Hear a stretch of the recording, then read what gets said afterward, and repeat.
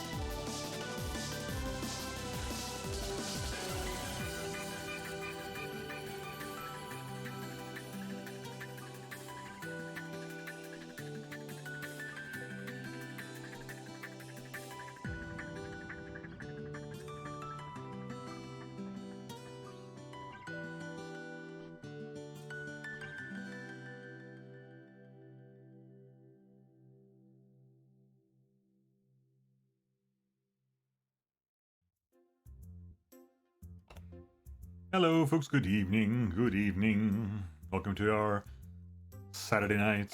Hey, Barrack. Hey, Shaitan. What up? Immediate hydration. Ah.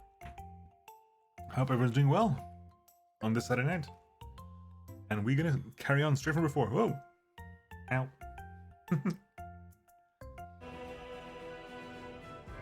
Carry on from where we were before, from last time. We actually managed to make our way out of that lab and got back here, and we have a bunch of leveling up to do, I think. Because we finally got WotR back as well. And everyone needs to get a new mythic level as well. Let's flip through all the pages here, because let's go through all the leveling up first. Let's do the leveling up first while we wait for people to turn up.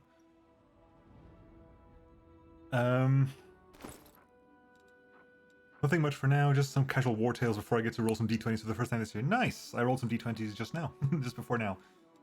Okay, so what do you have here? We have a lot of people. 1, 2, 3, 4, 5, 6, 7, 8, 9, 10, 11 companions. Not counting pets. Or 12 if you count Aivu. And I always count Aivu, so 12 companions. Okay, so we've done them. Right. Greybor, what's your mythic level going to be like? What have you currently got for mythic stuff? Defensive study. 2 weapon fighting mythic, unrelenting assault. Okay, so what are we going to go for you? Let's go for... Right, so hi, welcome to Mythic Path 4. Mythic feat for you. You've got 2 weapon fighting mythic.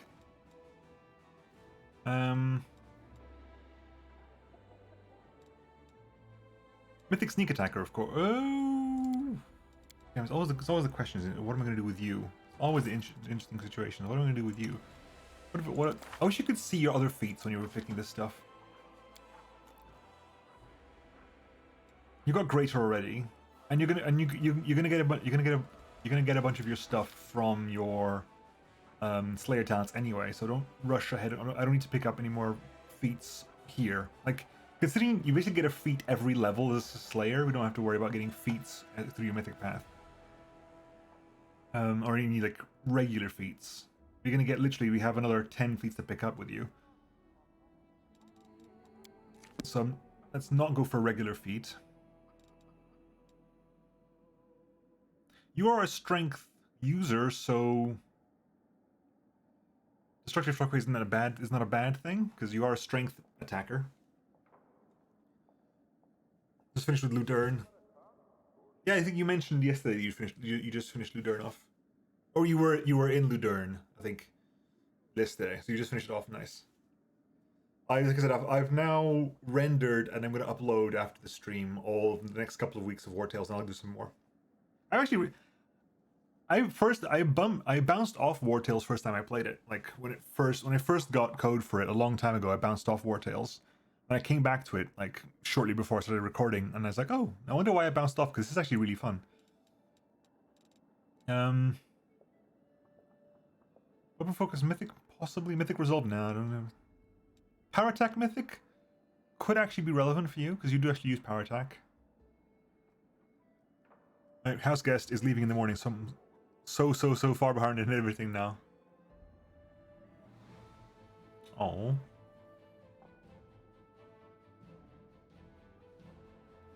Have a sad face, hang on. Aw. Some tears too. Can't really tell. There are tears in my eyes. I haven't watched a War Tales episode since before Christmas. Oof. Flawless attacks. You also actually flawless attacks. You do iterative attacks. So yeah, flawless attacks for you is sensible. Because how many attacks do you get at the moment? Yeah, so you're gonna get loads of attacks. Yeah, hell, you get 3 offhand attacks at the moment, so it's actually very worthwhile for you. Do you want any of this stuff? Because you don't give a actually, do you want the fucking white dragon breastplate? Because you actually don't give a crap, do you? You can give a shit. That actually might be relevant for you. Because you can't get any slower. You're a dwarf, so the fact that it's medium armor is irrelevant for you. You've got the strength to carry it. You have the 3 dex anyway, so you can make use. It doesn't stop your dex bonus. And so basically, you're going from an AC of 20 to an AC of 25. That's very much worth it. I watched some streams when it first came out, but I wasn't impressed. In its current state, there are still some rough edges, but it's a good game. Yeah, my last 2 weeks have been spent on the Darkest Dungeon board game of all things. I was about to ask, this is the Darkest Dungeon board game, but of course it's the Darkest Dungeon board game. I shouldn't be surprised by that fact. That is not, in fact, a...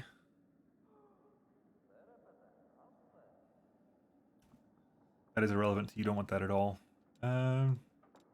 Actually, let's move to here. See if there's anything in the here that we want to use. Oh, so we could take a day off from it. I only had time until today. I kickstarted it 1,000,000 years ago when it had money and it finally arrived. We played a whole bunch campaign the marathon. Is it done by Steamforged? Steamforged seems to do all of them. Cloak of Disguise. Kinda relevant, I guess. Mythic. Do I know Mythic? Do I know Mythic? I wonder if I know Mythic. I might know Mythic, I'm not sure.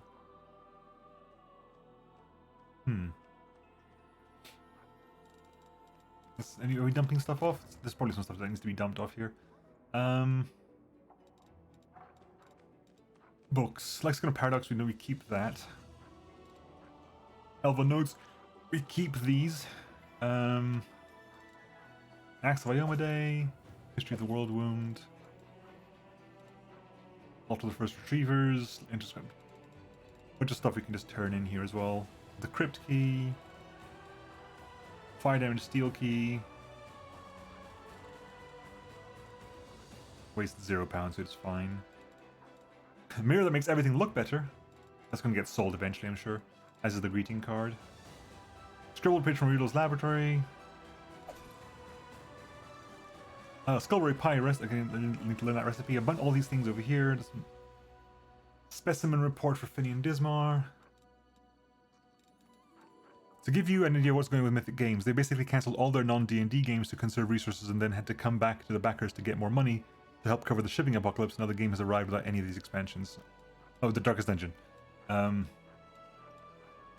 Oof.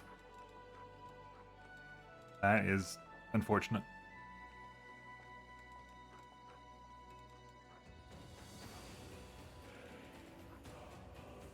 They really need to give another passive professional advancement. Finally get the loot, bloody loot, midway through the level 9. I'm getting 8 XP per performance. It was a really weird, like I figured this out when I was cooking. So in the episode I was recording for cooking, like making like an eel pie gives me 8 XP, but making like a loaf of bread gives me like more than doing that. There's this weird disconnect where batch cooking is actually worse for experience gain for some reason. If batch cooking is actively bad, you lose out on the experience of one of the things you're cooking. I think it's always like you get like, if you cook 5 things, you get the experience for cooking 4 of them. And I'm sure that smells like a coding issue somewhere. Like it's only giving you the experience for the ones after, or maybe it's definitely not giving you only a secret experience because I've checked the numbers. Yeah, there's weird behavior on batch production. Is there anything I want to get out of this? Does Wolf want anything? Wolf is running daggers, I don't think so. Although there's a reason why Wolf isn't running short swords, and I'm trying to remember what the hell it is. It's because they're not light, isn't it? I think it's because they're not light. Anyway, Aru. You know a game that's been coming along surprisingly well? Stone Shard. I haven't played Stone Shard in a while, actually. It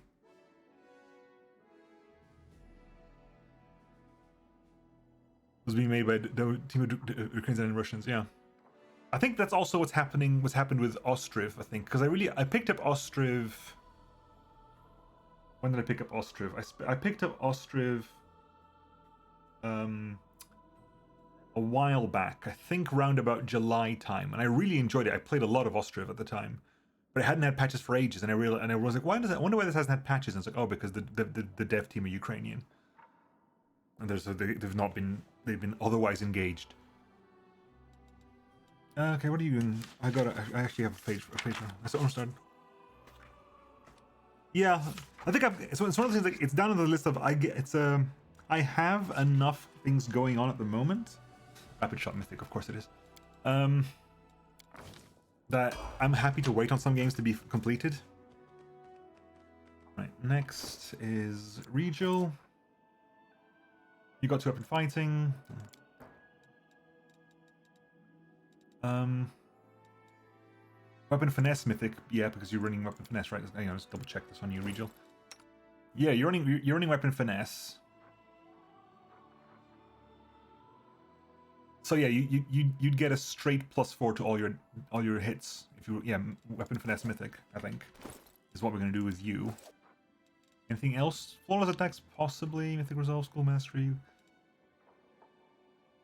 Weapon finesse mythic, so you can actually use your dex and your damage rolls as well. So now you're gonna get what +10 on those attacks rather than just +6.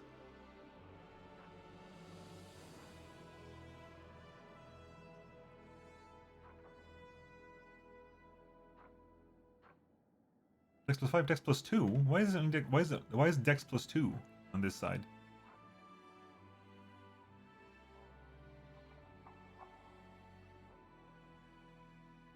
Oh, it's only half your strength bonus, right? It's 5 halved, it's 2.5. It gets rounded down.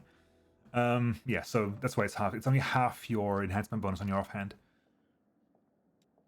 Cool, that's fine. Workers and sources. I never actually played Workers and Resources of the Soviet Republic, but I've seen people play it, and it looked very interesting. It looked like a very interesting way of doing. I think it had a very interesting way of doing transport. I think it was. I think transport was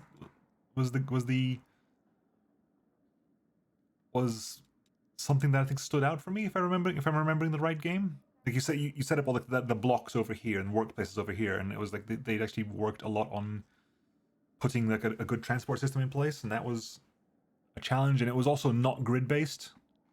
So I think a lot of people were sort of trying to get the buildings on the roads properly was graphically complicated, and made it so that it wasn't always like aesthetically pleasing. Social. Social's got I've got a whole thing for you, haven't I? Because you're basically getting you're getting domains until the cows come home. Impossible domain. This is the last domain actually. I think this is the last domain you're getting. I think. Because the next one's you're getting domain zealot. So now it's impossible domain madness. You embrace that madness that lurks deep in your heart and unleash it to drive your foe's madness.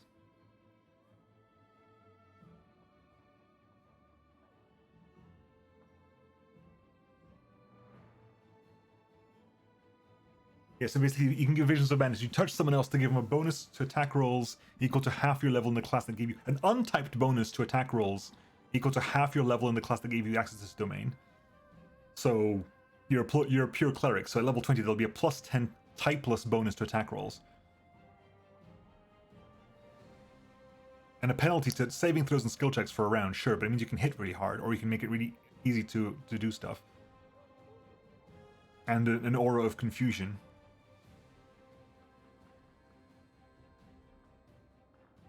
So you're gonna take the madness domain. Haven't played it yet. Have trouble making it run on Linux. Oh, what's left? Just you two. Darren, I haven't still figured out you, Darren, have I? I still actually haven't figured you out, because I bollocksed something up. You know what? I'm not going to use you, Darren, anyway, so let's just level you up. Let's just level you up, Darren. You have the spell pens.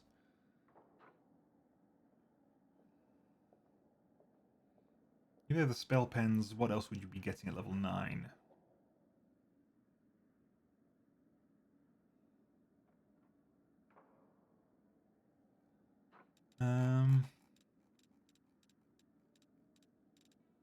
You already have extra channel, haven't you?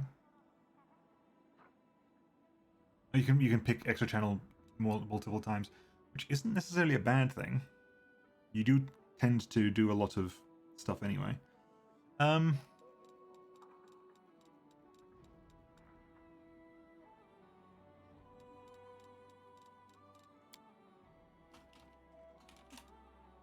Also requires a spell focus conjuration. There you go.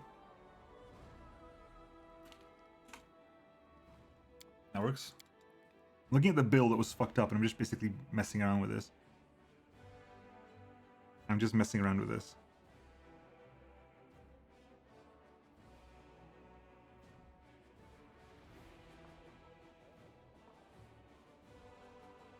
Conjuration. Spells for you. So that was a level 2 spell. Old person, lesser restoration.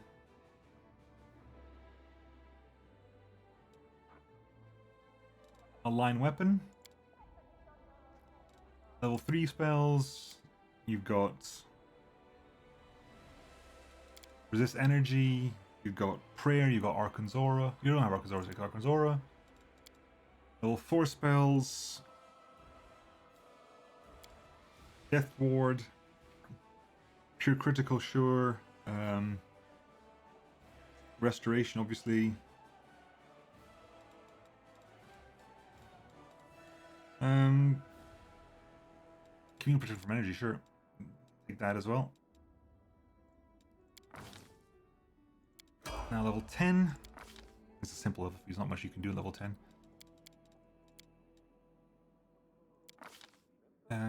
Spells for you, still level 4 spells.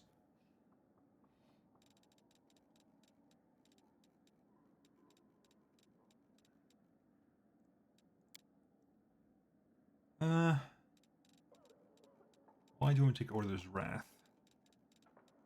With level 5 spells, really? With level 5 spells, we can't pick a level 5 spell. We can't. You haven't got level 5 slots, but you let me pick level 5 spells. Why is that's interesting? That's weird. Okay, level 5 spells it is then.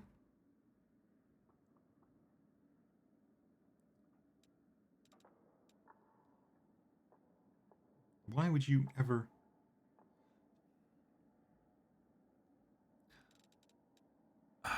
You're gonna get random stuff, aren't you? You get weird stuff from your spell, from your...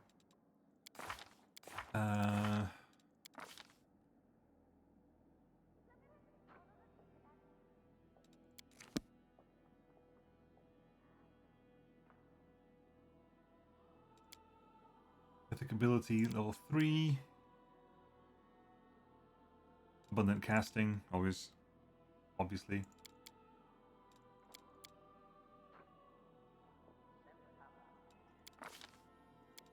Then next one is improved abundant casting. Let's get your last level out. You get from your life thing. You're gonna get you get breath of life anyway. I think, right? I think you get breath of life regardless, or did you get access to the spell? Don't know.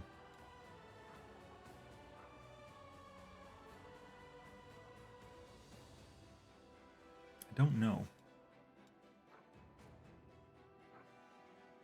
No, you're gonna get Cure Light Wounds Mass. Okay, so we will get you Breath of Life.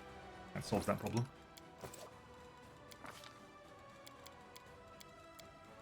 Breath of Life. You get automatically, you get Cure Light Wounds Mass. And K-Fangs, apparently. And all that's left now is Woljif. Woljif. Now, you are the interesting one, because I think I'm going to slightly pivot you a bit. In the sense that we've picked Eldritch Scoundrel to 7. So I'm going to pivot you into Eldritch Knight. So you can pick Eldritch Knight, but to get Eldritch Knight we need martial weapons proficiency. And to do that we need to dip somewhere. We need to dip into something that gives us... Either we spend a feat on it, or we dip somewhere that gives us martial weapons proficiency. And one of the ideas that I saw was basically you dip into Dragonair Scion. Because that gives you... That'll give you martial weapon proficiency. That also gives you Arcane Strike. Which you get anyway. Like, you can just boom. Like there's a swift round every round. You can basically just give yourself +1 damage to all your things. It's nothing major, but it's just there. You can use it every round. And also lets you pick a Draconic Bloodline, but it's mostly irrelevant because I'm only ever going to put like 2 levels into this, and it's never going to become relevant. We get 1 level now, mainly for the proficiencies and use of something else. Nothing else. Mutation Warrior would give us what? Would give us just a combat feat, and Fighter proficiencies. Just Fighter would give us an extra combat feat. Although Defender would give us dueling sword proficiency as well, but yeah. We have weapon finesse training for the daggers, so yeah. No point in Tower Shield Specialist or anything else. These are all the same at level 1 anyway. And then the level 2 of Dragonair Sign is level 20, so it's literally irrelevant. The one thing that gives us something relevant at level 1 is probably Dragonair Scion, because that gives us a +1 to all our damage forever, as long as I have a swift action to spend. We'll take Dragonair Scion, give you a dex up as well. Skills, we only have 4 skill points this level because unfortunately Dragonair Scion, so we're gonna say we're gonna take Trickery and Stealth. We're gonna take Stealth. Take Trickery, take Stealth. Perception. Yeah, and Mobility. You can. We'll do a pass on UMD at the moment. And Draconic Bloodline is literally irrelevant for you because you'll never do anything. The bonuses only kick in at level 3, and like I said, we're dipping in 1 level now, and then a 2nd level will be up at level 20 just for the extra feat, basically. And the Fearful Mind is ultimately irrelevant, so we'll just pick something. Actually, there's no point. Pick a color, chat, because it literally is irrelevant. It makes absolutely no difference whatsoever. I think Terendelev was a white dragon. Was it a silver dragon?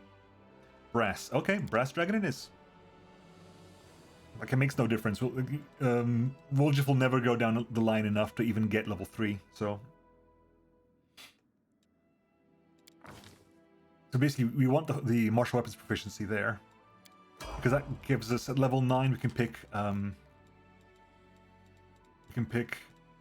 Eldritch Knight.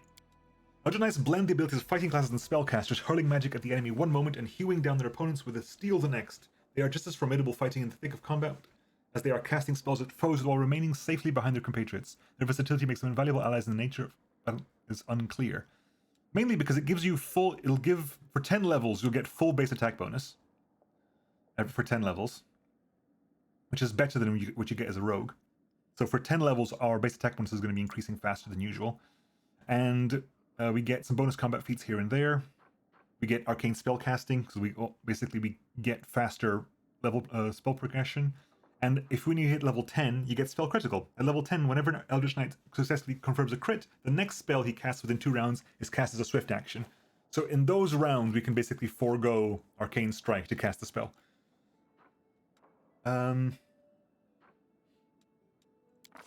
So you have 4 again, we'll keep the same 4. Your feat will be improved to weapon fighting. You get more attacks, and more attacks, and more attacks. You haven't actually got weapon focus, have you? You've got 2 weapon fighting, double slice, accomplished sneak attacker, outflank, improved 2 weapon fighting.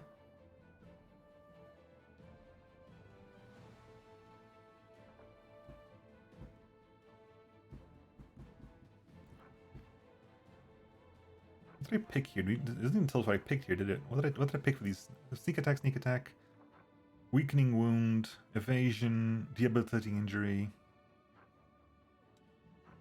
Improved weapon fighting, that's fine. Bonus combat feat. Hammer the Gap. We're going to be attacking loads. Whenever you make a full attack, each consecutive hit against the same opponent deals extra damage equal to the number of previous consecutive hits you've made against that opponent this turn. So on 5 attacks, which I think is what we're going to be getting now, the last attack will do like additional damage. Okay, although to be fair, you're only on BAB 7 at the moment. Diverse training, however, Adds his level to any levels of fighter he might for the purpose of making requirements for feats. Also add your level to any levels in arcane casting for the purpose of meeting spells. And we'll go for another level of Eldritch Knight, which gives us arcane spell casting. So point. Arcane spell casting, Eldritch Scoundrel. At second level and every level thereafter, an Eldritch Knight gains new spells per day, as Zippy also gained a level in Eldritch, the arcane spellcasting class he belonged to before adding the prestige class. So we just carry on adding spells. And you want buff spells. You want things to buff yourself at all possible times. That's always what you're for. It's always what you're working towards. Heroism, displacement, greater magic weapon. Things that you can buff, or things that you can like let out in combat quickly to get to help out the enemy. Like swift haste, for example, would be actually quite interesting. Swift casted haste. When you crit. Oh, you crit in the first turn. Good. We can immediately haste next turn.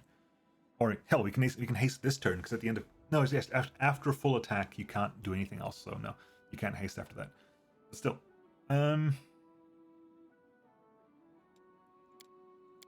and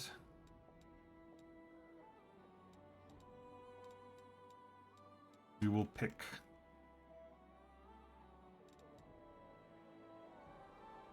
No.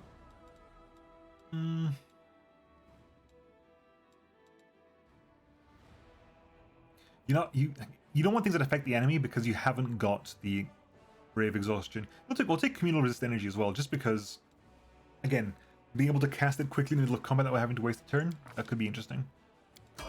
Right, you're all done, except for Mythics, right? You need Mythics still. You need a couple of Mythic levels. You need 3 Mythic levels worth of stuff. So it's Abundant Casting, Weapon Focus, Weapon Finesse Mythic, sorry. No, weapon, is it? Hang on, whoa, hold the phone. Abundant Casting, sure. We didn't pick up Weapon Focus. What can we do here? Weapon Fighting Mythic, we can grab that now, no problem. That's still going to be useful. It basically reduces our penalty for fighting with 2 weapons for down by 2 again. Then you're going to get improved Abundant Casting. And for you, now level... here we can go. Let's see, what can we go for here?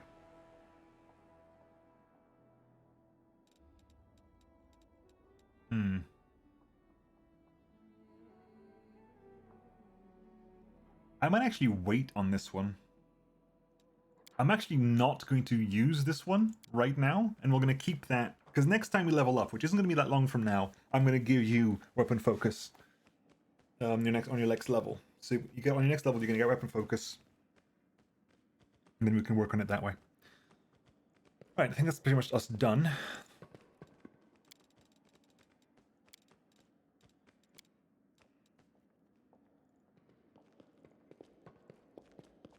Right, let's get out of here. Let's go to the shops and sell what needs to be sold. Then we can actually start making some more choices.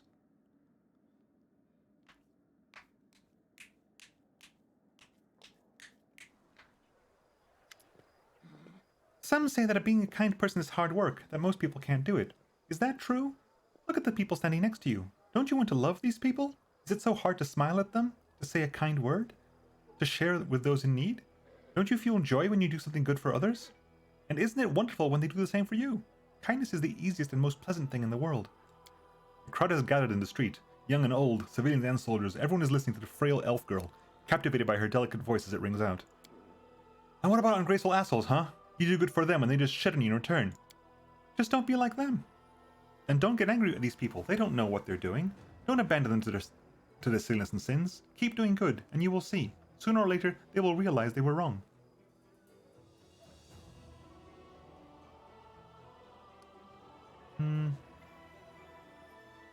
What is this meeting? This? I'm just talking to good people who want to listen. That girl can talk. Of course, no one's going to live by her sermons, but listening to them is nicer than listening to the bards and their songs. Speak for yourself, sinner. I feel myself getting better, kinder, and more spiritual after every sermon. Really? Well, do a good deed then and give me something from your shop for free. At the end of the squabble is drowned out by the laughter of the crowd. Well, listen to her. I mean, being kind is a good thing, so yeah, listen to her. She'll teach you how to live good lives. Right, Commander, that's for sure. Thank you for your kind words. I'm not saying anything special. These are simple things. Everyone knows them. Come on, keep talking. One man claps his hands, the other join in with claps and cries of encouragement. All right. I was talking about being kind to your neighbors. And look, the commander decided to set an example. The girl keeps preaching. We'll all die, maybe soon. How can we waste our short lives fighting?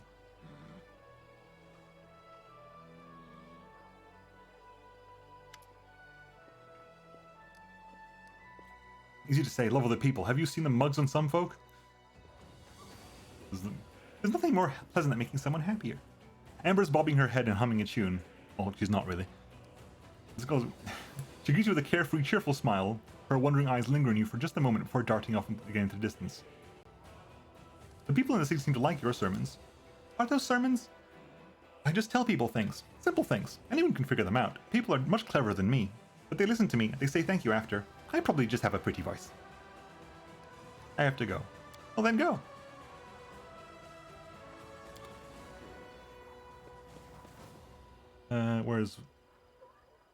What do we got here? Where is...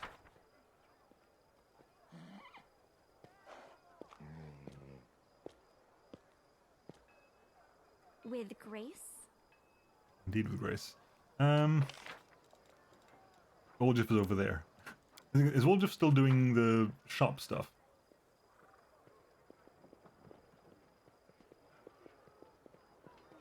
Where's Wilsir Garms? Garms is over here, isn't he? Woljif. Hello. Hey Chief, wanna talk? What have you got? Anything interesting, anything new? Anything I particularly want? No, I think you got the same stuff as usual. Same old, huh? Okay. I think I sold you a bunch of stuff first a while back. You still got it, so... Wilson, what up? Bulk sell everything. Including this stuff. These are just +1 great axes. That is heavy crossbow degradation. Honestly, that can go as well. The kukri, no one's going to be able to use a kukri, I think. That's not entirely true, is it? That is not entirely true. Because Woljif now has martial weapons training, Woljif can now use kukris. Intriguing. Unexpected consequences. I like this. Very intriguing. +1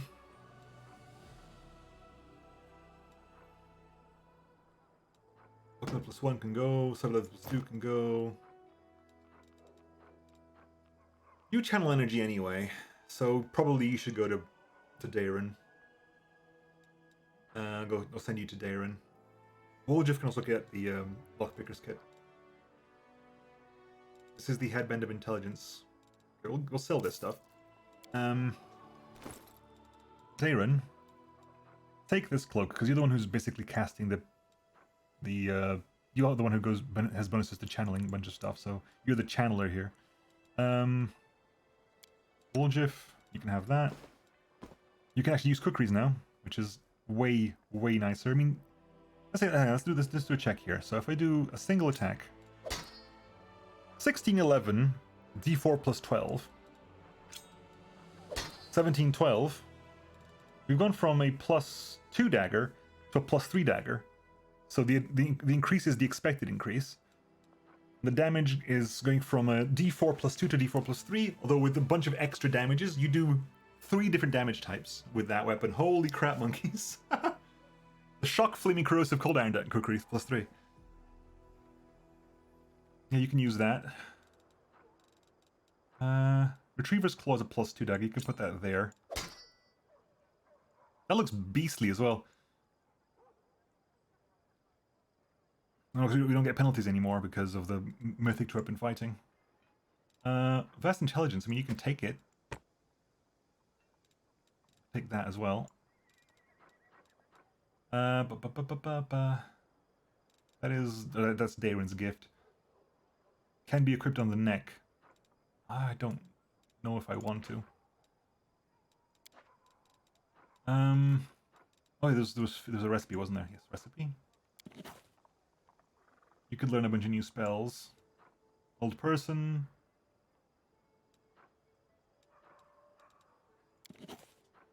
Come on, just learn what you can. Hurricane bow, no. You want sense vitals and stuff like that, don't you?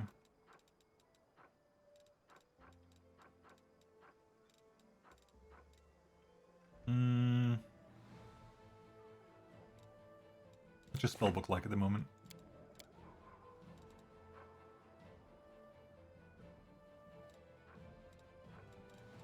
Think about self buffs.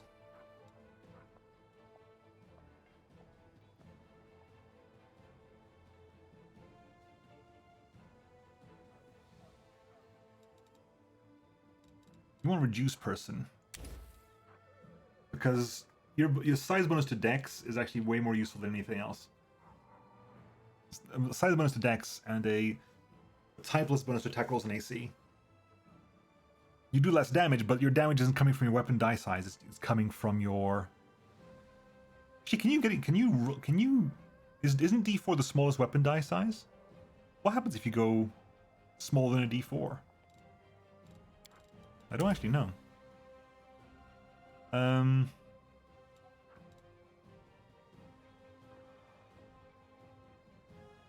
Burning hands, no. Think of buffs, Nemo. Think of buffs. I think that gives you a speed boost. Take it. 2, you got blur, you got cat's grace, you have mirror images, you got sense vitals. Fox's cunning gives you more intelligence. I don't think you need intelligence though. Really.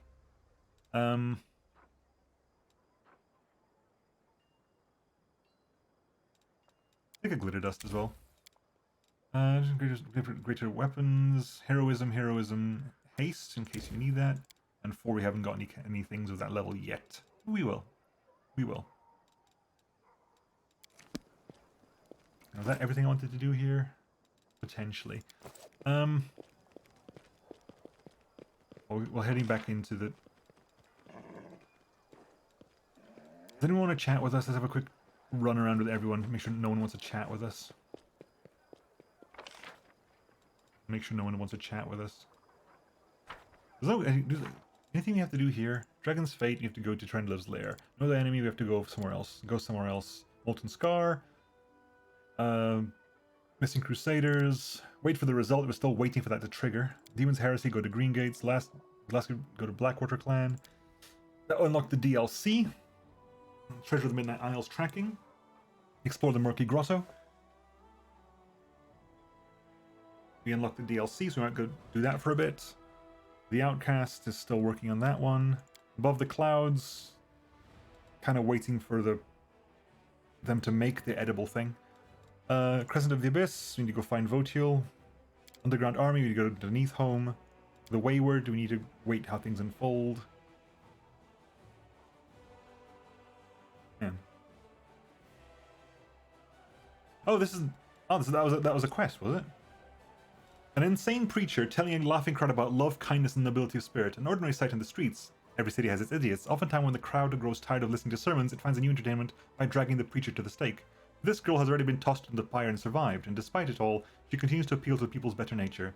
Will she achieve more than others of her ilk? Who's to say? The mob loves a wretch, a feeble-minded, hysterical, starry-eyed preacher. When one of these unfortunates stands in a corner and begins their sermon, the crowd will immediately gather. Some will laugh, some will cry, some will toss a coin at their feet. But will any of them listen? Will they do as they are told? The obvious conclusion, of course, they won't. Let's leave our biases aside as we observe how the throngs of Dresden respond to the exhortations of a ragged elf girl. We also got the middle game, maximize all crusade stats. We have to do that this chapter, apparently. Okay. Really? Damn. That'd be a long chapter. We are here anyway. Socio, you got anything for us? Nope. Okay, we're good. Camellia? Is there trouble?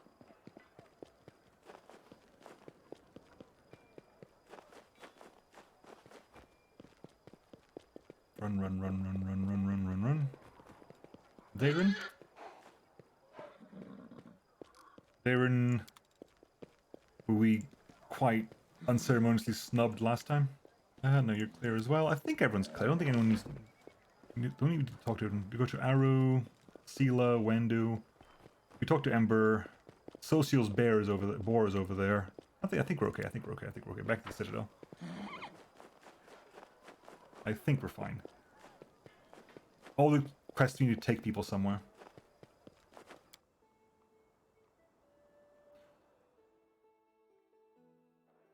Alright.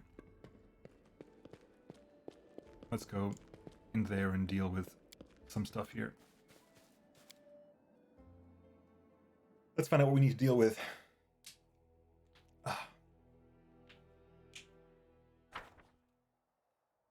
Okay, so report. Karamzadeh's army was undone. Along with his plans to retake Dresden, the arrogant leader of the demonic host did not deign to join the fight in person. He took flight, abandoning his soldiers. Yeah, that was when we defeated the knights. Enchanting the crest of the fallen knight. The cleric are divided on whether the Lander Linz was a hero or a blackguard.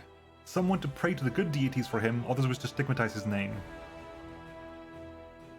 So we can either make pray for the fallen knight Linz or shame the fallen knight Linz. So if you pray for Linz, you get a belt. While wearing this belt, a monk can spend 1 key point to enshroud the target's heart and lungs in a fine veil of emerald.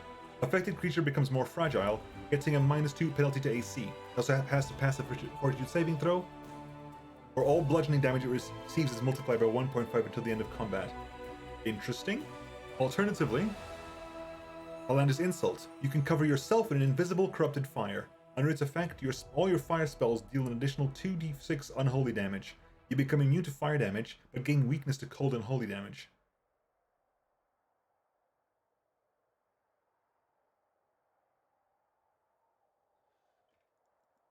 What are you wielding as a belt, Ember? Because you cast fire spells all the time. Gaining an additional plus 2d6 unholy fire damage to all your spells would be kind of interesting.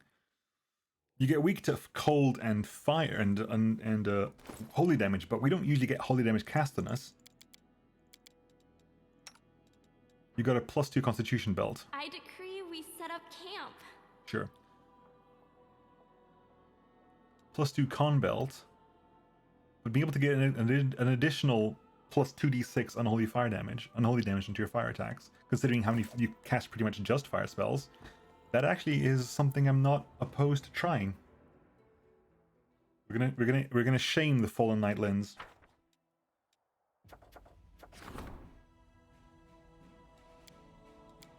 Alander Linz attained a level of truth available to few. He realized that war is darkness, evil, and bloodshed, and light has no place in it. Linz could become a hero to the crusade only by casting off his doubts and venturing as far into the darkness as was required.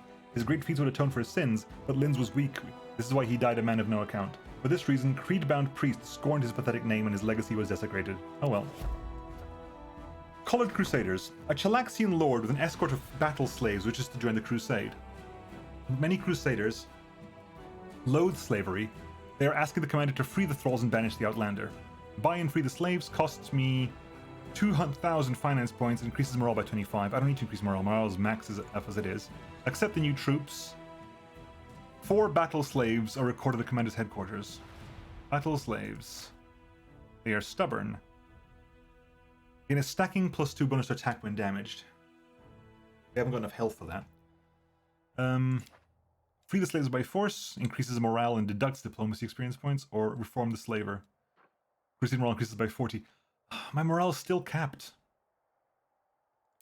I got 2 things here I'm not going to use because my morale is already 100%. I've had no reason to spend morale to gain bonus. Decrees. Okay, we got so many decrees. Okay, other decrees? Nothing. We just did the Store of Valor stuff already. Relics. The fate of the first altar of the first. Again, we have rank ups to be doing. Logistics reform. We have one of every kind of one. So let's do logistics reform, 1 day. Diplomatic connections, 1 day. Chain of command, 1 day. Art of war, 1 day. That'll solve that problem. And development ones are bastion to expansions. Economy ones are religious feasts, which is again for more morale. Oh, not morale. This is energy point income. Interesting. Army ones, nothing. Command ones, nothing. Relic ones, a bunch of them here. We want to upgrade them else. Enchanting the Unholy Rovagug. Okay. Other... Sure. Fine. Campaign-wise? Okay, we have movement. We have stuff to move. Tactors Protectors.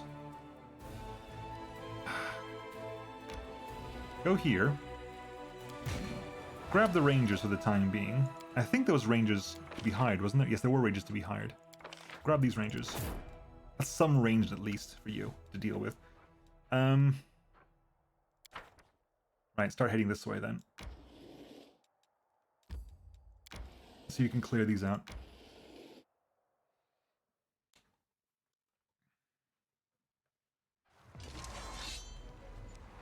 Oh yeah, these are the bits of the bunch of stuff. Rangers, kill 4 to 7. We have Song of Seasons as well, I forgot about that. That'd be interesting. Attack formation gives everyone a bonus, 3 bonus to attack and minus 2 pounds to speed. So you can kill 5 of 8, 4 to 15, 3 out of 4, 1 to 2. Well, we can kill. There's a chance to kill all the fire elementals immediately, so we'll do that. We kill 2 to 5 out of this stuff. You move forward a little bit. You move forward here a little bit. You move over there. Going around, huh? 6 to 8, we can kill that one immediately. Or not, I guess. That kills you.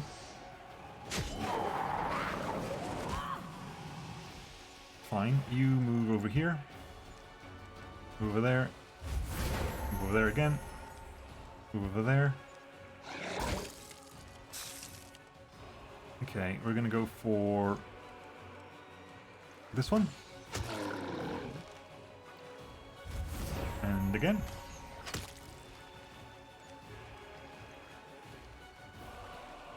Clonk you one. Over there. Clonk you one. Stab you. I want people to get into position so we can do some stuff here. Again? Really? I want to at least try this out. Yeah. Move over here. Right. Song of Seasons. So they'll all heal people at the end of turn. They will all heal people adjacent and then damage you for what? Let's see what happens here. I'm willing to give this a massive rest because Song of Seasons will trigger at the end of the round.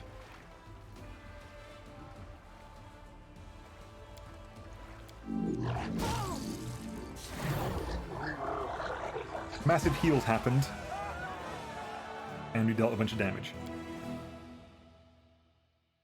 The power of an Azata army. Chasing elementals away to their home planes, Crusaders find a huge crystal filled with magical energy. It appears that it was imbued with an elemental force many years ago and conveyed to Dresden but never arrived. Its guards have perished, and the crystal itself, a powerful vessel of magical essence, has been drawing elemental spirits year after year. You get 80 energy points. Let's also use leveling, by the way. You are what? 2,200 XP from leveling. What's this? What's here? A bunch of elementals and a bunch of cultists. And you. And you get way more experience. You know what? Do it. Get it done. If we close into melee, we just basically bunch up and Song of Seasons them. You got the high morale, haven't you, huh?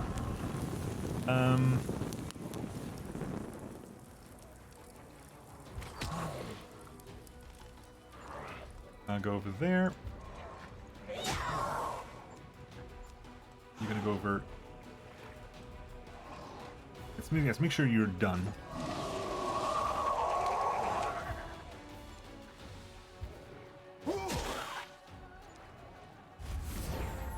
You got super high morale, huh? Okay. You know what? We are going to cast Song of Seasons. Make sure we're all healed up at the end of combat. You're gonna. Unfortunately, you can't. You can wait until the end of the round. Swing at you. Go over there. Wipe you out of there. Yeah, you got super high morale for some reason. You're gonna go over there specifically because I want you to heal each other. That helped. I think. Did it help? I don't know. Do this again. And we're gonna thin these numbers. Thwack you.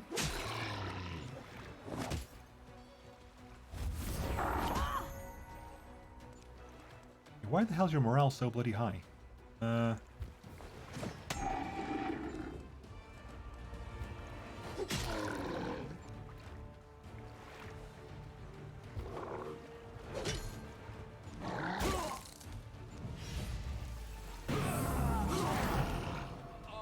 Super duper heals, good. Thank you for 1. Oh yeah, I totally forgot. Attack formation. I was like, why are you doing so little damage? Because attack formation isn't on. There we go, it's gonna be much better now.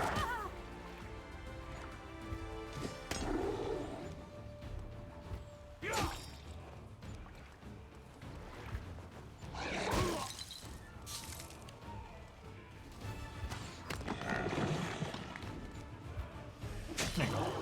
Well done, and a level up for you as well. You gained 4,000 experience, plus an extra 5,000 on top of that. It's a definite level for you.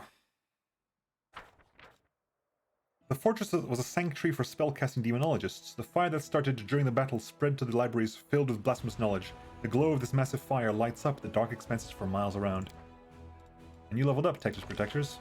Master Maneuver 3! Holy hellfire! Yes, please. You also get Guaranteed Tactician. At the start of battle, a few units can act out of turn. The number of units is equal to the level of this feat.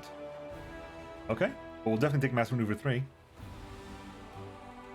Are you kidding me? Hell yeah.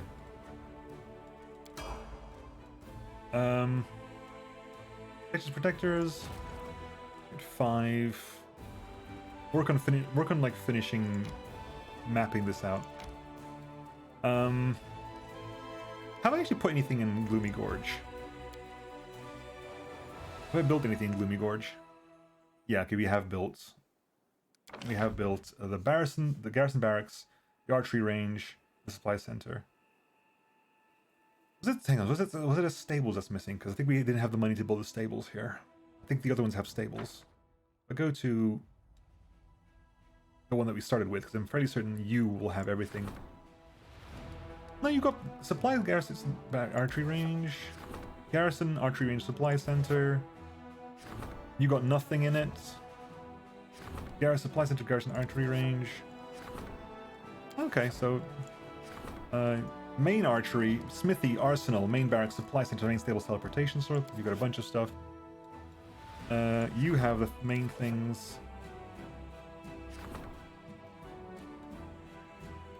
How much money does this stuff cost in total? I can't remember. How much money have I got? I've got 5,000, well 6,000 plus another 1,100 materials points.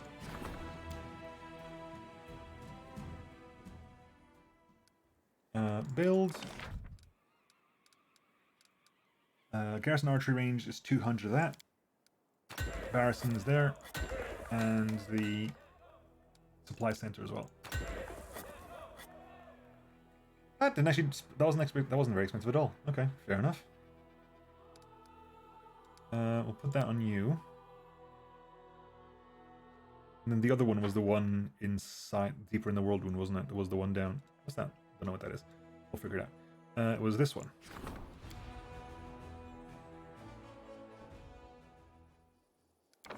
No.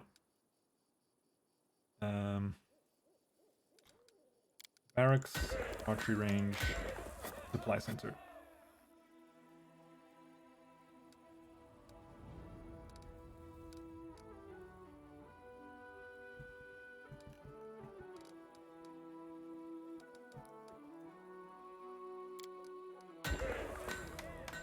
Those will be done shortly, and those will vastly improve the numbers we get out of our hiring. Okay, you are in a good position. You're in a good position. Back to campaign. You've moved. Shy Boys haven't moved. Reloaded, brother! Brother!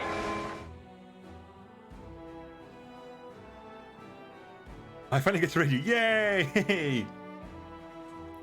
Hello, Raiders. Welcome. Hope you had a nice time with Reloaded.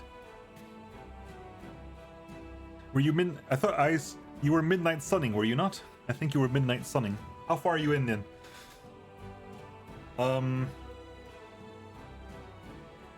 I think you beat it. Nice. Okay, so you are ahead of me. Fair enough.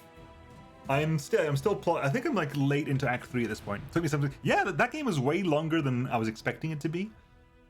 So that game I really enjoyed it. I really enjoyed that game. Because when it first came out, I was expecting it to be like a cheap little tie-in. It was very beefy.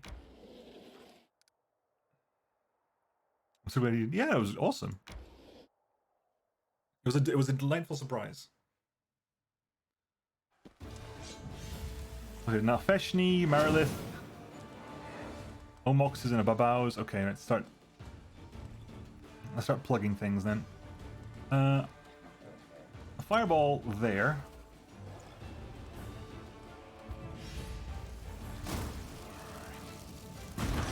That clears off all the Mariliths and the Omoxes, which means that you can kill the Babaus all by your lonesome. You just did something silly there. Not sure what that was.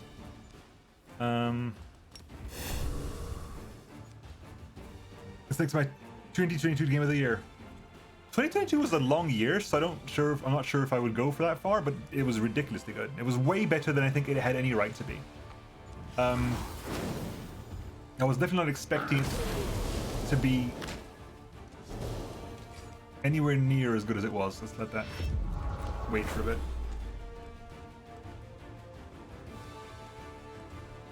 Right, see if we can kill that Vrock.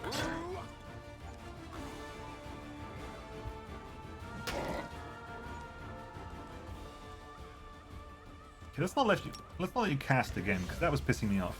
You don't get to cast anymore. We level up as well, nice. And not the right... Oh, hang on. Has the game crashed? Don't tell me the game's crashed. The game might have crashed.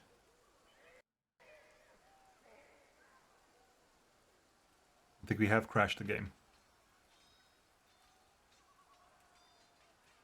Damn, okay, game crashed. Let's log that again. That was a ridiculously easy fight. Like, when I saw you playing it, I was like, oh, this looks interesting. Then I started playing it, and I was expecting like XCOM with Marvel theming and a weird like quick throwaway tie-in game that they just got sponsored to make. Now that game is genuinely good. That game is genuinely good. The writing's genuinely funny and interesting. The characters are actually cool. They got some interesting takes on Marvel. It's not Marvel MCU stuff. It's their own corner of Marvel stuff that worked out quite nicely. Even though you have characters that you might have recognized, they are done differently. And those are characters that I know of but never really saw in any property before.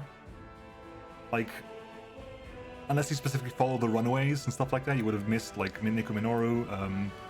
You got Ghost Rider, but it's Robbie Reyes rather than Blaze. You have like Magic, which is like I know of Magic, but I don't think I've ever seen her in anything. It's really fun, really genuinely enjoyable. I'm loving the time I'm having with the game. It's the game I pick up and play when I've got a moment to spare, because I'll just come in, I'll do a couple of missions, and then move on, you know? At the moment, I think I'm kind of waiting to get everyone to friendship level 5 before I move on, because I'm not sure how long I've got left, and I kind of want to get everyone's max friendship stuff.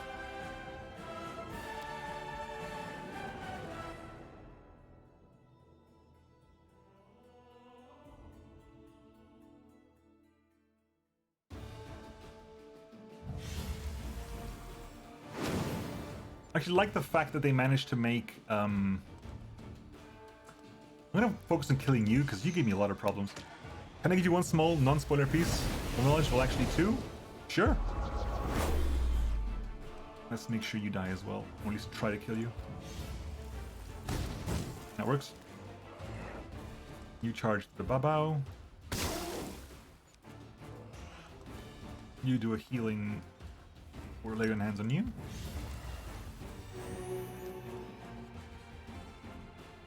Kill the Babao. Omox is doing some stuff over there. That's fine. You just kill the Omox. Hopefully you don't crash this time. Good. Not sure what crashed us last time. I think it was loads of effects happening at the same time. The enemy that the Crusaders ran into is not an ordinary horde but of howling cultists and lesser demons, but a unit of deadly monsters skilled in battle. In the bitter combat that followed, Crusaders discovered how dangerous an enemy can be. Now, holed up in the soldiers' tents at night, they only talk of one thing: what new tricks to deploy in order to destroy really powerful demons. So you will be told when the last mission is, and there will be no time limit to get it done. Okay, cool. Fair enough. That's good. That's actually really good to know.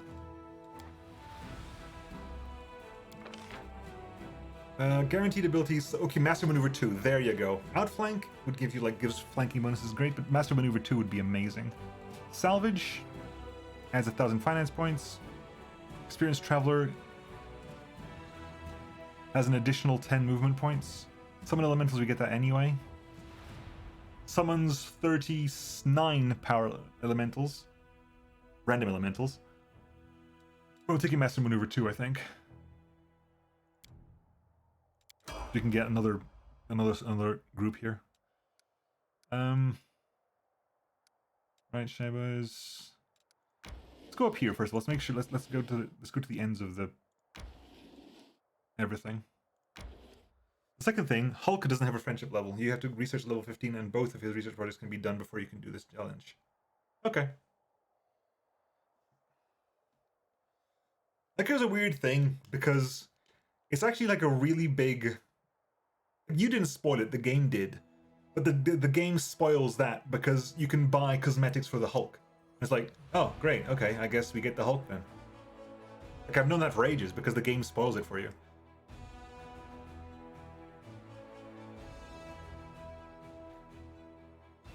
I kind of wish I hadn't actually checked all the cosmetics out in the shop before I started the game, you know? That's gonna...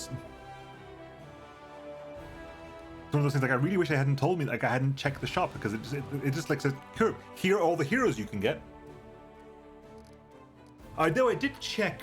What did I just check? What did I check? I checked that there are 22 rooms in the Abbey of for heroes, of which you have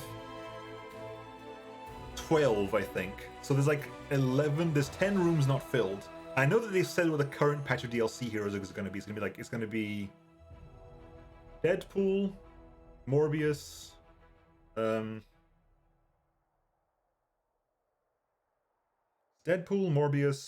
and who are the other two? Shit. Storm, I think, is one of them. Is it Storm? No, I don't know. Crap. I'm curious.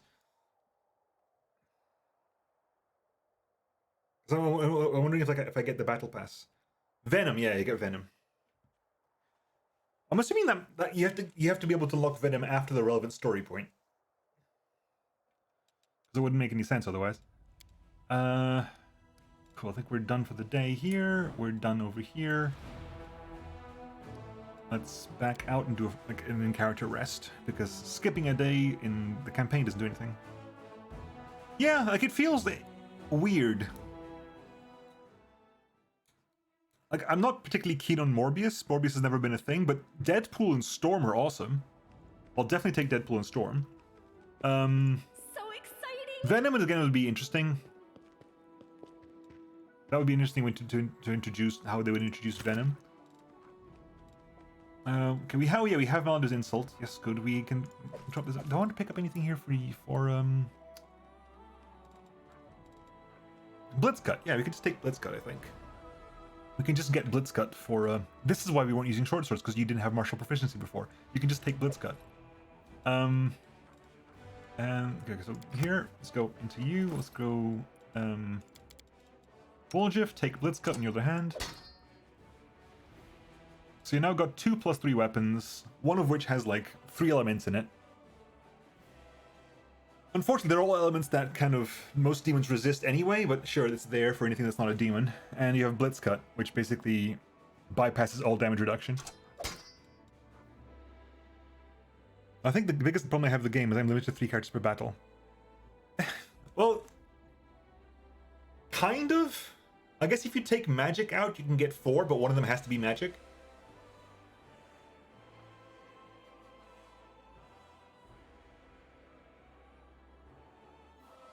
Like you have to get 4, but you either have to have magic to bring them in, or you go with Hunter to bring in.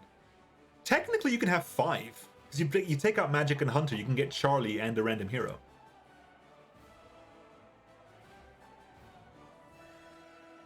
I haven't actually done it yet. I don't actually use magic's reinforcement ability, but in theory, you can get 5.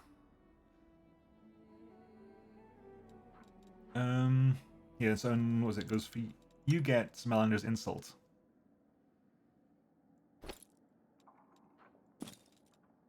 Does anyone want a belt of?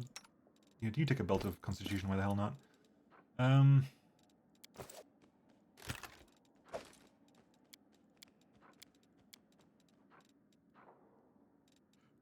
Okay, let's go for a quick rest then. But yeah, I know what you mean. It would be cool if you have more, heroes in combat. It'd be interesting to see if they make a kind of a DLC mode where you can have like a much bigger level. Like how much would it be feasible to have a much bigger level? I don't run magic. I actually run magic quite a bit.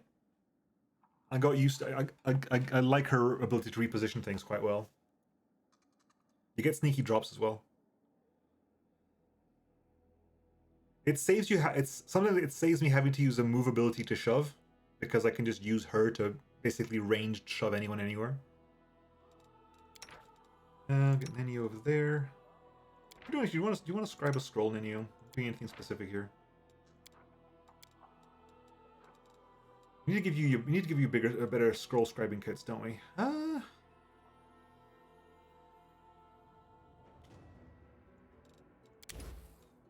Two haste, why the hell not?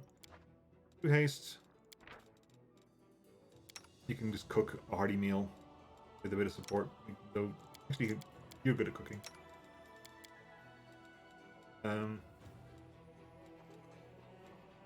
You can cook a plus 16. You can cook a fish on a stick without a problem.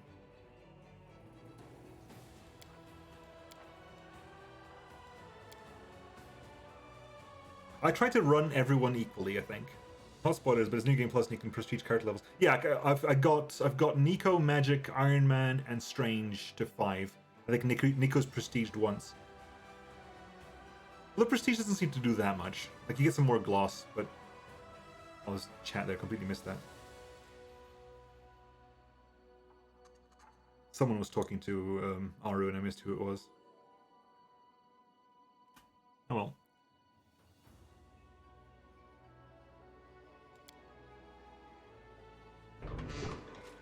Hello. Oh yeah, now you have 4 new things to do. Dorgalinda Stranglehold. Hail! Dorgalinda Stranglehold salutes you with her bad hand. Amidst the critical shortage of supplies, a number of soldiers who call themselves the Fellows of the Crusade have set up a black market in the army. They steal everything that's not nailed down, trade medicine for swords, and spell scrolls for tobacco and rations. They know better than to ask for anything from command, so they take care of themselves. And if someone's not happy with the trade, out come the knives. I don't know how to deal with it except by alleviating the shortage of essential supplies. We should press Mende for more deliveries. And we need... There's Woljif. Woljif, of course, is part of the logistics brigade. And we need to sort out our storage. Build some decent warehouses. Right now, it's a thief's paradise. Increases hunter stats. Ah! Oh, wait, hang on. I think I knew that. I think, yeah, no, you're right. I think it gave me gloss and it increased hunter stats. Yeah, you're right. I can't remember what it increased, but it increased a little bit of stats. That's true.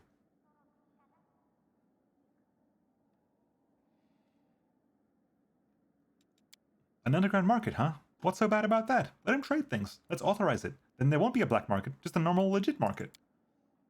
If someone is in need of something, we are the ones who must provide it. We should ask the priests of many gods. They have wealth and influence, and maybe they can help. They're fighting over food and equipment? Wendog smirks. Then let them do it. We'll host fights where everyone can prove themselves and earn supplies and gear. Let our resources go to the best warriors. Who are these fellows of the Crusade? Where did they come from?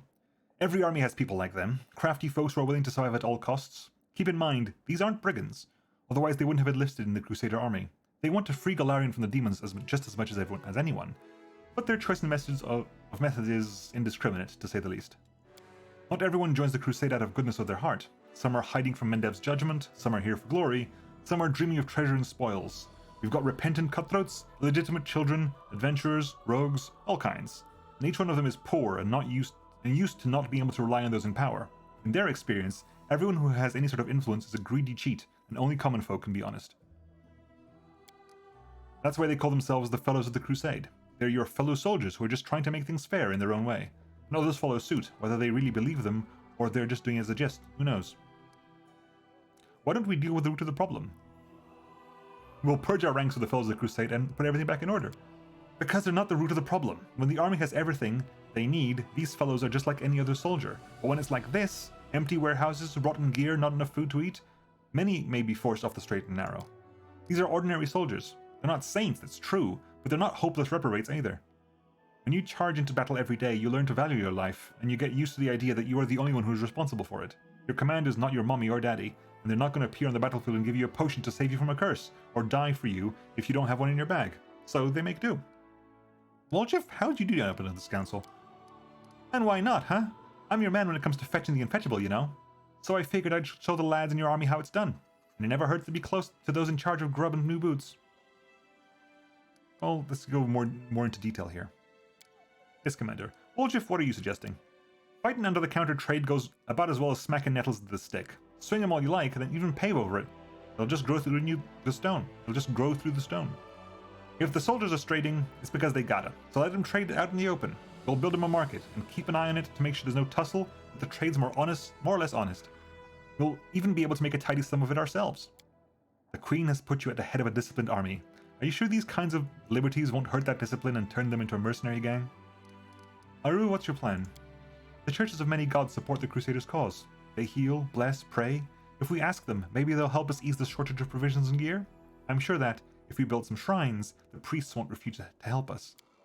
The priests are going to help us? Give me a break. They're only generous with prayers and good wishes. Wenduog, what do you say? I say that armor, weapons, all of it must go to the best. We'll build a fighting pit and invite any soldier who wants something to compete. The winner walks away with supplies. The loser gets some training and a lesson.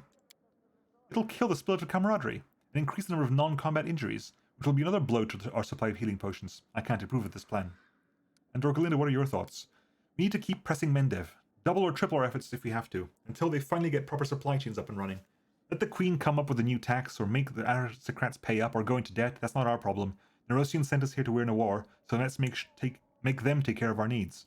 Honestly, at this point our soldiers don't even have a clean shirt to die in with some dignity if they fall. Although I'm familiar with those misers from the treasury, it's like getting blood from a stone. Mendes already up to his neck in debt. You can't keep shaking an empty mug, but you'll never get more than 3 drops.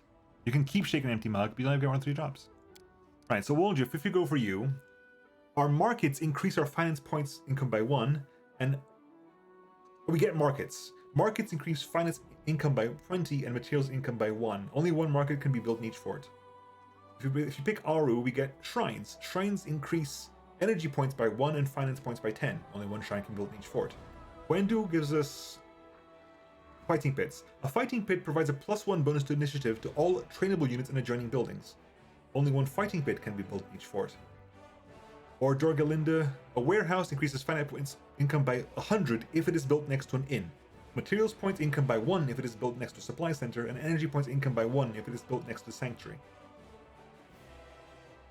Okay, so we get a variable 1. We get a variable 1 if we go for Dorgalinda. At the moment, the forts are kind of set up for fighting pits, aren't they? The way we've currently built our forts, they're kind of set up for fighting pits.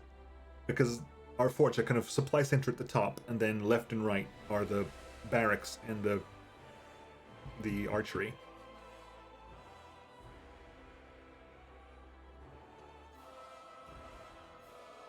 Then Woljif gives us just the market, a straight income increase of finance and materials income. Okay, this is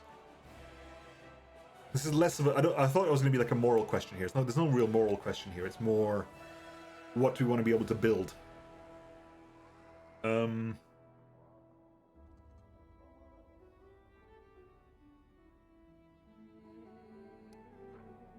Energy and points income is kind of the hardest to come by, I think. It's the one that you have lowest direct income for. So that would be a way of increasing that income at the moment. Hang on.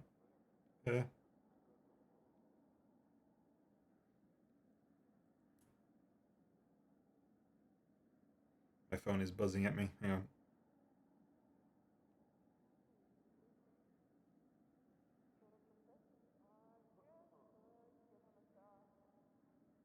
Phone.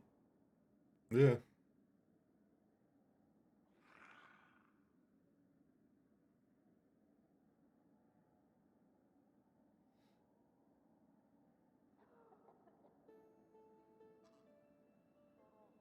Phone is all busy and stuff. I guess we go to Shrine?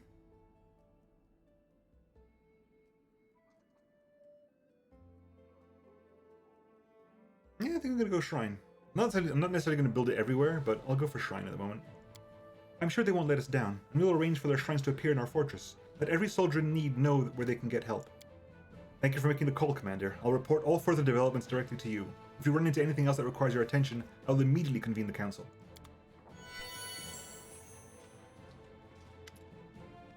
Commander, it is time for you to play a more prominent role in Mendev politics. Fortunately, the ideal opportunity has just presented itself. A conflict is brewing in the capital. A clique of aristocrats, displeased with the Royal Council, is scheming against Her Majesty's loyal servants. It's the usual power struggle. Something of this sort occurs every couple of years in any civilized society. Your entrance on the political stage has long overdue. Given that your opinion in Mendev is outstandingly well respected, the Royal Council has decided to make use of it. They're expecting you to denounce publicly the nobles' attempts to challenge their rule. I suggest we publicly address Her Majesty and claim that we're being drawn into an intrigue. Let the Queen know that we're loyal only to her and not to any of her servants or subjects. Oh crap, I missed that one. Sounds like we're not the only ones bored of the Royal Council. Let us support the disgruntled nobles, and Cousin Gallifrey's advisors will have too much on their plate to worry about us. Both the council... Oh, Woljif is here as well? Woljif, what are you doing in this council? Both the council and aristocrats want us to stop supporting their opponents, right? Well, let's just get a payoff from both for not messing with their business. That way we come out with a little something and we don't ruffle anyone's feathers. What's Woljif doing in this council? I doubt he knows anything about politics and diplomacy. I can see that this tiefling possesses a keen mind in the most important trait in politics, a complete lack of conscience. He would make a terrible leader, but he'll prove useful to you as an advisor. Yep, I traded my conscience for a cherry roll back when I was a kid. Hey, what do you mean terrible? Why am I being pulled into Mendev's intrigues? You are a part of those intrigues whether you want it or not. Political influence is an unavoidable part of your position. In the hands of Mendev, you are a priceless tool, and the Royal Council won't pass up a single opportunity to use you for the good of the nation. By gaining the support of the High Priest of Nerosian, you, Commander, have demonstrated keen political insight. This step has made it clear to many in the capital that you are worth having as an ally. Let's see what the council has to say. Sociel, what will we gain from a show of loyalty to Gallifrey? It will remind everyone of the proper behavior of the true servants of the crown. Queen Gallifrey is our sovereign, leader of the crusade and protector of Mendev. In the hour when all her subjects have abandoned their commitments and descended into petty squabbles, we should refresh their memory on the meaning and loyalty and duty, and the Queen, I am sure, will appreciate our endeavours. The title of Her Majesty's good boy is almost yours, Sociel. Keep this up and you'll earn yourself a tasty treat. Darin, what reason do we have to support the rowdy nobles? Like you have any love for the Royal Council. If we support the aristocracy, it'll cause a power struggle between them and the Council, and everyone will leave us be. Besides, the nobility has access to forces that are very much comparable to those of Gallifrey's advisors, and we could use those forces. I would not recommend it. Count Arenday is simply entertaining himself by turning the Royal Council against you. Woljif, please elaborate on your strategy of non-interference. So, how these things work on the street, right? Smaller gangs split up the territory, shake down the shopkeepers, and give a cut to the top dog, so that they just sit tight without muscling in on the smaller gang's business. Because if the top dog isn't happy with the cut and hits the street, it's a turf war and everyone loses a whole lot more. So we'll do the same. The nobles don't want us to support the Royal Council. The Council is scared of us backing up the nobles. Make them take out their wallets and send us lots of troops, and we'll just sit tight and kill demons without worrying about their games. But if we run out of troops, we'll drop by the capital for one heck of a turf war. Except we're not a gang, and the commander was given power to wage a holy war, not to rob and shopkeepers and terrorize townsfolk. Lady Konami, how will the Royal Council repay us for our support? Spoken like a true politician, Commander. Very well, let us talk price. Lady Konami looks at you with a somewhat smug and somewhat predatory smile. I can guarantee you that, in return for your loyalty, the Royal Council will ensure the stability of equipment deliveries in the future. Quite convenient, don't you think? Having no one twisting your arm with threats of supply shortages? She glances at you with an obvious hint. Furthermore, the Royal Council may review Dresden's reinforcement plan. Mendev has plenty of garrisons holding an excess of troops. We need them more than they do. Alright, so for the first time ever, Konami, you're not entirely wrong. This is the first time this has ever happened. It's Socio. We get help from King Galfrey Decree, which gives us 12 paladins and 30 champions and recruit the commander's headquarters.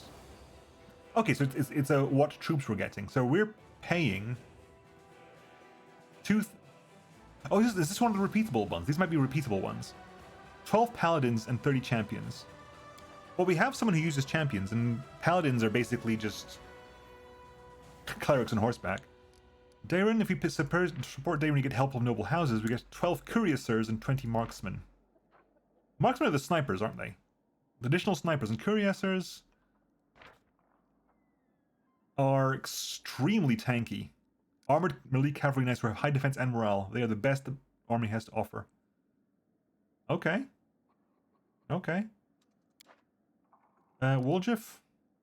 Royal Carrot's Help Decree. We get 15 hedge knights and 10 headhunters. 30 headhunters. Headhunters are the counter snipers, right? Yeah, they're the counter snipers. And what are the hedge knights? Hedge knights. Mercenary cavalry. None of these heavily armored horsemen hold any titles, but they surpass many actual noblemen when it comes to fighting prowess. Years of military campaigns have taught them to kill quickly and prudently and not to save gold and equipment. So they have 2 strong attacks, actually. So it seems we get 1 unit of ranged units and 1 unit of cavalry. And Lady Konami of the Royal Council gives us 70 slingers and 100. Wow, really? Really? Lady Konami, you have the only ones I'm not interested in. You literally have the only ones I'm not interested in. You have literally the one I'm not interested in. If I don't interfere at all, what happens? Increase morale. I don't give a crap about morale. If that was increased morale capped by 10, that'd be interesting, but it's not morale cap. Morale cap is still 20, which I've already got, and I have ways of getting that way higher. Lady Konami, you don't have the... So basically, Social gives us paladins and champions. Paladins, of course, are the ones basically are the mounted clerics. So they have heals and smite evil.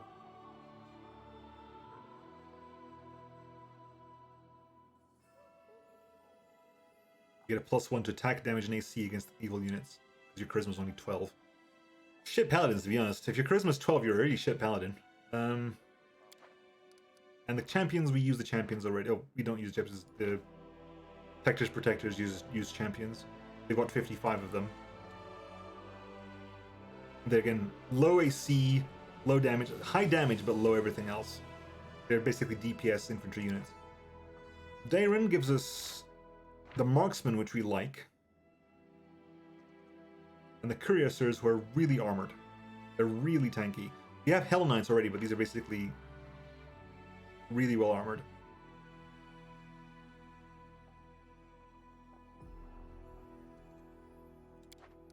Or Woljif. Or we get hedge knights, which are high damage cavalry, like shock troops, because they can get a critical chance, a 20% critical chance, plus high damage attacks, plus more health than paladins. Not as much health as the cuirassiers, but more health and a better range attack. And the headhunters are less relevant to me, I think. Wasn't overly keen on them, but I think I did maths on this, didn't I? I think I did the maths on this. Yeah, I did the math, and the headhunters... It was between headhunters and the snipers, I think, or the marksmen. No, well, Woljif, I agree with you. I don't want to be fighting them. Basically, they pay me off or I support their enemies. Get paid for doing nothing is just the best. That's how you know you're a big fish, when others give you a cut for not getting up from your chair. This meeting is adjourned, but I'm certain the Crusade will soon require another decision from the Diplomatic Council. Before that happens, Commander, I ask that you consider whether it's not worth losing the Royal Council as an ally.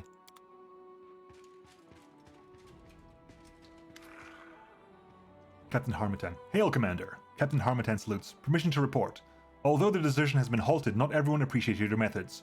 A circle of discontents formed within the officers' ranks, calling themselves the Wary. There are no blatant signs of sedition, otherwise they would have been arrested. Still, their talk is concerning. We can't rely on them. We need our own trusted officers. I suggest enlisting some of the volunteers.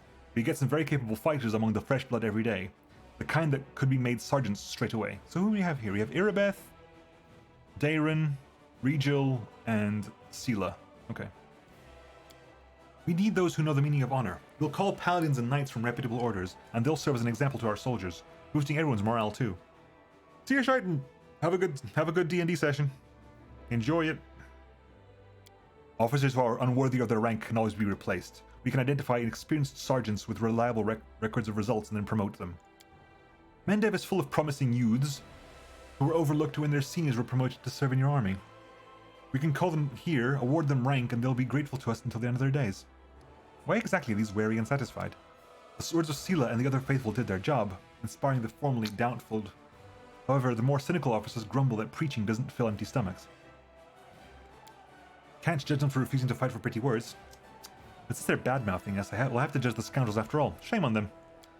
So they were expecting bribes? The opportunists. And one more thing. I apologize if this sounds disrespectful, but these are the sentiments within the ranks. For an entire century, the Queen was the face of the Crusade. Even though she personally appointed you as commander, many still consider you an upstart unworthy of the high title. Many officers and soldiers dream of Her Majesty taking the lead. Okay, so let's discuss our options in detail. Sela, what's your plan? We need the most honorable, loyal officers. Where else can we find them but among the chivalric orders and paladins? We'll invite valiant knights to Dresden and make them officers. They are the best hope for a Crusader army. That sounds fabulous, but there's just one tiny little problem. Who do you think has been filling these positions until now? Did it truly not cross my dearest cousin's mind to recruit your favorite paragons of honor as faith as officers? Your proposal is to repeat exactly the same thing that's been going on without you for the last 100 years. Regil, what do you suggest? Hey, Cynic! Woo! Welcome, Raiders. How's it going, Cynic? What were you up to? You were doing some PC building? Or were you counting cats? What shenanigans were you a part of right now? Also, do I have a mod in chat? Possibly not. Can I do / shout out?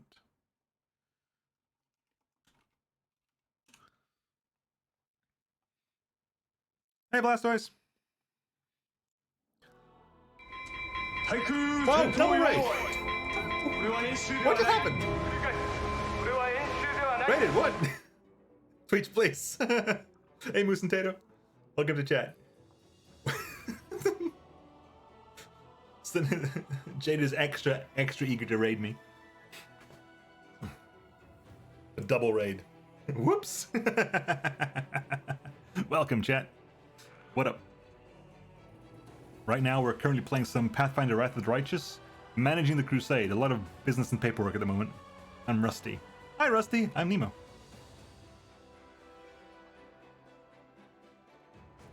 Nemo, I swear to God, I followed you like 3 times, and every single time Twitch makes me unfollow you and follow someone else. Fucking Twitch.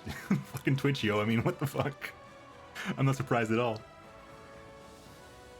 I deserve that. Right, so we're currently kind of getting some new officers for our army. Sela wants to get some more paladins. Darren says, well, that's what we've been doing this entire time. Regil, what do you suggest? Appointing officers from the outside is a mistake. Thank you for the follow for the 4th time, I guess, Blastoise. Appreciate it. So what were you doing, Cynic? What were you up to? We should move our most distinguished privates up the ranks. The troops will be more eager to trust their former comrades and try to climb the ladders themselves. Of course, these officers will also have to prove more loyal than newcomers invited from who knows where. There's some truth to that. I became who I am by making it all the way from thief to paladin. But soldiers need not just generals, but mentors too. They need officers who embody honor and bravery, showing the true meaning of those virtues as someone once showed me. Darren, your opinion, please? There are plenty of ambitious young men and women in Mendev waiting for the chance to prove themselves. They'll move mountains for whoever gives them this chance. The aspirations of hothead youth are the best fuel for war. Sure, why don't we invite some privileged youth as our officers? Gamblers, status seekers, fops, and brilliant poets unappreciated by the masses. That's what we've been missing in our commanding ranks. I can see that the Count misses the high life dearly and would like to invite along the entirety of the capital's leisure class to join him in carousing. I can't stop him, so he can invite them to his heart's content, but not to serve here as officers. Getting back to PC Build 2, they had a 1v1 update with some cute cosmetics and more recent parts, like the Intel ARC GPUs and the 4090. Cool. Do you get requests saying, "Oh my god, my 4090 melted my cables. Please help." Then you have to take a Dremel to the 4090 and to drill some more air holes into it, or whatever they do to 4090s to make them work these days. Like maybe like install a miner's fusion plant in the back of the PSU. I remember there was a time when power consumption for GPUs went down. Not in career mode, but they do have special parts in the cable sets for it. Of course they do. Of course they do. Right, Harmatan, what would you advise? There are volunteers arriving every day with some quite capable people in their midst. I wasn't a rookie when I joined the Crusade after all. I had 100 years of military experience. We can rely on these new leaders to replenish our command staff. Should we entrust the lives of our soldiers to strangers? I'm not so sure. Okay, right, what's the choice here? I'm threatening my Twitch chat with only playing The Sims if they don't give me new ideas. What kind of stuff are you looking for? Like I know you play The Sims. I don't know much more of what you play. Like I remember, like at some point when I was still building PCs and stuff, like RPGs. Have you done like Disco Elysium? Would that be up your alley? Or do you want to go old school, like do some old RPGs? You can go real old school and get like original Fallout 2, stuff like that. Excellent. Fair enough. Fair enough. I got it for Christmas. I need to play it. I got it for Christmas, and I need to actually play it. What else do you think RPG wise? Is that the kind of RPG you mean? Like, I know we had this massive discussion on Barrick's stream about what actually is an RPG. But is that the kind of RPG we're talking about?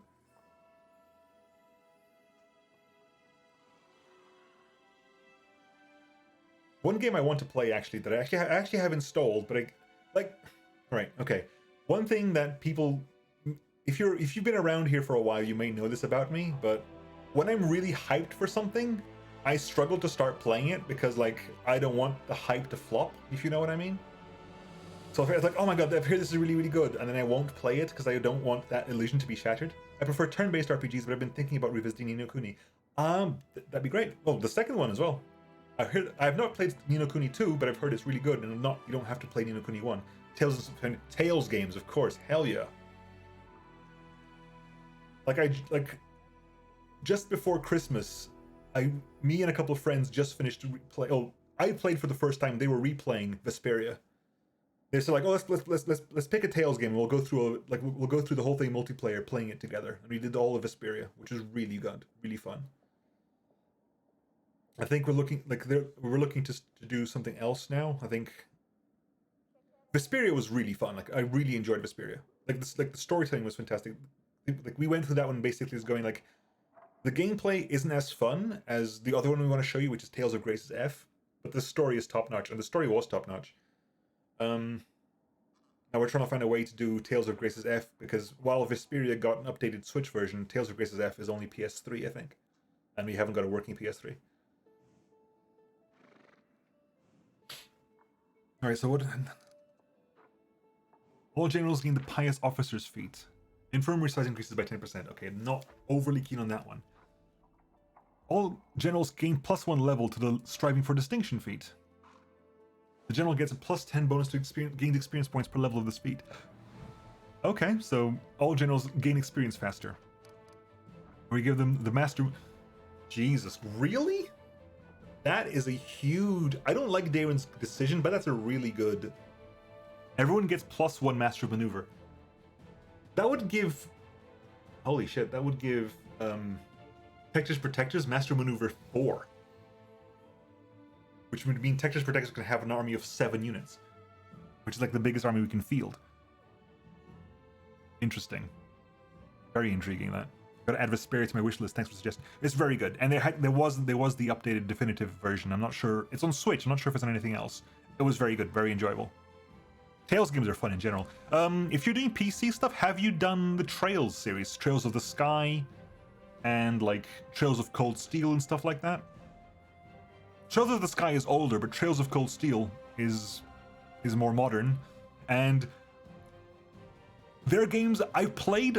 Trails of the Sky 1 a bit and Trails of Cold Steel a bit. Loved both of them, but I kind of like, I got distracted. I didn't stop it because I didn't like it. I got distracted because something else came out, and they are massive games. Like Trails of the Sky, you have literally, it's not one game, it's 3 full games that you can play. Trails of Cold Steel, I think, is also 3 full games you can play, and they were really fun when I was playing them. I kind of want to go back to Cold Steel when I have a moment because they're really enjoyable. And I have friends who absolutely swear by them, and I can totally see why. There's also, if you have, I think it's on Xbox Game Pass as well. It's the game I want to play. I want to play Chained Echoes, which just came out on Game Pass. It just came out on Steam as well, but it's free on Game Pass, and I've got Game Pass because Game Pass has been really good, worthwhile investment for me in terms of being able to play games. But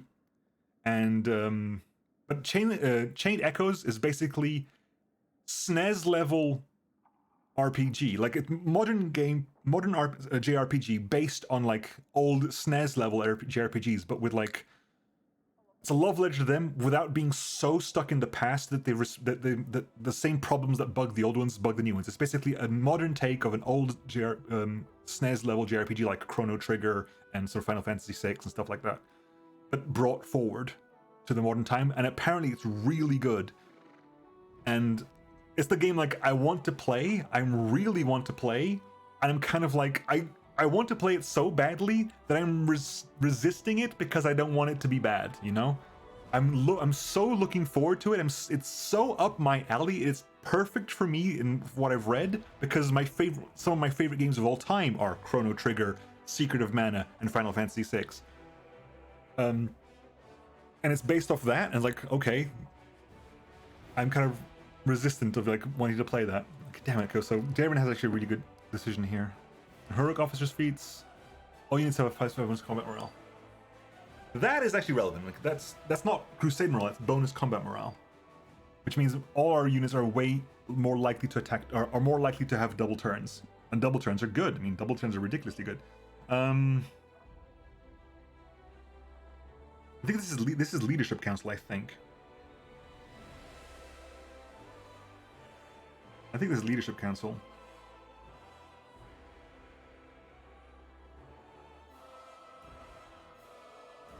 So this is staff council, which is the one for the leadership, I think.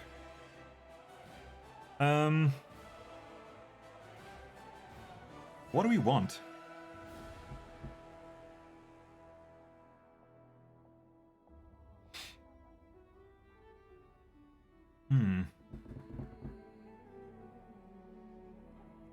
Unit size per army is interesting, but I have 2 armies and they've already got a lot of unit size. I want blood. The old FPS blood? Good game. New blood games are as good as well.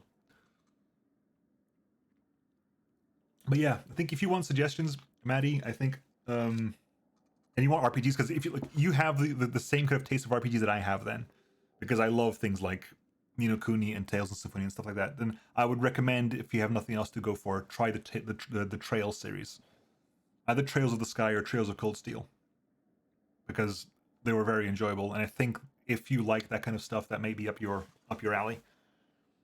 And I think Trails of the Sky and Cold Steel are on GOG as well. They might be on Steam too, but they might be on GOG as well. I tend to prefer getting things on GOG if I can. these days, if it's cheaper anyway. Just because, like, you know, I'd much rather be able to, like, you know, no DRM nonsense. I think I'm gonna go for this one. Infirmary size, experience is something you can get anyway. Like, I think if I was going flavor-wise, I'd pick Regal.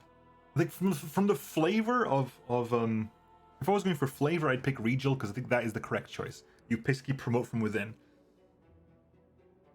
Yes, Legend of Heroes. Yeah, Legend of Heroes. I think of them as Trails games, but they are part of Legends of Heroes, yeah. I think of them as Trails, but yeah.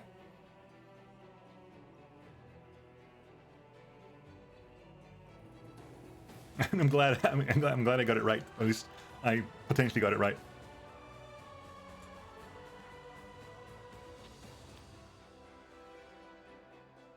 Because I don't necessarily think that. Again, from flavor-wise, Regal is right. Sela has the right idea, but Dayrin is right with regards to Sela. Like, I'm pretty sure that all our officers are knights and paladins anyway. So, in theory, everything here is fine. Regal, the correct thing is like promote from within, give people the chance to advance themselves. Dayrin is an idiot. And Harmattan's like if you just join and you become an officer of nowhere, like that is a bit weird as well. I'm familiar with these games, so check the Chosen. Cool, nice. I hope you enjoy it. I also want to go back to playing like Trails of Cold Steel. I think Trails of the Sky is a bit too old for me. As in, like, if I have to, there's not enough time in the world to play all the games I want to play. That's the biggest problem I have. There's not enough time in the world to play everything I want to play. So I have to be really like, I've got to really narrow down on things I really want to play. Hence why I stream a lot of games, because I stream games I want to play and force myself to play them.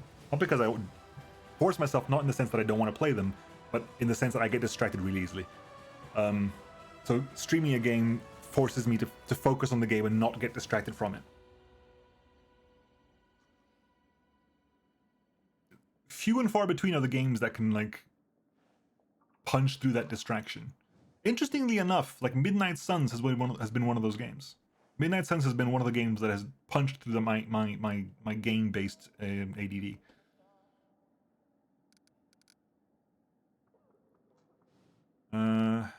Yeah, we'll go with Copper and Habitats because morale is morale. Morale is just useful. Morale is useful. Will do. I have a few exceptional candidates already, even if I went to war with some of them when I served back in Osirian. We were on opposite sides, but what does that matter now? Like, I love so many games, and I stopped playing them, not because I don't like them, but because something else comes out, something happens, my attention just goes, ooh, new thing. And I kind of stop playing the old game and I kind of feel bad, because like, I love that game, but there are only 24 hours in the day, I want to sleep for 8 of them. You know, and there's other stuff to be done. I hope that these measures will solve the issue at hand. If you have further complications, I will call on the council at once. That's like a game. I know, it's like I was saying, Midnight Suns has been one of those games that has punched through that for me. Games that have punched through that for me. Minecraft punched through that for me. I managed to play a lot of Minecraft. Dwarf Fortress punched through that for me. Midnight Suns punched through that for me. What else? Those like a recent thing that I remember. Star Sector to a certain degree that for me. That's how I judge if a game is good. I stopped like a long time ago. No, not even just games, but a long time ago. I just stopped thinking of good and bad. That wasn't like, is in good and bad are purely subjective. All I go for is like, was it something I enjoyed and something I didn't enjoy? Because some people, I don't particularly think that FIFA is a good game, but the numbers disagree with me. I think all football games are a bit pants, but clearly the numbers disagree with me. And people like love like FIFA and Football Manager and stuff of that nature, and that's not my stuff. But just because it's not my thing doesn't mean it's a bad game.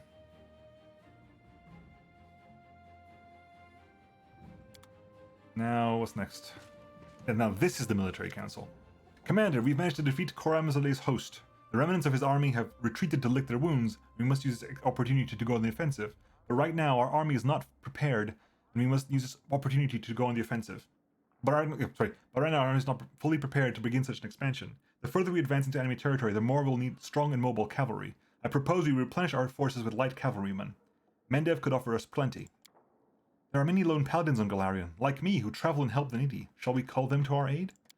Cavalry is a crucial element of the army, one that's difficult to replace. Mendavian knights often sacrifice their defense in favor of offensive power, and it is time to put an end to this wastefulness. All riders must be encased in heavy cuirassier armor so as to avoid unnecessary losses. Okay, so we're doing the cavalry upgrade now. You want the cuirassier tanks, you want the paladins. We have let's see if we can guess then. Because we know we have cuirassiers, we know we have paladins. Really? I thought you'd argue for Hell Knights, Regal. I thought you'd be arguing for Hell Knights. Because you are a Hell Knight, and Hell Knights are cavalry. Huh, okay, fair enough. Wendu and Greybore and Oren. We know we have Hedge Knights, Hell Knights, and what other cavalry have we seen? Cuirassiers,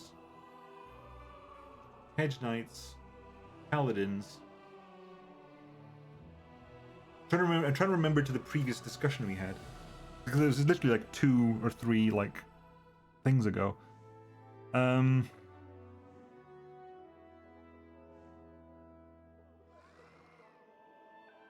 Let's see here. What do we got? Oh yeah, the Konami wanted slingers and conscripts. Yeah, screw that noise. Okay, so why don't we call the wild raiders from the bandit Western Steppes? They're just, of course, you were gonna like suggest like criminals. They're descendants of fleeing Sarkorians, and they hate demons for destroying their homeland. A promise of vengeance and loot is all it would take for the tribes to join us. In my long and productive life, I have taken assignments involving knights, nomads, and other targets who enjoy prancing about on horses. Let me tell you, the hardest of those are hedge knights. They are true dogs of war who don't have a homeland, but what they do have is experience and a sharp blade. If you need cavalry, I say they're your guys. And what you want? You want light, specifically light cav. Okay, so opinions of my advisors, which is fluff. What advantages do paladins offer? The gods have blessed them with strength, protected them against darkness and corruption. They spend their whole lives training and performing great deeds. Destroying evil is what they live for, and is what they do better than anyone. Wenduag looks as if she's ready to spit on the floor. She hisses through her teeth. You think those do-gooders understand anything about true slaughter? Regal, why do you advocate for cuirassiers? There is a certain breed of fighter who thinks that the glory they win on the battlefield justifies any amount of risk. That may be acceptable for them, but it is not acceptable for their commanding officers. Wasting cavalry in daring attacks only saps the strength of our own army. We must see to it that all riders are equipped with the best armor, the kind that will provide the highest chance of survival on the battlefield. I would also advise against recruiting any glory seekers or protectors of high ideals to serve as our cavalry for the aforementioned reasons. Captain Odan prims his lips and says forcefully, the riders of Mendev aren't accustomed to fearing for their hides. Your demands, Regal, may lead them to believe that you don't trust them, or even worse, suspect them of cowardice. Greybore, what makes Hedge Knight so good in battle? I once had a contract to kill a highborn baron. A famed warrior never went anywhere without escort, so I prepared an ambush for his entourage on a forest road, in the dark. The screams of that baron when he and his horse fell into the spiked pit, and above him there was a slaughter going on. I showed myself, split open the head of the nearest guard, and darted into the bushes. They followed, right into my traps. Crossbows, wooden stakes sticking out of the ground, all sorts of things. Arrows flying about, everyone shouting. They made such a racket they scared themselves. They thought they'd been hit by a whole gang of assailants. In any case, the knights who served the Baron because of their oath got the jitters and bolted. Even his kin. But the 2 hedge knights he hired fought like wild beasts. Those were worthy opponents indeed. It's simple. They know that if they don't win, they don't get a single coin. Hedge knights are seasoned folk. They've been around. Dangerous too. They fight for victory and gold, not for honor or glory. They don't care if their tactics are cheap. If they can kill the enemy, they will. I doubt the people you've described even have the right to call themselves knights. I'm not keen on fighting side by someone who sees the Crusades as a chance to make a fortune. Wenduag, who are these raiders from the steppes and how did you learn about them? I heard about them from, well, He called himself a horse trader, but I quickly realized he was just a common horse thief.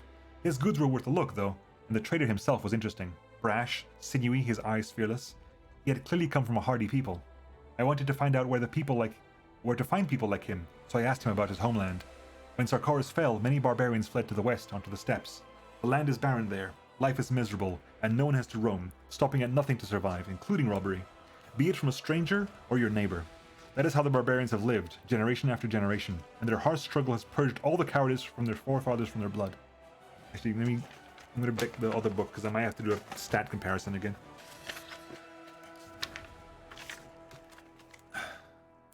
They are now the people of savage riders, ruthless robbers, and skilled masters of survival. Raids have become their main trade, and the most respected warriors among them are those who return from battle with the most loot. If you become their leader, my lady, some of those trophies will be yours. And the success of our campaign will depend on them. It's possible that we're better off not using cavalry at all than asking for their services. Captain Odan, what's the benefits of light cavalry? Light cavalry may be inferior to knights as far as equipment quality goes, but that's not necessarily a bad thing. Firstly, the lightness of the armor gives them maneuverability, and secondly, many noble offspring who have battle skills and a fast horse but can't afford expensive armor will gladly answer our call, eager to earn glory with their feats.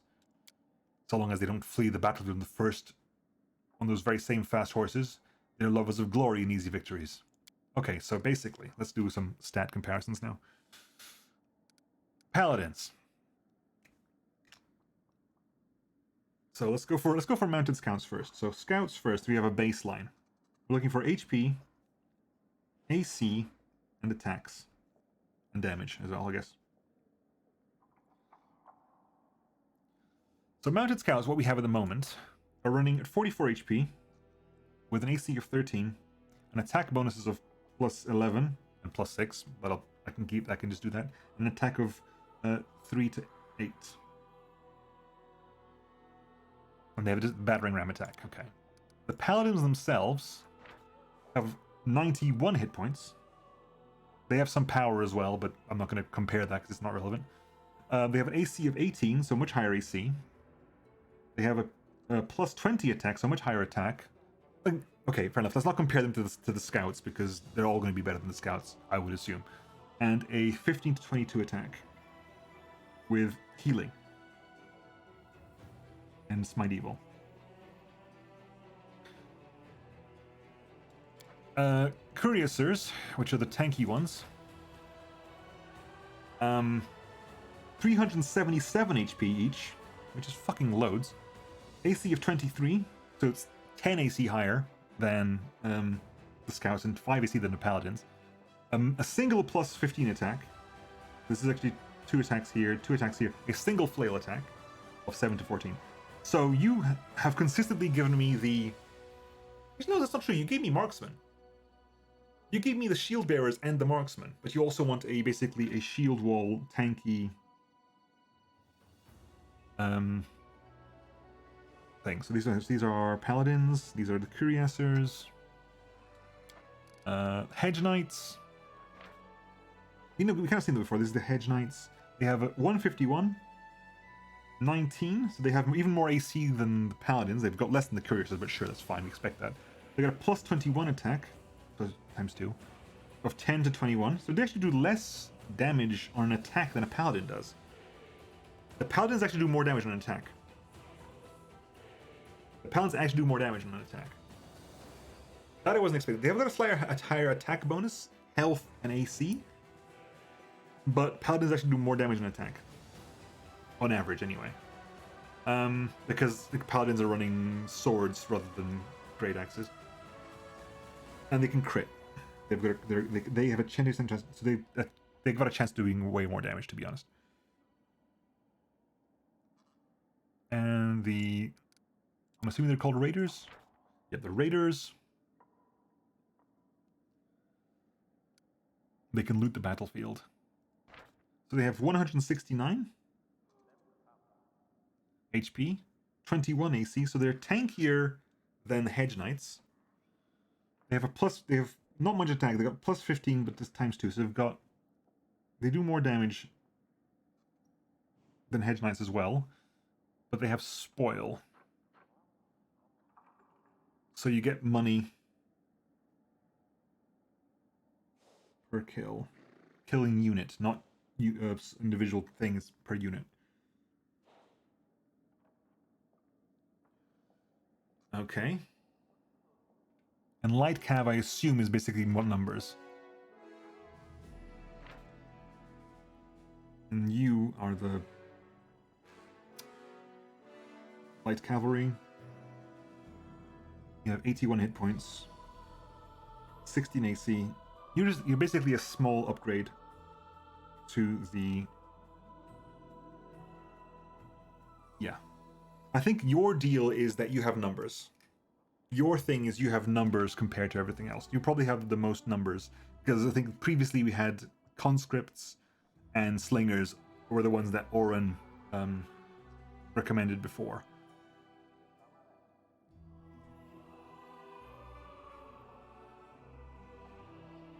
So we want damage dealers. If you want damage dealers, we want couriers, hedge knights. If you want tanks, we want cuirassiers.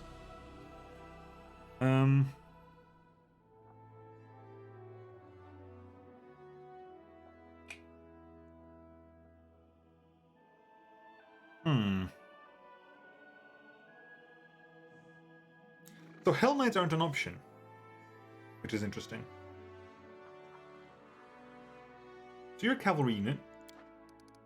You are cavalry unit. You are mercenary unit, cavalry unit. You are armored unit, cavalry unit.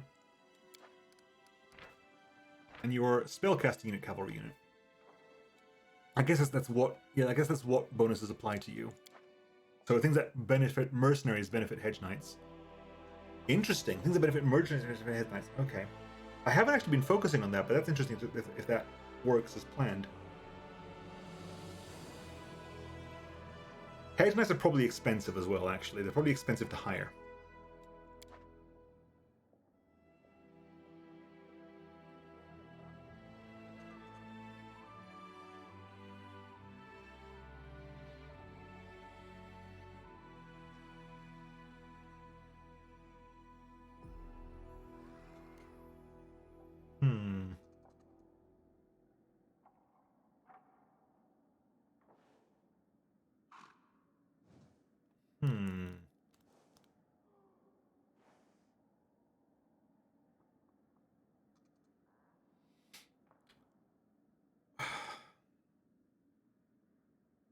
And basically, for me, it's a toss-up between hedge knights, cuirassiers, and paladins.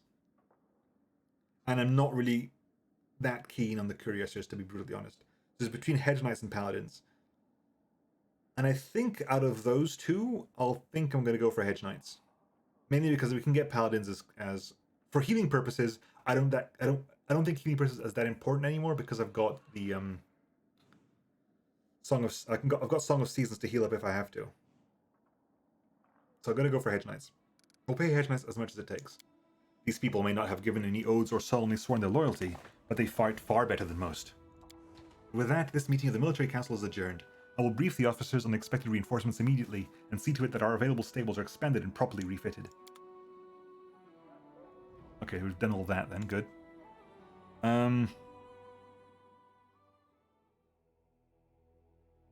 Anything over here? Oh, yes, definitely things here, because we just did the logistics reform. We did that. We did this diplomatic connections, we did the sustain of command, we did the art of war. Good. So, no events to do at the moment? Well, there are events, but because our thing is maxed out, that's fine. Development. More outposts to expansions. Anyways, okay, let's just figure this out first of all, hang on. So these are logistics stuff. Rank ups, we've done all those. Economy stuff, religious feast, that just increases your finance energy point gain and reduces our energy points. How are our energy points doing? 14 per day. Okay, army, nothing. Command, nothing. Relics. So we can use the diplomacy goes for one of these, sure. Diplomacy we can busy with one of these. Logistics we can busy with one of these. Which means that military is staff and leadership we could do one of these as well, but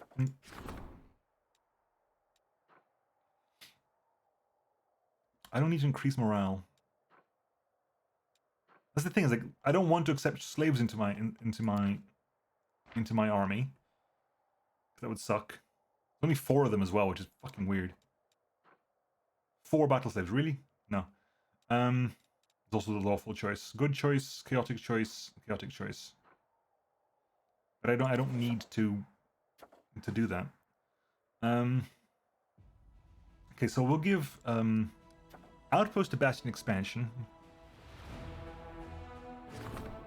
By upgrading an outpost to a bastion, command will expand territory for buildings as well as allow the construction of advanced structures there.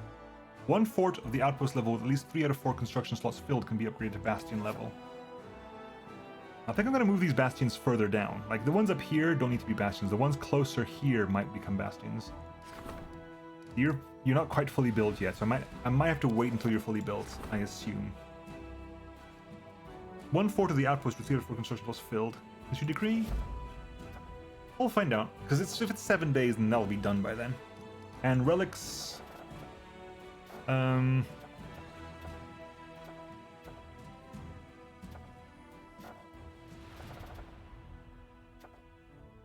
fate of the phylactery of Stevanius the Rotted. Sure. Work on that. 5 days. In the meantime, campaign, we're not... Okay, we're carry on. Protectors. Hedge Knights are down to 18. You had like a bunch more, so let's head back to Dresden anyway.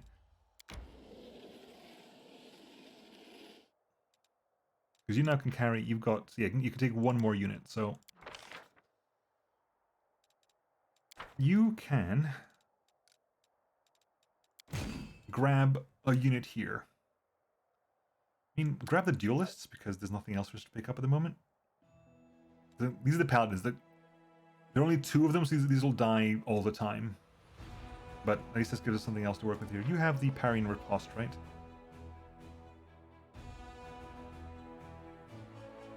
Okay. You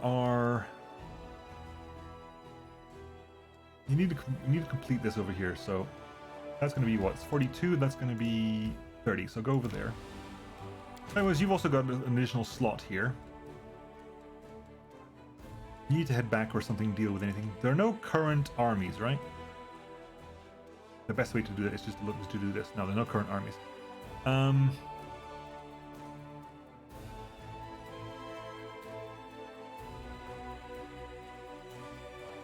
We got down here, we have 5,000 finance points. If we can get through that, that'd be nice. Oh, that's the wrong side, isn't it? Oh, crap.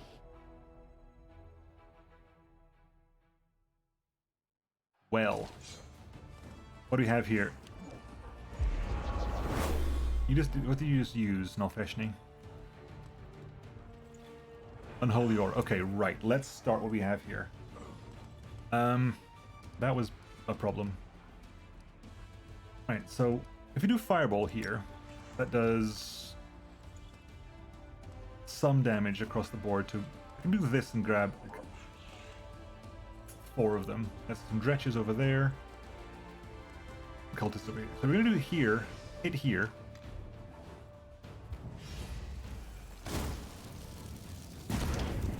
Spread some love around. Right, you're going to shield wall and move up. You're going to move down there. I'm going to go up here. They succeed at the saving throw. Nalfeshni uses some lightning to hit the clerics. You're teleporting over there.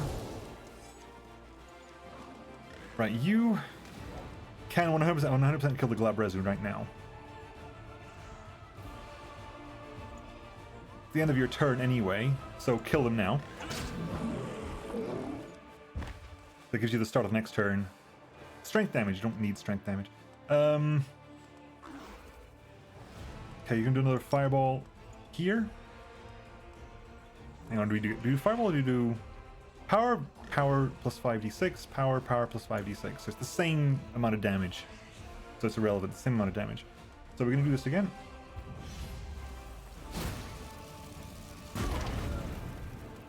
So yeah, you kill an Nalfeshni because screw this noise. They just cause too much problems. Clerics are a bit... Oh, Jesus, stop doing that. Okay, you need to attack the shear. Clerics Heal yourself for that.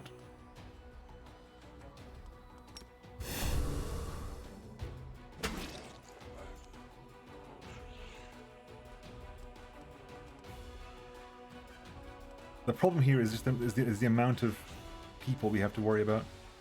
Gotta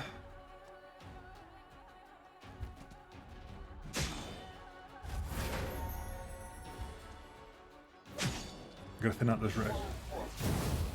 The clerics have failed their saving throw. Okay, so can you do some large amount of damage to this bunch here? God damn it! Stop that. Right, we're gonna do Song of Seasons here because people need that. Oh,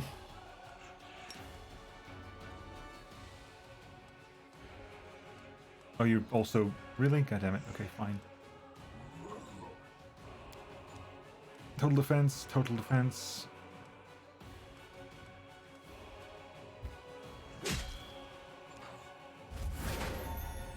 Why is your morale so bloody high? Go away.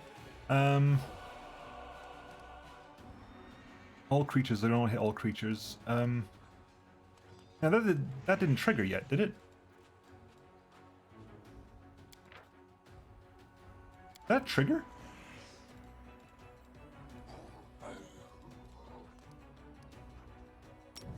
Cast that again, please. Do people have to be like like?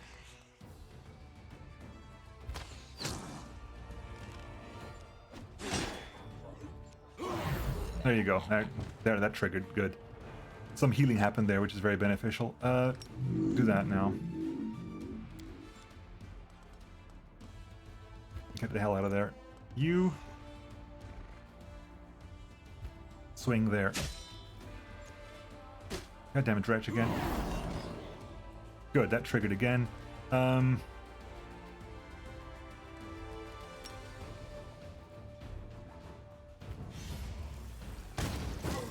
Hit that.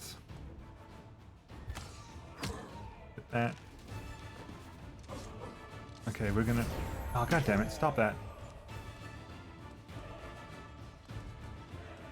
Go over here and just busy these Dretches, please. Clerics.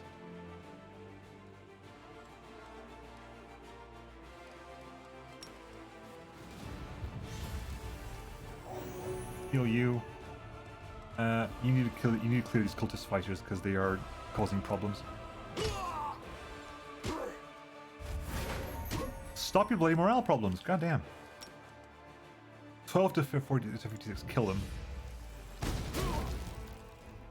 Kill 18 of them. Low morale causes them. My morale is low. Why is my morale low? Why do you have low morale, dudes? Oh, because you've been feared. Clerics. Self-heal.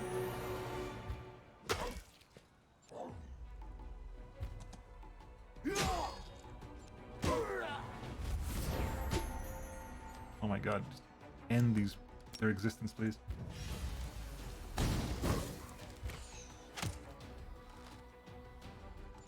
Alright, you're back again? Good.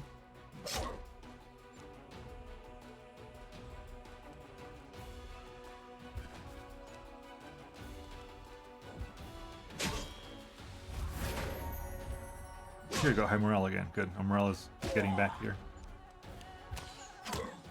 Good. Yay. That was a messy fight. So we got what? So we were at 168. We gained 3 to 4. So we're about 200,000. Okay. We're about 50,000 away from the next level up. I wasn't supposed to go that strong, but that's fine. Having pushed the enemy back to the strait, the Crusaders come to a reluctant halt. On the bank opposite stood a large army of demons. Any attempt to cross would be catastrophic losses, so the officers ordered the construction of temporary fortifications on the bank. If the demons tried to cross the strait, they would meet with a hostile reception, to say the least. So we've got a base here now. Hang on, so what's this place? This is... Okay, Sly Boys... Start heading back, maybe? I think. Not necessarily this way, because let's keep exploring. Head over there. Okay. Now, you camp on the ferry. I'm actually gonna build an archery range, and I'm actually gonna build a stables. I can't build a stables. I need 25 of these, please. I don't need soldier. I need 25. I need more than that. I need 25 and 50. So I need another 75. Which is actually great. That's way more reasonable. Because that gives me a supply center and garrison stables. Because we can start getting additional hedge knights, because we're going to need those. And archers for our marksmen. Shrine? We can't shrine yet. Okay, good. Everyone's on 0 at the moment, I think. Campaign, you're on 0, you're on 0. Right, so let's go back out then. Logistics is... How do you gain logistics? By... Not sure. We were 0 on materials points, but we're going to be working on that, hopefully.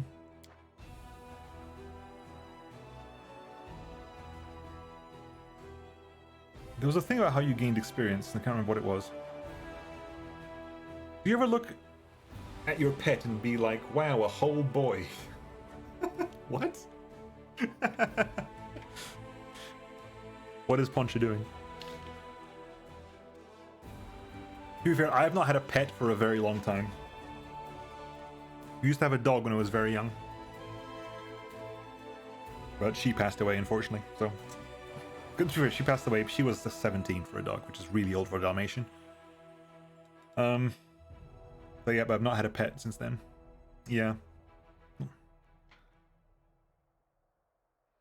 17 is really old for a Dalmatian, so I've been told.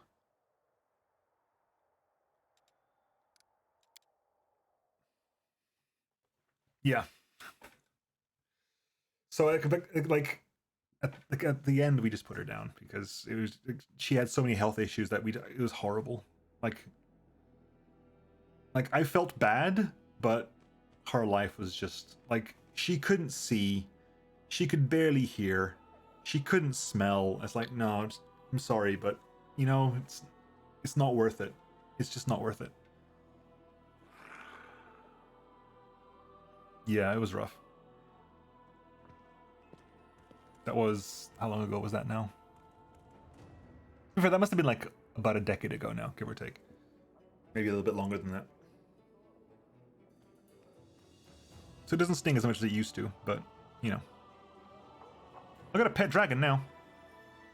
Let's imagine just for a moment something completely hypothetical. A dragon you definitely don't know went and made a hole in the roof of one of the temples of Iomade. How would you react?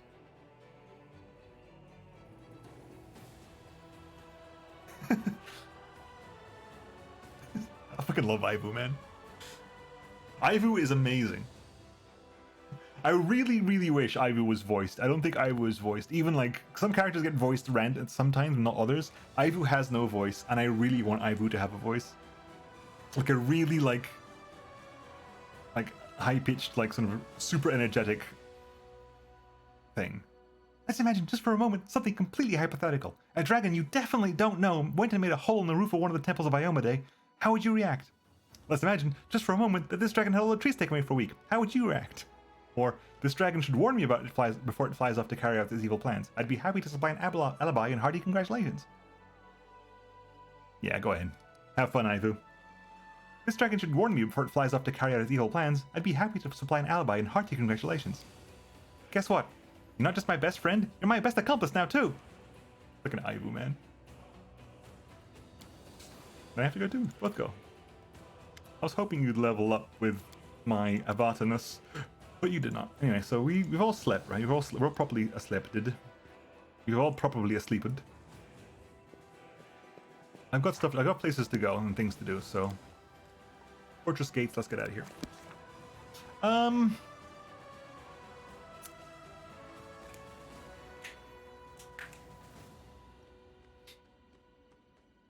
Where am I going? Am I going to any of the ones that... Because Woljif wants to go somewhere, Aru wants to go somewhere. We've done Greyboar's thing. I think we've done Regal's thing, and Daeron's thing, and Social's thing. I gotta take Wendu to the Neath home. I gotta take Nenio somewhere. Sela has done the thing. Ember's thing's currently ongoing. Camellia, fuck knows. Just basically, am I going to go to the places that Aru or Woljif need to go? If yes, then I swap them out. I think I'd swap out, if I was going to do this, I'd swap out Aru for Wendu and possibly Woljif for possibly Camellia. So it's possibly because Camellia is actually kind of important, caster-wise. Do I replace Wait, there's a fox in your party. There's a fox in my party. The best part of the fox in my party is the fox in my party didn't know she was a fox until like halfway through Act 2. Nenio completely forgot that she was a fox. Let's take normal party out. She's awesome. She is like there you go, Nenio. Thanks for her unique methods, Nenio is able to forget whatever she deems inconvenient. Like she doesn't want to know something? I forgot it. Okay, cool. So Murk Grotto that's where the DLC goes. That's where Woljif wants to go.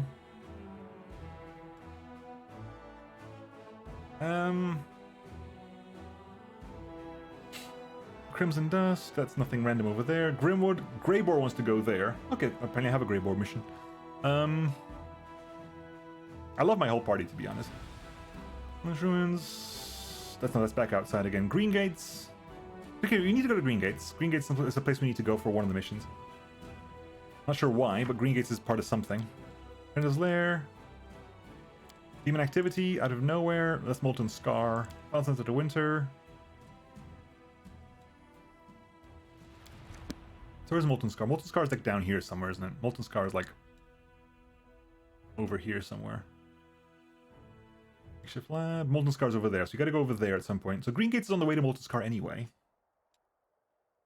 You know what? Yeah, Green Gates is on the way to Molten Scar anyway, so let's head towards Green Gates and stuff like that.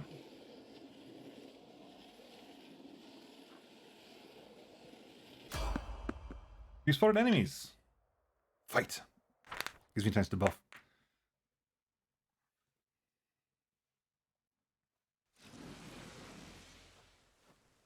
Right. Sela, get on the horse. Where I can. Pre-buffs. So actually, in my current pre-buffs list, who's casting what?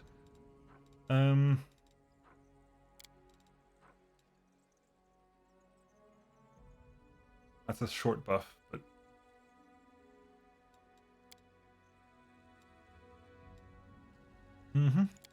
Barkskin, you're doing that on yourself. Bull Strength. You're casting Bull Strength, which is kind of irrelevant at the moment, I think. I'll have to double check that. You can cast Delay Poison. You can cast Displacement.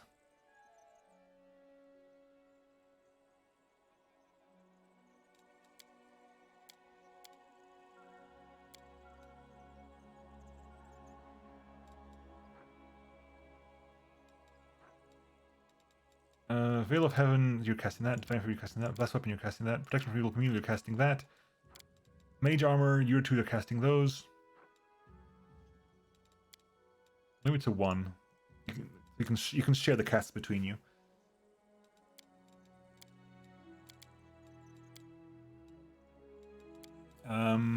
See Invisibility, you cast that on yourself. Probably Nenio get it set as well. It has to be Community Visibility, to be honest. Death Ward, no one's really casting that right at the moment. Although I have enough casts for Death Ward right now. Fiery Body, no one can cast that at the moment anyway. It's too high level. Cat's Grace. We want to cast 3 of them, but we can only cast 2. I need to check out Wendu and stuff. Basically, because if we have a +4 enhancement bonus anyway, it's kind of irrelevant.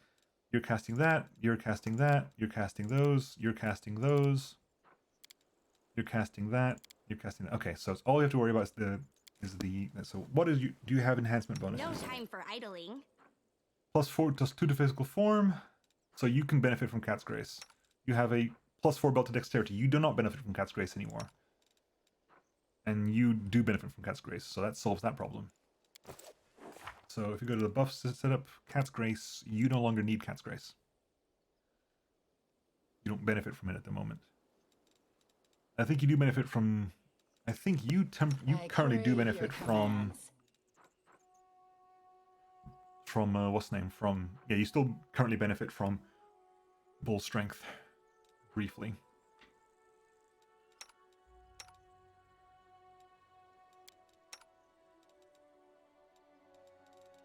Good. Okay, so we buffed up. We could do important buffs as well, but... Abyssal Huntress. Voracious Nalfeshne. A sweet smile. Well, a if we're gonna gentle have voice, time and to, like, kind mess words will around, help I'm you just in gonna go their ahead and, you hearts. know, like, And if that fails, I'll use my sharp nails instead. extend the range. Blue Flame.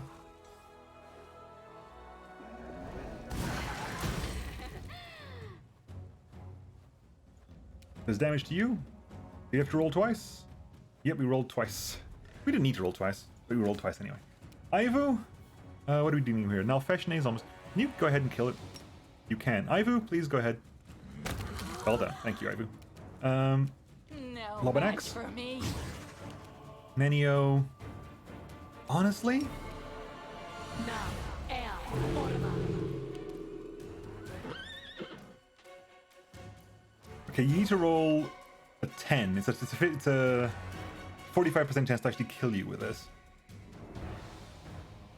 And to be fair, you need to roll a 7. You need to roll an 8 to beat this. Okay, so it's actually not entirely impossible, but you know. Hang on. Evil Eye also has saving throws. I can actually lower the saving throws by 2. Interesting. Huh. Oh, it's by 4. Lowers saving throws by 4. That's actually that's actually fairly relevant. Surrender or else. Is your AC now reduced by like 4? Your touch AC is 11. I literally can't miss.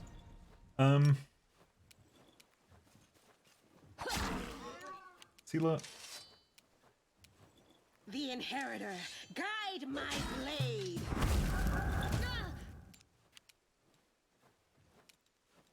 Camellia gets 2 hits. Touch of Chaos. Hit. Touch of Chaos was Touch of Chaos. But no.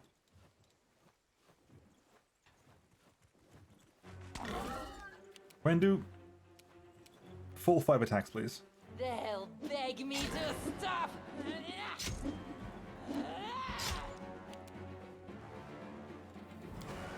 So, Fortitude saving throw.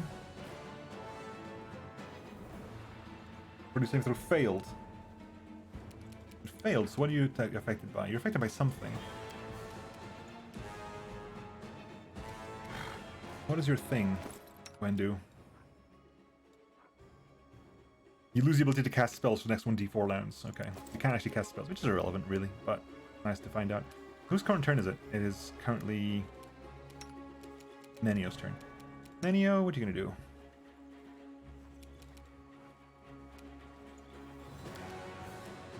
Want to just cast Magic Missile? There's not... You've only got, like, 20 hit points. 8 damage. Mostly irrelevant because, you know, just go straight into extended range blue flame blast. Away, you rascal. I think that was a 0. I think that's impossible to fail, isn't it? I think. I need to hit 11. I need to roll. I'm rolling a 19, and I've got always a chance, so I literally could not fail that. Oh, there's still people having combat. Hi. Are you hitting the horse? Yeah, Ivu!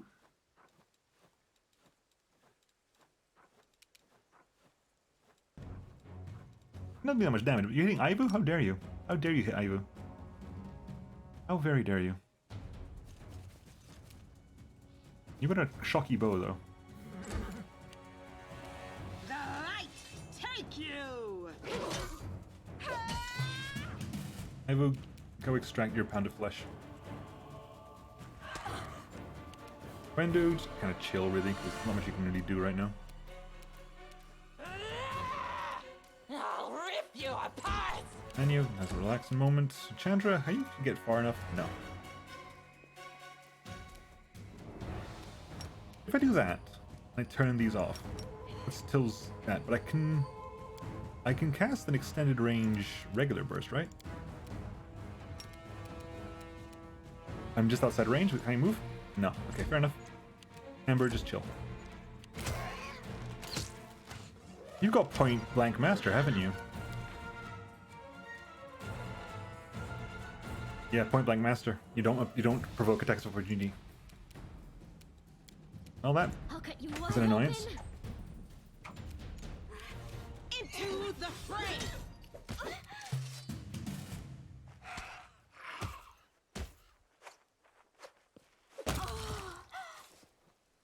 Thank you.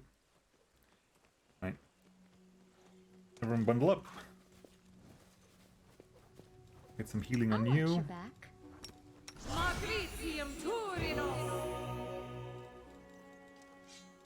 A bright future awaits us.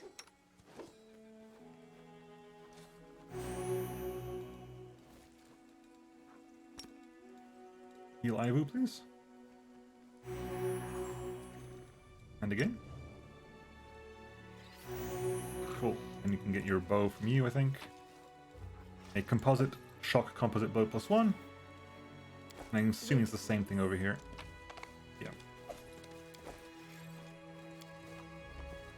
It's just basically a bunch of money. It's basically just 2,000 money waiting to happen.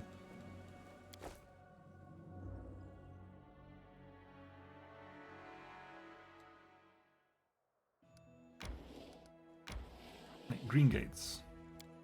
Not sure what Green Gates is, we're about to find out. Not sure what crest you relate to.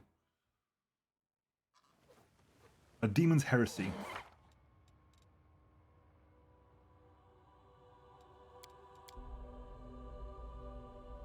Everything in this world is relative.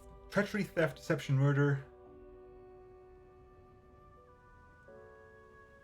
Oh, I need to bring Aru here. Shit. Okay, never mind. I need to bring Aru here. This is Aru. Aru specifically wants to be here for this. It's not part of her quest, but she wants to be here for this. Okay, crap. Okay, ignore Green Gates for now. I'll go Molten Scar.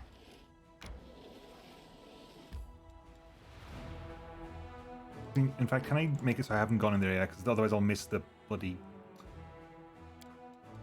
Because the exclamation mark is going to be gone and I'm going to forget about it. Forget about it! See, if I mouse over, does it say what quest you're related to? It just says go to the Green Gates. Is that there? That is there. Go to the Green Gates. Okay, the exclamation mark is back now. Good. That's fine. I'll take that. Financial situation? Yes, we do.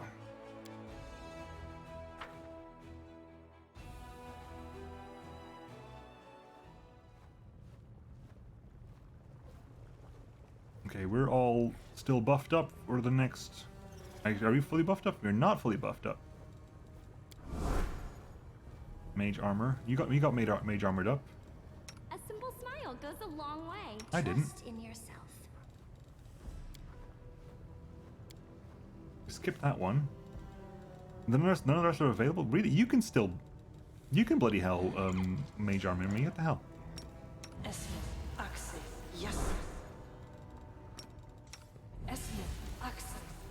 Actually, that's irrelevant for you, isn't it? Yeah, you don't need mage armor at all.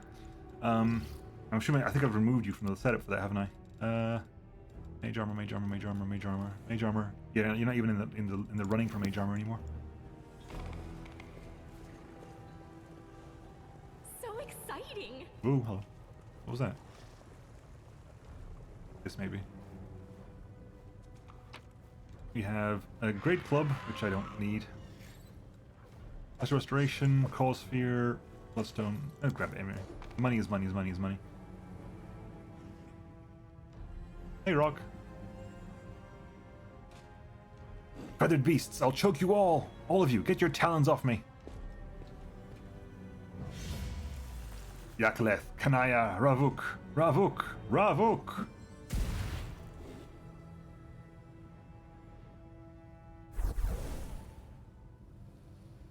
Thomas, what have they done to you? You monsters?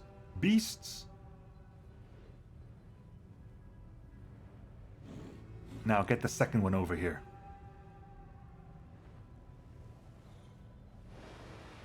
Stop the Vrock sorceress. Gladly. Friendship lasts forever.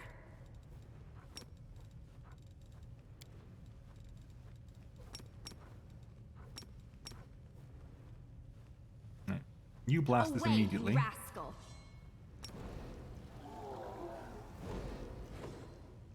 Blast it. Your time is Or not, apparently. God damn it.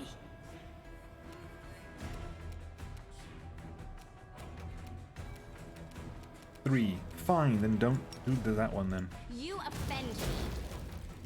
I would have totally killed you if I'd be able to do the other one. Oh, second rock. Hi. Hey, there's loads of them. Hi. We're gonna move over here, and we're gonna go ahead and fire snake the rest of them. There you go. There's another rock over there, definitely. Camellia. Oh, there's loads more rocks. Camellia. Should have buffed, shouldn't I? Should have buffed. I'll cut you wide open. Nice. Ivu. You're hitting on twos, Ivu. That's beautiful. Wendu, make sure you're not in range and just start attacking. This kill is for you. Gotta remember when we were worried about Guide my blade. Nenio. Cast extended meta magic haste on all of us.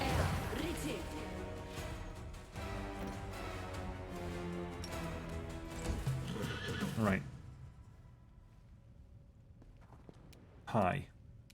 We can't hit you with, well, we could, but it's going to be a problem. So we're just going to hit you with Eruption instead. Oh, we moved, didn't we? Mistakes were made.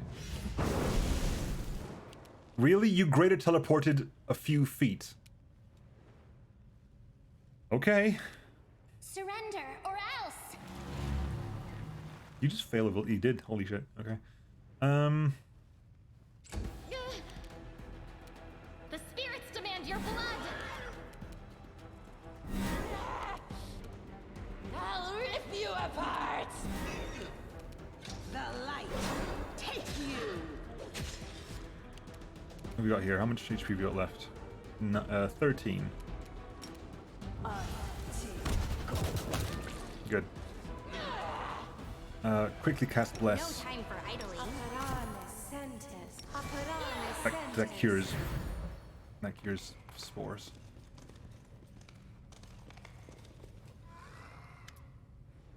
Vorimerak.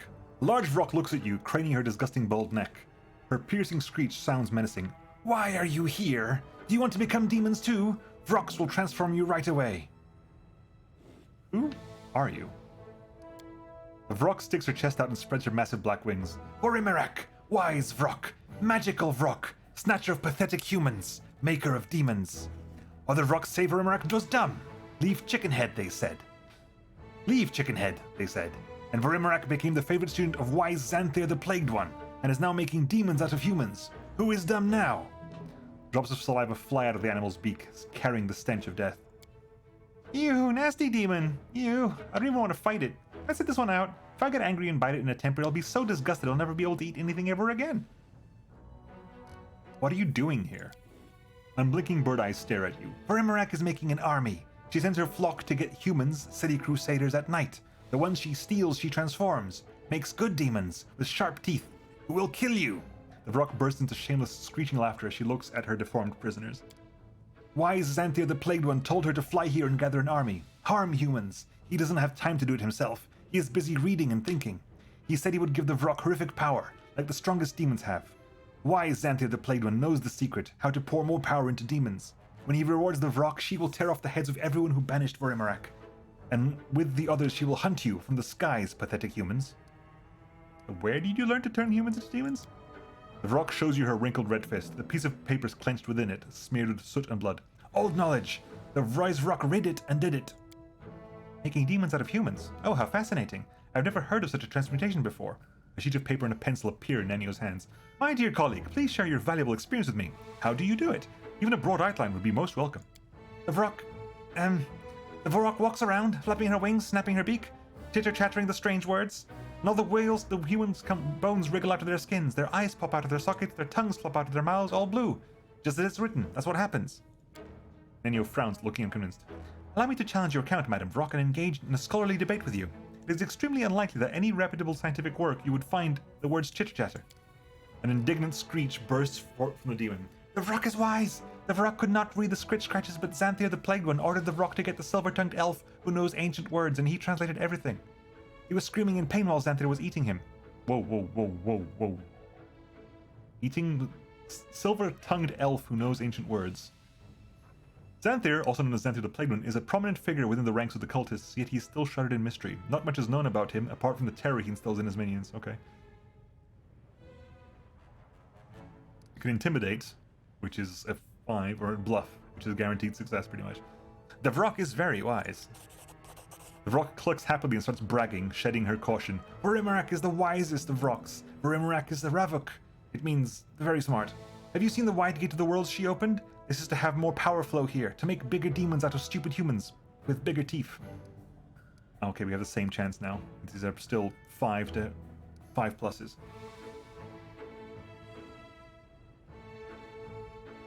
Oh, I could kill the Vorok, that's there easily enough, but I want the page, and I think if I fight you, if I just fight normally, I might lose the page, so I'm gonna go for the bluff. Wise Xanthir the Plagued One ordered me to relieve you. Give me the page and fight quickly to get your reward. The Vorok lets out a triumphant cry. She throws a wad of paper to the ground and soars into the air. Verimarak will be the strongest, the most dangerous, the most deadly. Fear me, servant of wise Xanthir the Plagued One. When you meet the Vorok again, you will crawl up on your stomach before her. In spiteful tone emerges in the Vorok's voice. Then again, the Vorok doesn't like humans. Flock, make her toothy and fly after me. So you leave. We have to kill your friends, I guess. Oh, hi. Or the Crusaders, or the Free Crusaders. These are the Val Halflings. The Val Halflings charge in. That's kind of cool. Okay. Attack out of nowhere. Oh, those are the demons that are coming out of nowhere. The Val Halflings won. Thank you, Val Halflings. Page smeared with blood and soot. This paper is old and is stained black with blood in places. Someone has written over the ancient elven runes in blood. Just one fragment of the corner is readable. Not a portal, but a soft spot in the space in the world. Many gods and demons have the power to open such a rift, but doing this will not be to their liking, so they would leave the request unanswered. Therefore, one should pronounce the word Ravuk when creating such a rift. It is an ancient and mighty word of power that belongs to a language now forgotten. This word means no name. Mages of the past often wove it into the text of their incantations to shelter themselves against the anger of those forces disturbed by rights against nature.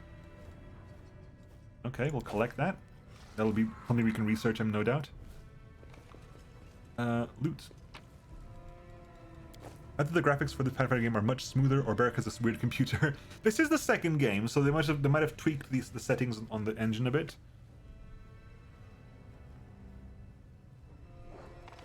Oh, I can reinvigorate land. Oh, sweet. Okay, let's loot everything first before we go crazy here. Loot this. Talk to Thomas and stuff. Thomas and what? Oh, we can't talk to you. We can talk to WotR though. The Crusader in front of you looks terrible. His skin is charred and cracked, oozing blood. Horrible claws are growing from under his nails, tearing them from his fingers, and barely controlled madness is flickering in his eyes. The wheezing coming from the knight's bloodied throat is like the growl of an animal. Help! In the name of all the gods. Sila, who has been watching the knight with an expression of sympathy, suddenly jerks away and points to the furthest cage. Another figure is hunkered down inside it, one that seems suspiciously familiar. It looks like Janna, the new recruit of the Eagle Watch who deserted after the demon attack on the Houndheart's camp. Who are you? Gathering all his strength, the knight gives a short, clipped reply, reporting as he's been trained to do. Crusaders, abducted during an exploratory mission. I am WotR, and this is Thomas. The knight nods at his friend. The latter cannot speak. His pointed teeth are growing without stopping, and they have pierced through his lower jaw, sealing his mouth shut. He is moaning something furiously, his bloodshot eyes rolling wildly. Do you know anything about the girl in the other cage? No, they brought her in after. She could barely stand. She was weak from exhaustion. Looked like she hadn't eaten in days. The rocks tossed her in that cell and haven't touched her since. She hasn't talked to us either. How did you get here? The flame of fury is raging in the Crusaders' eyes. We were exploring the gorge on Anavia's orders, and we ran into them. Rocks attacked us, beat us up, and dragged us here. We thought they wanted to eat us. Oh gods, it would have been better if they had. Now I know for sure that these rocks are my least favorite demons. Foul, wicked rocks. What they did to you is horrible. The night stops. A soft, unpleasant sound is heard amid the silence, the grinding of a Crusader's horrific teeth. Finally, the knight chokes out a response. We have family, Commander. Save us. What did they do to you? We were put through some horrifying ritual. Maybe that's how Arilu tormented her test subjects. The pain is unbearable, Commander. Like being dipped in boiling water then dragged over a grater. Ouch. I've grated myself in the past, and that's really painful. I saw an abyss. It lunged at me like a wild beast, pouring its vile poison into me. It entered my bones, turning them into molten metal. The rocks said I would be their soldier. Tomaz and I are far from the first ones they've done this to. I think they kind of make a tunnel through to their cruel world, and the filth gushes in from there. They pump it into us and make us fight for their side. It pains me to think about it, but a few times I thought that the demons I killed looked like some of my friends. People I thought had died. Now I know what happened to them. To have first-hand knowledge of the subtle influence of the Abyss's emanations, to have endured such a fundamental transmutation and retained your sanity, I am truly delighted for you. I even envy you a little. If only I could have the chance to participate in such a groundbreaking experiment. What should we do with you now? Help us? Or kill us? But don't abandon us like this. This pain is unbearable. It's taking over my mind. I'm afraid I will kill someone. Maybe the clerics can cure us. You joined a crusade to fight, and it turned out you'd be lousy at it. Now you've been given the strength you need to crush your enemies. Seize it and use it. Don't bawl about it like a child. What happened to you was a blessing, not a curse. What's there to discuss? They have been mutilated. They are in pain. Killing them would be a mercy. If you're not willing to do it, I'll do it myself. Ooh. You can either tell them back to go back, or you have Wendu. Wendu can take them into her charge. And sort of or we can just attack. I'm not going to attack them. That's horrible. No, I'm sorry, Wendu. We're not going to do that. Go to my camp. If the clerics don't cure you, they'll at least take care of you. A bloody tear runs down the knight's cheek. His hoarse voice is trembling. Thank you for not turning your back on us. For not abandoning us. With your permission, Tomaz and I will search the vicinity. Now that the Vrox have been ousted, we need to gather their poor victims. They need help too. Sure, you go off and do the thing you need to do. See if you can talk to Janna. The girl raises her eyes to you. She is deathly pale, either from exhaustion or terror. You don't know. And Commander, it's you. Janna, by the gods! Come on, look alive. We're going to get you out. How do you know I'd up here? I got lost. I lost my way when I ran. I walked and walked with no food, and then the Vrox came and... She shudders and peers around with haunted eyes. Did they perform the ritual on you? The one they did on the 2 captured Crusaders? Not before you got here. But they said I'd be next. And I couldn't do anything. I just had to watch and wait. So what do I do with you now? She gathers her remaining scraps of strength and takes a deep breath. I know you're angry with me because I ran. I left you in the middle of a fight against the demons. I deserted my duty. But it was my first real battle against actual demons. She's so scared she can barely think straight. You need to get her out of here. We can be lawful, but fuck that, no. Of course, we're going to help you, Janna. Scylla moves to step forward, but the look in Janna's eyes stops her. Janna starts to speak in a rush of words. It seems she's reached the limit of her fear. Back home in Mivan, everyone always praised me for my fencing skills. I mainly fenced in tournaments and duels. A couple of times I came up against actual marauders. I won every encounter. I always won. And I thought I'd come to Mendif, join the Crusaders, and cover up myself in real glory. The truth is, I soon realized that I'd been foolish, silly girl. I realized it before the attack on Canabris. But then I met you, Scylla, and that changed everything. Everything came so easily to you. You could fall into the caves below Canabris, survive terrible dangers, and then turn around and order a tankard of ale in the tavern like it was nothing. You went on the attack on the Grey Garrison and came back stronger than ever. Now a companion of Iomede's chosen one. Then there's your motto, no glory without risk. You were the heroine I'd always imagined myself to be. That's why I insisted on going with you after those demons. I wanted to keep up with you, to prove I was as good as you. And look where it's led me. Janna breaks into racking sobs. Scylla looks shaken and distraught. Gritting her teeth, she breaks the lock of the cage. You heard what the commander said, Janna. You're free to go wherever. And if it counts for anything, I'm sorry. She just... Oh my god, yeah, okay. That just glitched out, okay. That kind of glitched, okay, cool. We did the same conversation twice. Right, now, let's loot this, please. IT Fist +1, Protection +1. Uh-huh. That's weird. Halfling Warriors. It's a good thing we found you, isn't it, Commander? Oh, that's a fight now. Look. The Halfling Warrior. You're surrounded by Halfling Warriors, worshippers of Chalidra Zuz Ariston, aggressively brandishing their weapons. Hail, Commander! And hail to you too, Dragon! Fancy me to you in this nest of demons, eh? What are you doing here? What do you mean? We're free crusading here. We brought all our kind from the court. Anyone who can fight. We're going on raids, taking on demons, helping armies from Dresden where we can. Lots to be getting on with, so much to do, but we'll manage it. Don't you worry. Thanks for your help. I'll be going now. Have a lovely day then. And call into the court more often. You're sorely missed. Thanks, guys. They just came in and helped us. Anyway, that's a heal the land. I love how Chameleon moved to that.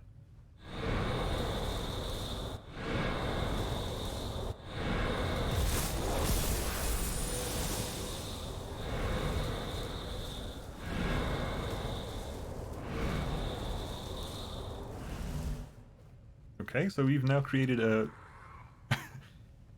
I'll be honest with you, not much has changed here. I mean, we've built some... We've put a little, like, oasis of greenery here, but it's still fucking lava land all over the place. See ya, Maddie! Thanks for hopping by. Have a good one. I'll catch you in one of Barrack streams, of course. Or maybe you can hop by next week. No, whatever. Do your thing. Have a good one.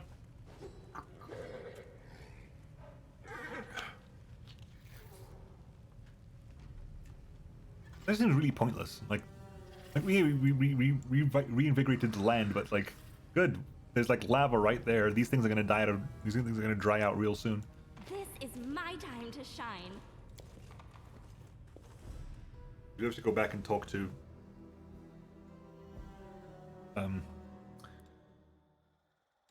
What's her face? Wow. Nemo, you have a way with words. With Irabeth. Was it attack out of nowhere? Yeah, go back and talk to Irabeth about the victory. It's kind of cool that the Halfling Warriors actually came to back us up. That's interesting. I like that. Ooh, we've had a time has passed. We can start recruiting new things. Okay. So we will move back to Dresden. I mean, where are we going to go now? Where am I going now? Winter Sun is finding these Crusaders. That's something we have to do. I gotta bring Aru there. I gotta bring Woljif there. I gotta bring Greybor there. I gotta go there in general. Everything else is just stuff I've spotted. Heart of Mystery, I gotta go there for Nenio's stuff. Trendlov's Lair, I gotta go there in general. Burn Down Shack is just random. Canabris? Go back to the Neath home with Wendu. At which point we can swing by Nameless Ruins, I guess, because there's still riddles to be solved there, I guess. Are there? I don't know. If we're heading back to Dresden... Yeah, let's teleport back to Dresden. Quickly just check the court, if anything's going on in the court before we head back to Dresden.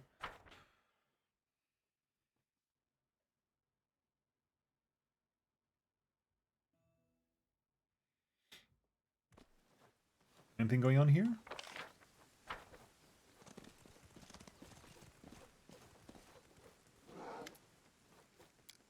Did you meet the city, Aranka? People used to pack into the square to hear you sing. Ill, you're hilarious. Of course I don't. What Desnan bard would actually miss the city? It's here that I have all of you in a magic garden in the middle of the world wound. But even if I didn't have that, even if I was entirely alone, I could always sing to the clowns in the wind.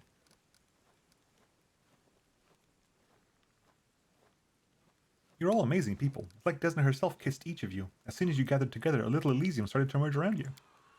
But if you hadn't saved us, we would never have wound up here. We would have never wound up anywhere at all.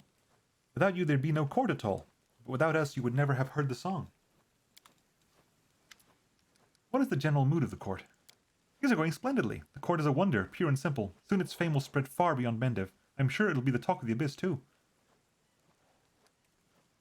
How are things going in my court?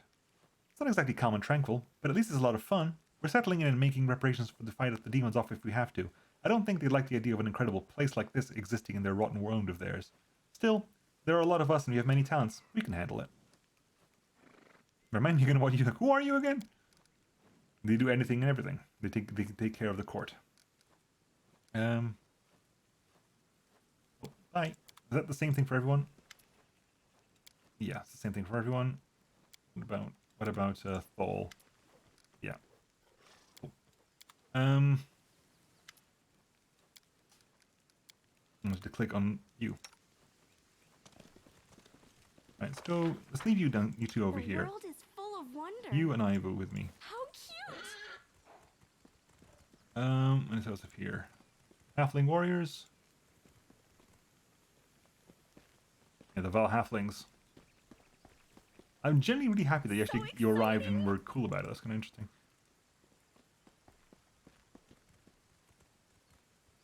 There's been no indication of where this food thing is. This food statue. Matrix Oladivara. That's fine. You've got nothing new to say. Oh, With grace? yeah, here you go. This Scarenthal. The rock cleaver. Okay, so we have our tree ant friends. Uh-huh. And down here we have the... Oh, we've made the statue. Interesting. The gingerbread demon created by the cavalry sculptors. The statue looks like it was partly molded by hand and partly chiseled at full gallop. Okay, that's been built then, right? They built the gingerbread statue of a demon.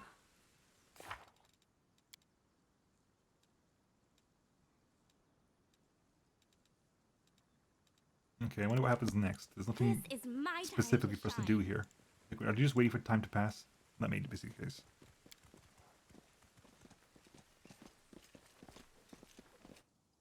That may actually just be the case. Okay, back to Dresden. Right, before we go in, let's do some management here. Protectors. I wanted you to fill this out, but right now I need you to go back there and hire people who need hiring. Recruitment. So you can recruit more hedge knights, marksmen, and shield bearers. We have here bandits, who are the archers. They're the archers who fire twice on the first turn. These are the rogues. These are headhunters, which are the counter snipers. Okay.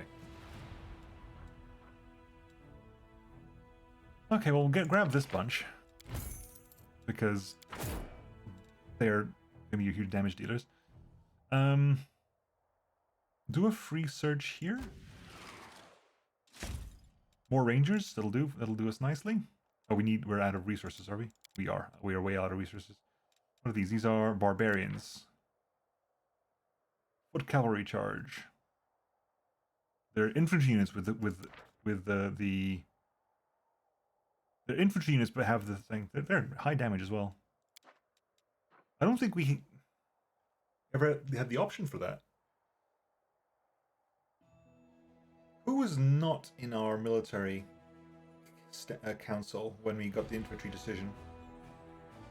Greybore, I don't think was there. Maybe it was Greybore. You can do... Oh, we need to buy stuff, don't we? We need to buy here. So we need 3,700... 3,790. We have 1090, so 2,700. That's expensive as all fuck, Jesus. Still gonna do it though. We can grab those. We can grab these. Do one more fresh search. Okay, good.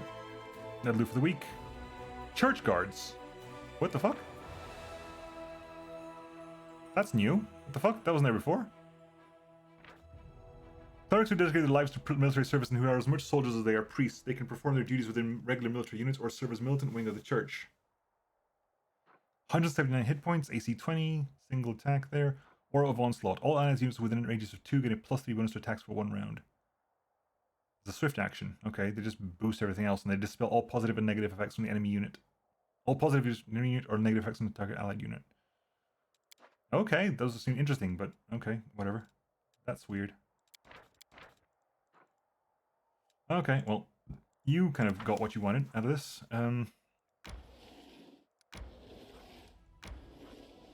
want you to complete this. Okay, you there. Shy boys. You need to head back. You need to pick up one more. Sir, reporting for duty. Hey, Mort! You're gonna head back to Dresden yourselves. 108, maybe it's going to take you a long time to get back, isn't it? Yeah, fine. Stay there for the time being. Internet's back. Oh no, you had no internet for shit. Oh wow. Fuck that. That sucks. That's always horrible. I could get the paladin to bring them out, but I haven't got the money for it at the moment. I need to wait. Okay, hang on. If I go into recruitment real fast. 73 times 40 plus 4,100 plus 73 times 40. Calculator.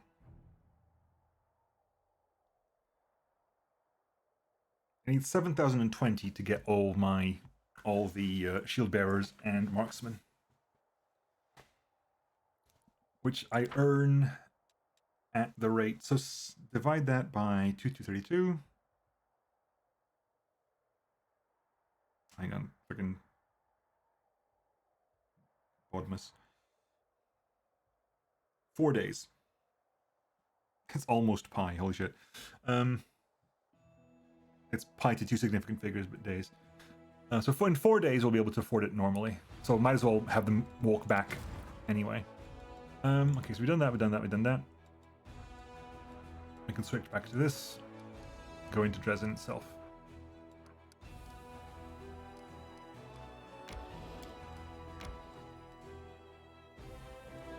Actually, I want to try something real fast. Get in there. Before we rest, I want to try casting the rejuvenating poem.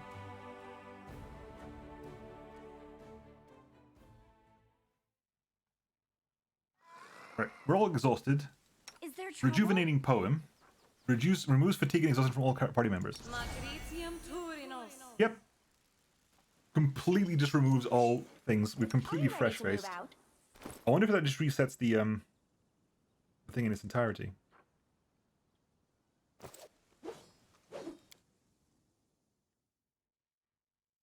So twice per day, I can just remove all... Okay, so it does not last long. It does not last long. It lasted maybe an hour. No, it's just it's a spell that I have. It's not it doesn't cancel the day, but it means I can remove it for a fight. Like if I'm going to go into a fight and everyone's exhausted, I can remove that exhaustion for the fight, which is very helpful because it's a -2 to a bunch of stats. If they're exhausted, it's even worse. It's minus like 6 or something. Maybe let's enter there. It's also good to know that it's not just like resets for 8 hours. It's like, no, it's just for maybe an hour you lose fatigue.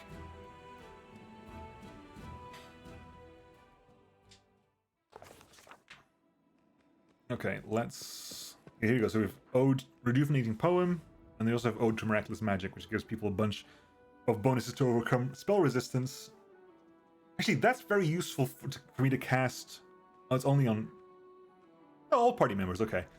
It's personal on me, but it affects all party members because increasing bonus to overcoming spell resistance is good, and also the saving throw DC of spells that require will saving throw helps Nenio to get Phantasmal Killer off. Right, that's Irabeth, hi. I found out how the demons snuck up on us. It won't happen again. Irabeth nods grimly. I've been told. You protected us from surprise attacks and saved those poor fellows who were being maimed by demonic rituals. Those poor lads. What have they become? I hope the clerics will be able to heal them, or at least ease their suffering. Okay, we did that one. I wonder if we have somewhere in the city where we can go check up on them or something. We have a hospital, don't we? I think. Anything interesting new? Decrees, Royal Court's help. Oh, we can reenact this one. Oh no, we don't reenact it. We just get this. Oh, so it doesn't trigger automatically. Okay, I thought it triggered automatically. And this is the fate of the room. Yeah, it's fine. Whatever. That's still ongoing for a while. Okay, let's have a rest first of all. How are we doing here? Still maxed out.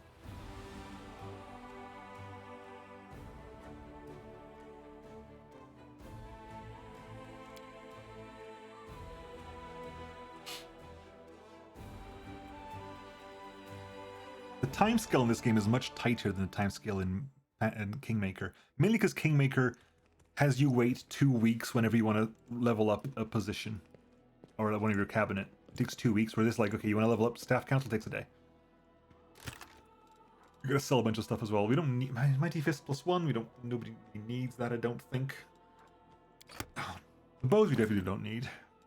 Do you have Mighty Fists? Nope. Take Mighty Fist +1. Rest up. Real fast, real easy, real smooth. Running from the law, cutting purses, breaking into other people's houses. Is that really all you want out of life? Oh, sister, I remember a priest of Iomade asking me the exact same thing when I was about 10 or so, using the exact same words. Do you guys have a script you have to follow or something?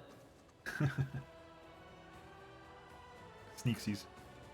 Cool. Righto. How cute! Quickly check on whether or not enough time has passed. You've healed up as well, Ivan. That's nice.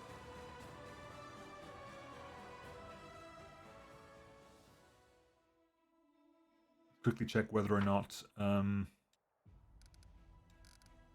Yep, it has done. So you keep going back to base.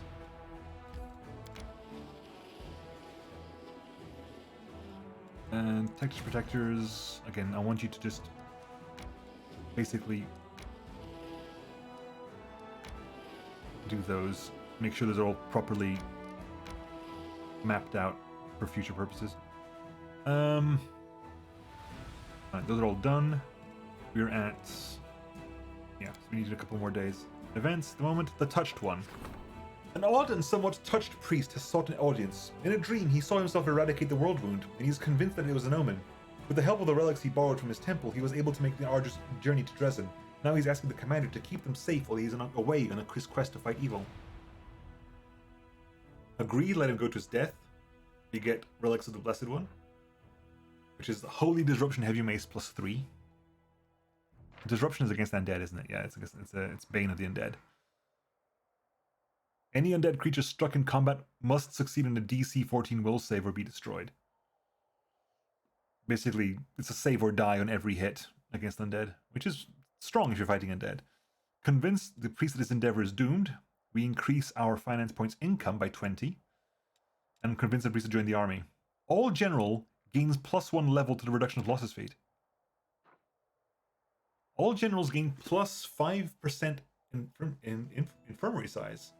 That is actually not something I'm opposed to. I mean, what's our finance points income at the moment? Like 2,032.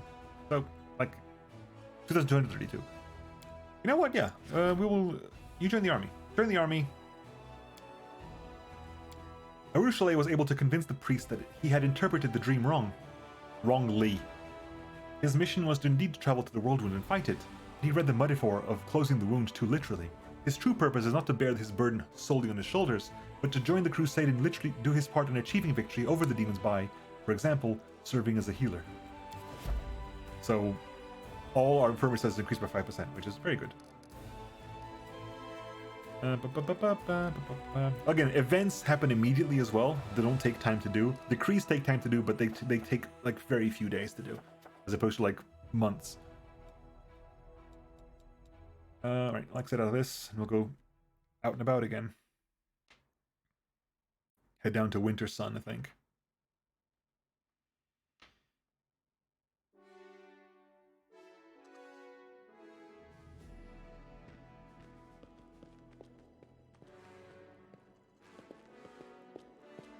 Head down to Winter Sun.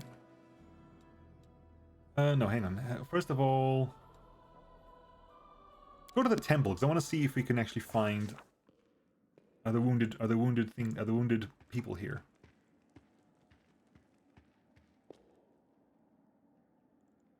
So exciting. Are the wounded are Tomaz and WotR here? I wonder.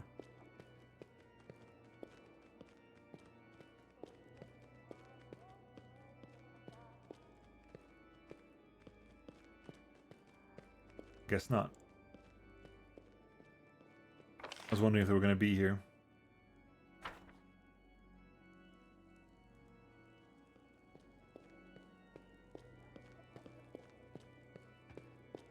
Okay, fair enough. With grace? Just wondering if they'd actually put them in the temple. I think that's the only thing we have that's kind of like a hospital, I think.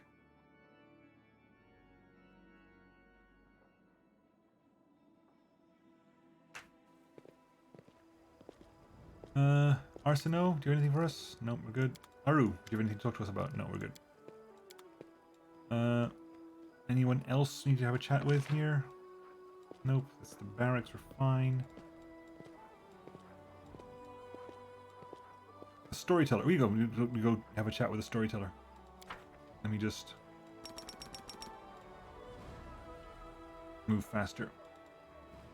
How are you doing on experience? We are less than 4,000 experience, level 11. Damn.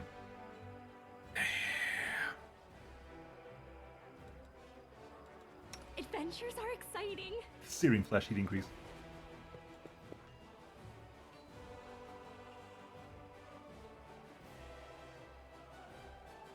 So right now, whenever we get hit in melee combat, we counter with... We did 7 levels of Searing Flesh.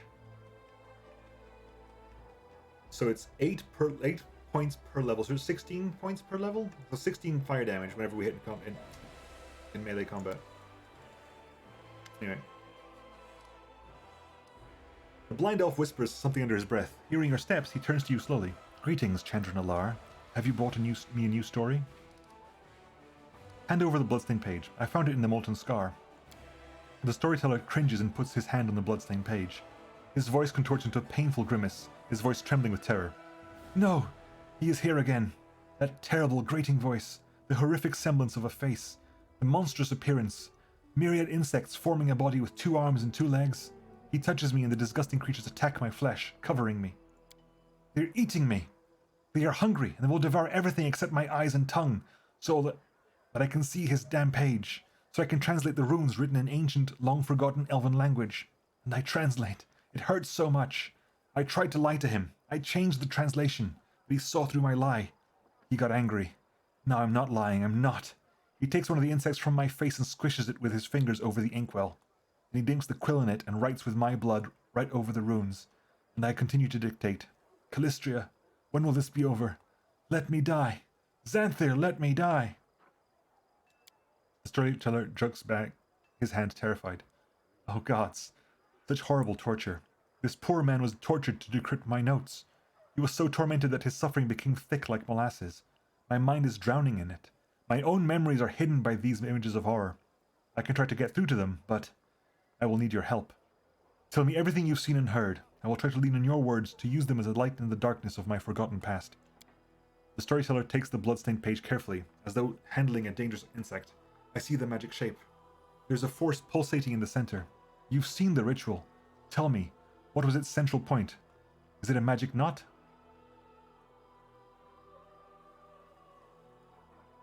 They didn't kill the dead man. The dead man turned into a demon. The center of the magic shape was a prisoner. Yeah. The center of the brain was a prisoner. Yes. A storm of force spiraling into a sharp knife, and a living soul inside in the eye of the whirlwind. There must be a living soul, for the knife is just a tool. The energies are too bright. I can't see through the glare. What did you see during the ritual? What was it like? It looked like a small rift was opened to the abyss. A rift, an umbilical cord connecting the worlds, allowing not only sentient creatures but planar energies to travel through it. I remember it. And the sound, I remember the sound, words appealing to some force, those performing the ritual. Did they utter some incantations? Well, they repeated the word Ravuk. The old elf is out of breath, overwhelmed by memory. Ravuk. No name. An old word with tremendous power. The language to which it belonged died a long time ago, but the power of this word lives on. In the past, wizards used it in rituals when they intended to do something far-reaching and contrary to the natural order of things. By hiding their names, they protected themselves from the consequences and the wrath of the gods. Ravuk, I have no name. You will not find me. The storyteller trembles as if he's about to fall. Now I remember. I know where I saw this ritual. Part of it. I am one step closer to understanding what happened to me. Thank you. If you find more pages like this, please bring them to me. Maybe by putting them together, I will be able to lift the veil and the mystery surrounding my story. Well, I got some more pages for you. The storyteller carefully takes your find. Yes, you are right. Another piece of evidence from the past I have forgotten.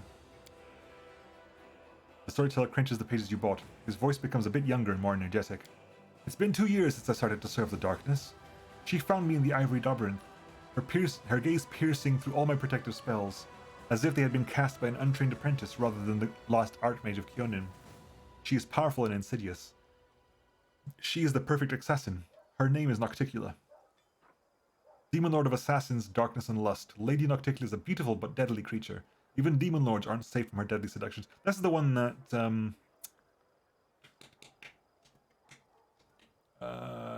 what's her face? The Aru, worked for.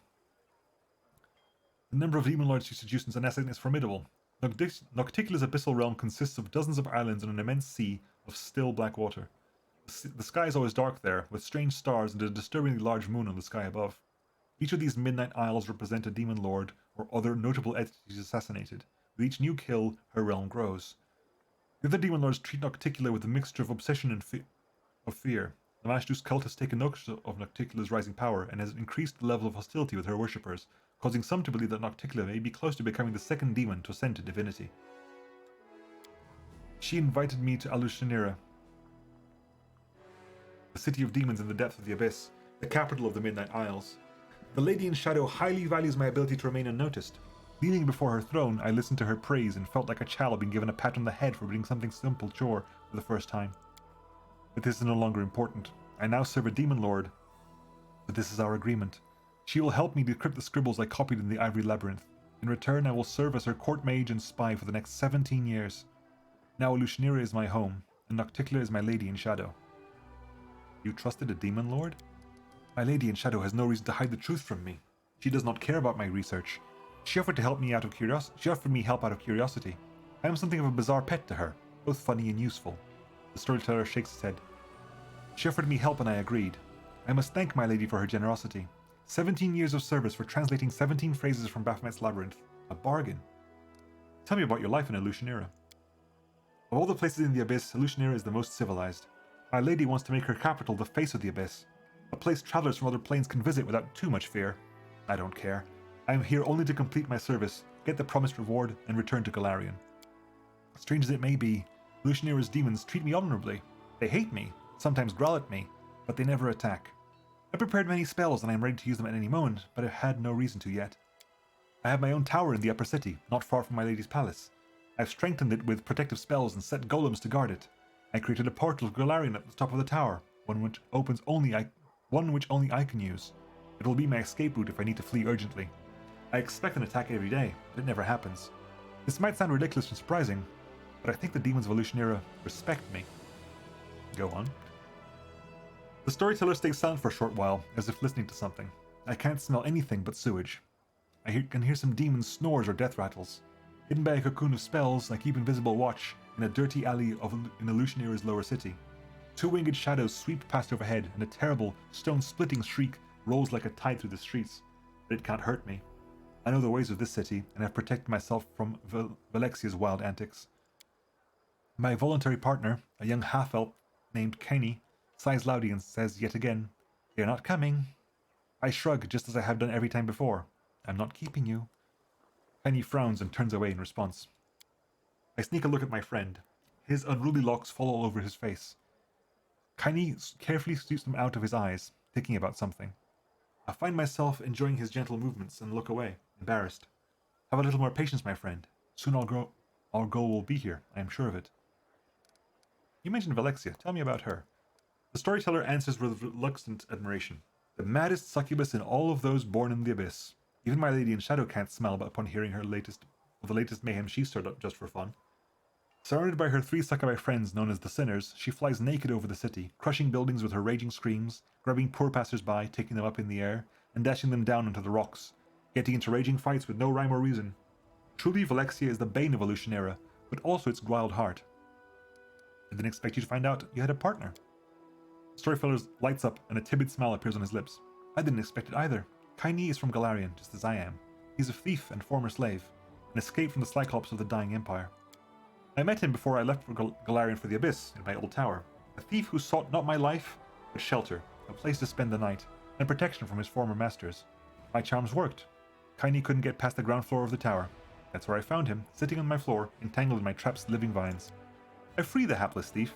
I wasn't angry at his intrusion. I was even glad to talk with this restless youth of the short-lived folk. I had no idea how much I had missed companionship. After that, Kaini often spent the night in my tower, partaking of my hospitality. Together we lived through the terror of Earthfall, and, when the time came, I took him with me to the Abyss. Recently, he has even helped me carry out some of my lady's tasks, those that give him opportunity to make some money. Does your partner know about your goal to save Galarian? Oh yes, we've discussed my plans many times, sitting at the top of the tower, nursing goblets of warmed wine. Kaini shares my love for our dear Galarian and supports my desire to save its doomed civilizations. The storyteller smiles warmly at the rush of memories. My friend is not like me at all. He is young, hot-tempered, and mischievous. Or mischievous, depending how you pronounce it. He prefers to act first and deal with the consequences later. Perhaps this is why we get along so well. Opposites attract. Finally, my patience is rewarded. I see a slouching demon in rags, so pathetic that even the demon guards of Evolutionera would not lay a hand on him out of disgust.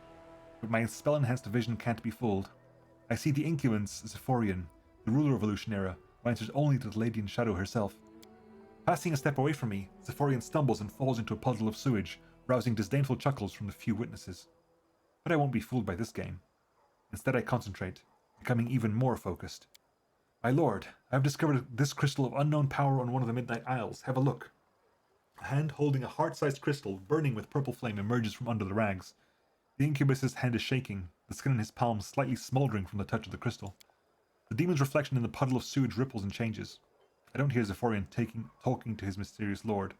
The incubus hides the purple crystal back under the rags. As you wish, my lord. No, Nocticula knows nothing about these crystals, I am sure. Of course, Lord Succoth Benoth. I wince. I have no desire to stand in the way of a demon lord. Succoth Benoth is the patron of sexual and other hedonistic gratification, seeing the world as his plaything, one that serves up violence and destruction of which he is repeatedly especially fond. He is the brother of Nocticula. I turn around. You see, Kaini, we were able to get evidence of Zephorian's treason. I was right. But my friend is nowhere to be seen. Who is Succoth Benoth? A disgusting demon lord, champion of meanness, debauchery, perversions, and breaker of taboos. He's Nocticula's brother and former lover. Okay. Sure, why not? Out of jealousy, he tried in vain to kill my lady, but he remained alive after the attempt. He is driven by fear, shame, and hatred towards his powerful sister. I am standing at the top of my tower. There's a goblet of warmed wine in my hand. Nocticula was pleased with my raid. Oh no, she won't kill Zephorian on the spot. My lady's punishments are much more sophisticated. Banishing, demotion, even transformation into the pathetic creature the incubus was masquerading as. Nocticula has a lot of choices. I don't care, I've done my part. I sip from my goblet and turn to my friend. Without saying a word, Kaini takes out a rag from under his shirt and shows me the purple crystal wrapped in it. I chuckle. That's where my friend went at the end of the raid. Well, we are going to keep the crystal. I will study its properties in detail and find out if it will help us achieve our goal. Nocticula doesn't have to know that I have the crystal now. Let her look to Zephorian or her demon lord brother for it. I drink from the goblet again and look down. Evolutionera lies at the bottom of the tower like a faithful dog at the feet of its master. I earned respect here. Even the Lady in Shadow heeds my words. I feel a treacherous smile appear on my lips. Of course, when 17 years have passed, I will return to Galarian, but for now I like my life here. The storyteller is quiet for a long while, thinking about what he saw, then runs his hand over his face, tired. I served a demon lord, and what's more, I liked it. I did not expect this from myself. I was completely different. Different thoughts, desires, motives. What made me change so much, I don't know. The storyteller shakes his head ruefully. Then we can just go listen to the whole thing again, or... Okay. Another page. Storyteller carefully takes your find. Yes, you're right. Another page of evidence from the past I have forgotten. Thank you. If you find more pages, bring them to me. Okay, cool. 2 more pages to add to your list of stuff. Do you have anything about relics and stuff? Examine the items I'm carrying. So 5 bars of magic essence, 2 bars of cold iron, 2 vials of demon blood, and 3 skins of magical creatures will try to restore it. So ancient cloak and broken gauntlets. I haven't got the necessary materials for either, but that's it. Okay, good. So we have, what is it? Broken gauntlets is 1 magic essence, 4 cold iron, and 2 demon blood, whereas we have 5 magic essence, 2 cold iron, 2 demon blood, and 3 magic hides. Yeah. It doesn't say there, but it says here what you need. Thankfully. What do I actually have at the moment? I have 4 magic essence, 2 cold iron, 2 demon blood. It's 4 cold iron for this. It's this one is 4 cold iron, right? Yeah, 4 cold iron. So have I got the cloak, the skin of a magical creature?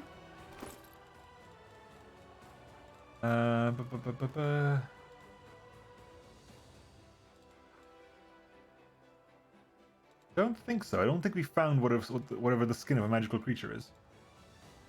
I was wondering if I thought it was going to be like something we had over here, but no, it wasn't.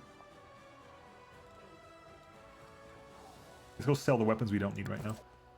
Does anyone need the ring? Because we have a ring of protection to give to somebody. You got a ring of protection. You have no rings at all. You've got no rings at all. Socio, you've got no rings of protection. Woljif.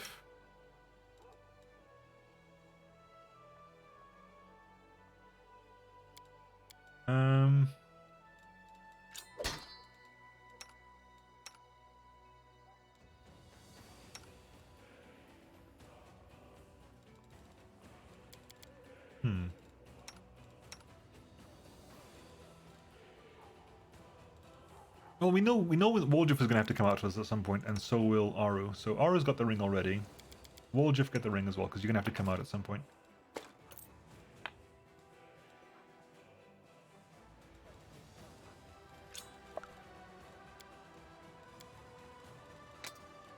Right, let's go sell the stuff I don't need anymore.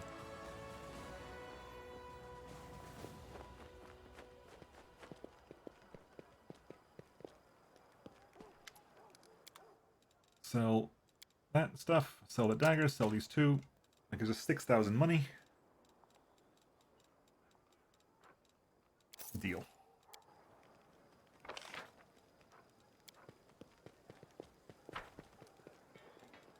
A simple smile goes a long way. Uh-huh.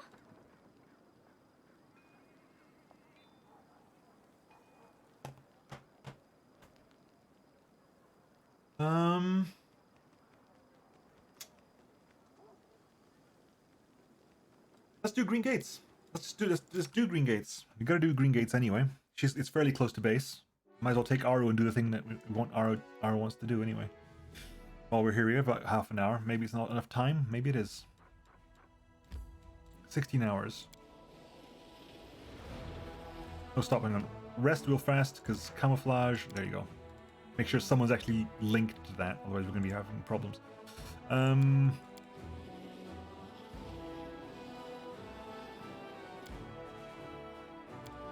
Okay, none of us actually...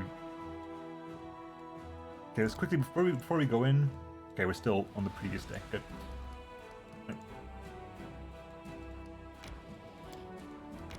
Oh, into the location.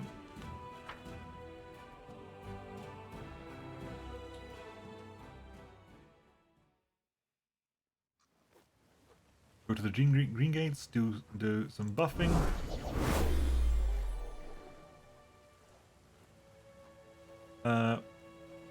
Anything new? We can cast some magic weapons. Create a magic weapon, can't we? Because You go to the damn We horse. will win this war. You require my Minio. unbiased opinion?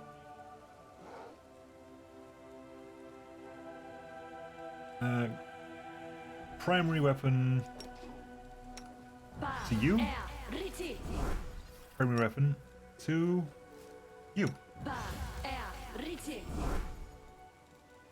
Has that helped at all? For my path.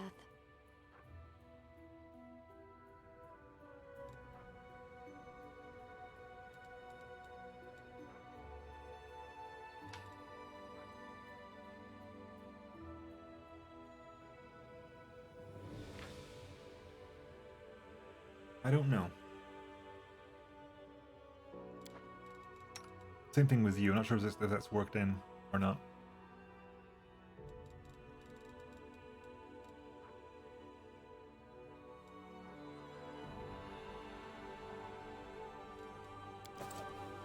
Anyway. This is my time to shine. Here we are. The hag should be around here somewhere. She catches your eye and a blush unexpectedly blooms on her cheeks. Quietly, in a near whisper, she adds, "Thank you for bringing me with you. This is very important to me. This is important to me. Very important. Beware. You are dealing with a creature that is very old, very devious, and very dangerous. She may not be a demon, but she can move like one. If you hesitate, she will slip from your grasp before you even know it. Fortunately, there's a relic of Desna in this very fortress, the Bell of Mercy. It will help you catch the hag, like a cat in a mousetrap. No, wait, you don't say that, do you? Like a mouse in a cat trap? Never mind. What matters is you must catch her." The right way to say it is mouse in a mousetrap. Yep. But I can see how I got confused. All those boring words, I get them mixed up all the time too. What if everybody said, catch a bee in a bear trap? Or maybe a moose in a fox trap? A manticore in a unicorn trap? A hedgehog? No, I don't want to catch a hedgehog, they're too prickly. And how about a rabbit in a goat trap? I was distracted thinking up new combinations and no longer paying attention to any of those around her. What can you tell us about this hag? Did you know that there are different kinds of hags? Jerunica is one of the most terrifying types, an Anis hag. This flesh eater possesses frightening, evil magic powers. She's not a demon, but she's far more cunning than any inhabitant of the Abyss. Don't listen to her rigmarole, and don't believe her evasions. Just grab her, put a knife to her throat, and demand straight answers. Don't forget, like demons, she can travel huge distances using magic, but the sound of the bell will stop her from slipping away. Don't listen to her. Kill her immediately. You thought of everything, haven't you? I wonder what it is she might tell us. Are you certain you're not hiding anything from us, demon? How will the bell help us? It's an ancient relic of Desna. The Crusaders brought it here when there was still hope that the Sarkaris could be retaken easily. Then the world wound expanded and the Crusaders were forced to retreat, leaving the bell behind. The demons tried to corrupt it or destroy it, but they couldn't. The bell burned them when they touched it. They managed to rip the bell's clapper from it, but they couldn't take it far. Look for it. It should be around here somewhere. Desna imbued the bell with powerful protective magic. If you strike it, all demons in their ilk inside the fortress will be unable to move. If the hag cannot move, she will not be able to evade you. And how did you know the hag would be here? We knew each other of old. Actually, that's not quite true. We have never met in person, but I've been tracking her for quite some time.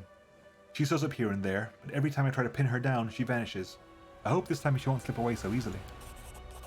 Ruchley seems agitated and you detect a tremor in her voice. It seems that hunting this hag means an awful lot to her, but you have a sneaking suspicion that the succubus has not told you the full story. Let's go for it. Okay, so let's cast important buffs as well, because those last a shorter amount of time, but I don't need to travel for it. Have you got everyone? Oh, god damn it! Stop moving! Christ! Damn you! They're all it's a surprise round, so we'll get to basically move into position first of all.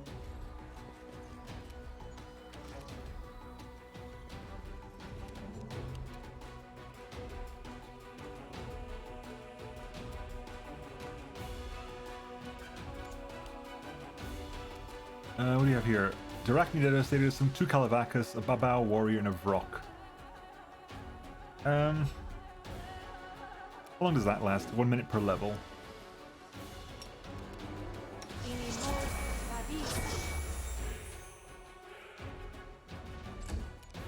Nenio, move up here. Ember, move up here. Nice. Babao moves up. Aivu.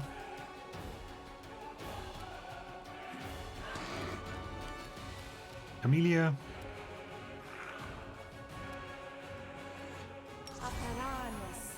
Bless and move forward. Aru.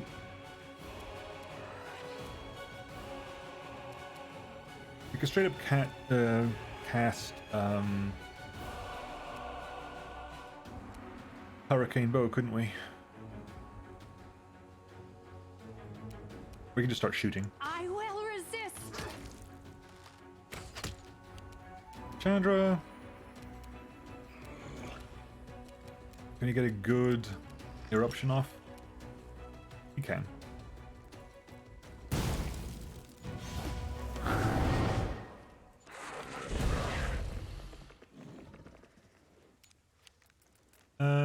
You are going to go here and you're going to go here. Into the fray. I was hoping you'd be able to turn around. Inheritor, guide my blade. Oh, the horse killed you. Okay. Will saving throw succeeded. Nenio, move over here, please. What do we have here? Will saving throws followed by fortitude saving throws. Will plus 10, fortitude plus 11. Will, okay, so your will is likely to succeed. The rock is about to die anyway. So can we cast Phantasmal Killer on you? Yep. Dies. Go over here. I'll cast Controlled Fireball. Doesn't even need to be controlled, just cast regular Fireball. None of our friends are actually in the area, so. That kills the Vrock and the Kalavaku. Ivo. You are today's sacrifice. Are you? Why are you? Oh, you're staggered for some reason. Aru, please. Prepare yourself. Right, Chandra. Blast it. Stand down. Thank you.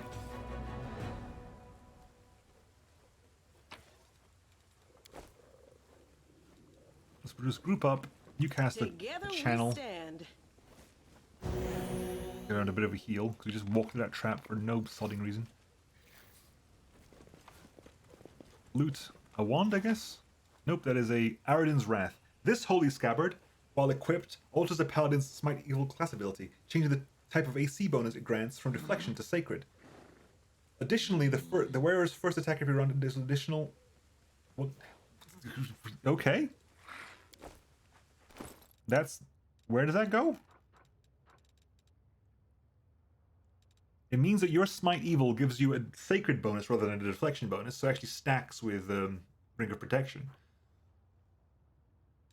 And it means your first attack every turn does additional Divine damage.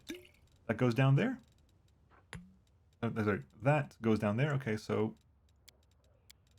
that's what the Wonder to Remove Disease. That's Spell of Enlarged Person. Go away, don't need that. Take that, please, and make sure it's on and on forever.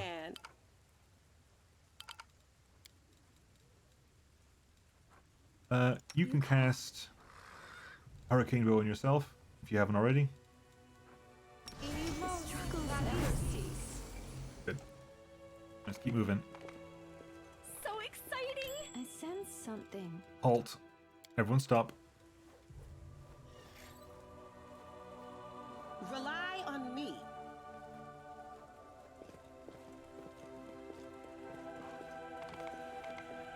With grace.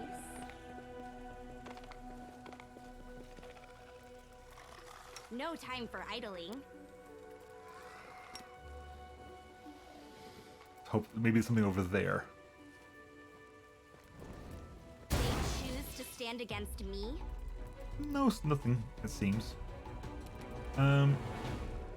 Let's see if you get this extra. Okay, does that work?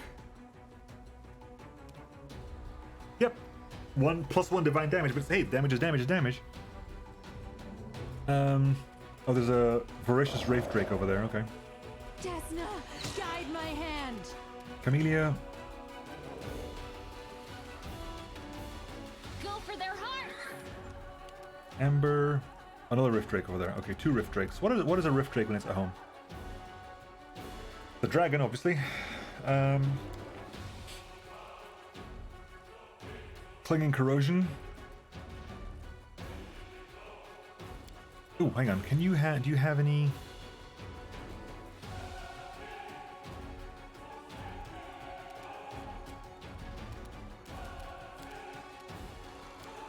No, you don't. Someone's gonna have to cast protection or acid resistance now. I don't mind who, but someone's gonna have to cast acid resistance. Can I get all of them? I can. Take it. Never mind. Ivu. Nenio, can you cast? Do you have any resistances planned? No, not really. What's your?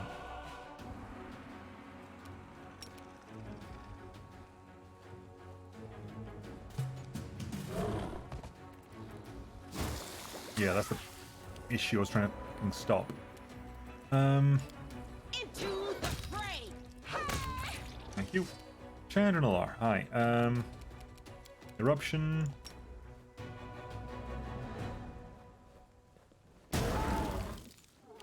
Aru. Make your peace. Amelia.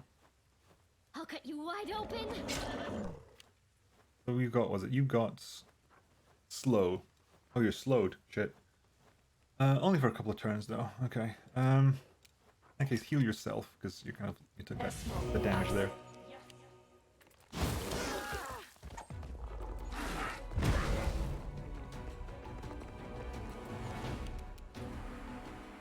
Ivu, are you slow as well?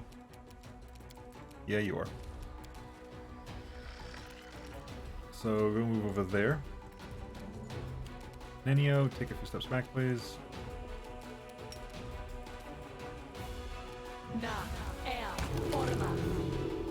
Phantasmal Killer.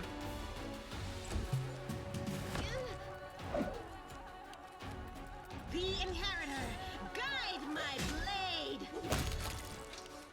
Am I slowed? No, thank God for that.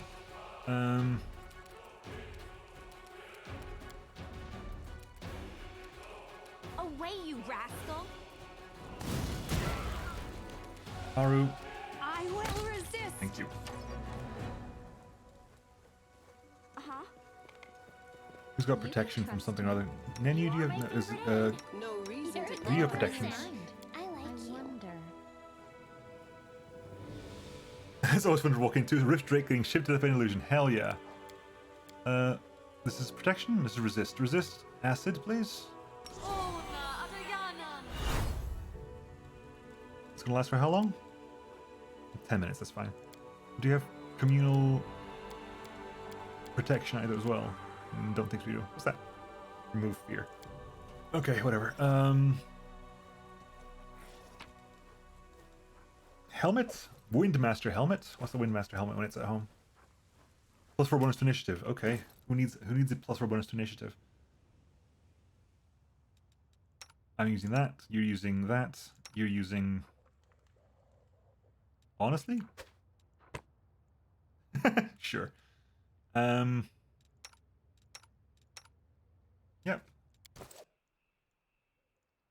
Here we have stuff. Here we have stuff.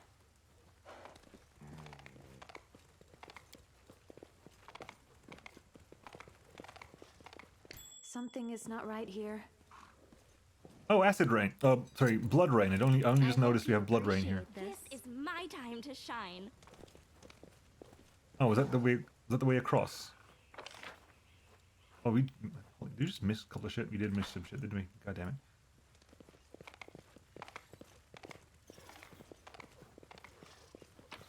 Anything interesting there? No. Okay. Anything over here as well, please?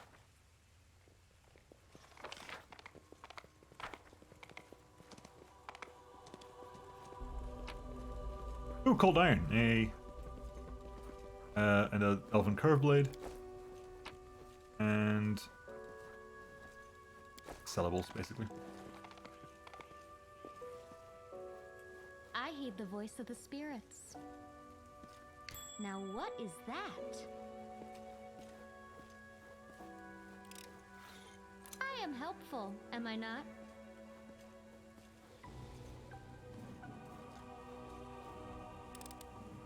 I am helpful, am I not? How cute. I'll watch your back. Matricium Turinus. Fuck. Hi!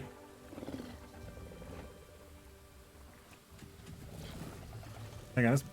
So exciting! The world is full of wonder.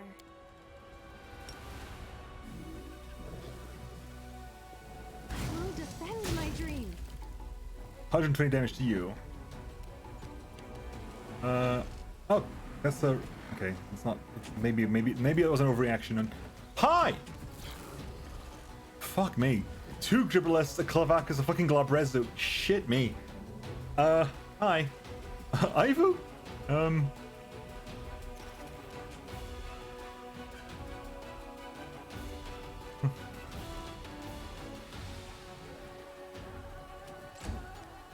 Aru, take a step forward, please, and let's finish you off if at all possible, because if you're gone, that's a huge step in the right direction.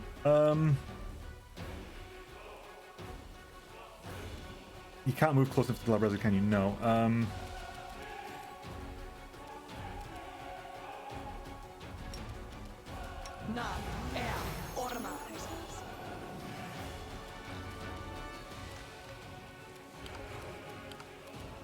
The light. Take you. Ember, can you get a good fireball in there? Controlled fireball, you can hit everyone with it, right? Within range? Yes, you can. Camellia. The spirits And Data's demand your Giblith. blood. Right. Can I... Okay, if I remove Gather Power Low, I can't... Can I use a fire one without problems? No, I need at least... Okay, no, hang on. If I put these there, hang on. Turn that off briefly, because I want to be able to move up as well. Move up to there. Then we'll use a eruption there. We can get these 3 with that eruption.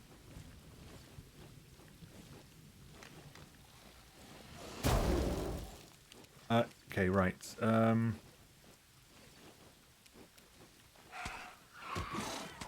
4, 5, 6, 7. Okay, you hasted. Move forward. Can you get some good hits off here? Desna, guide my hand. That's both the giblets down and a shot done at the thing. Okay, move up here. Can I get the Glabrezu? Yes, I can. Fuck you. Into the fray. Yeah, that was not too bad. Ourselves? Jenkins, you see that troop column? I don't want to. Ember, get back here, you crazy.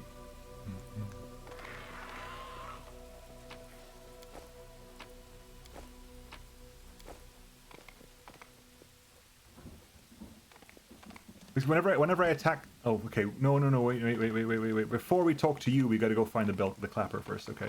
So before we talk to you, we're going to go see if we can find the bell. Uh-huh.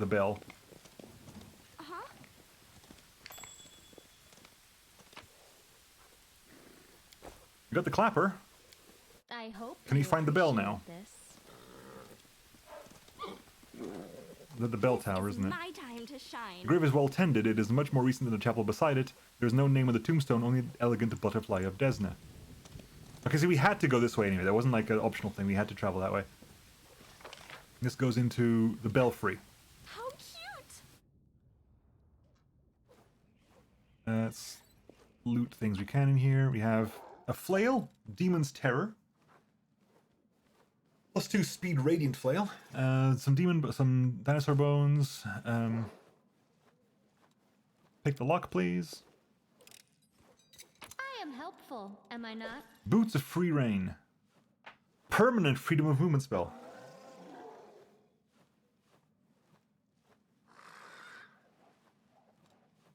Now, someone had an interesting theory. I think it was whether or not if you equip... Well, really, you're going to explain to me what a spell is? If I give this to Dayrun, well, does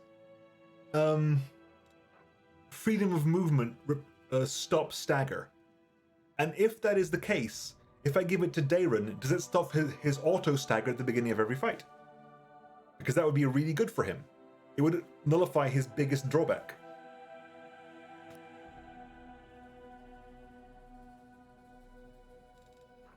I don't seem to remember if this stops stagger or not.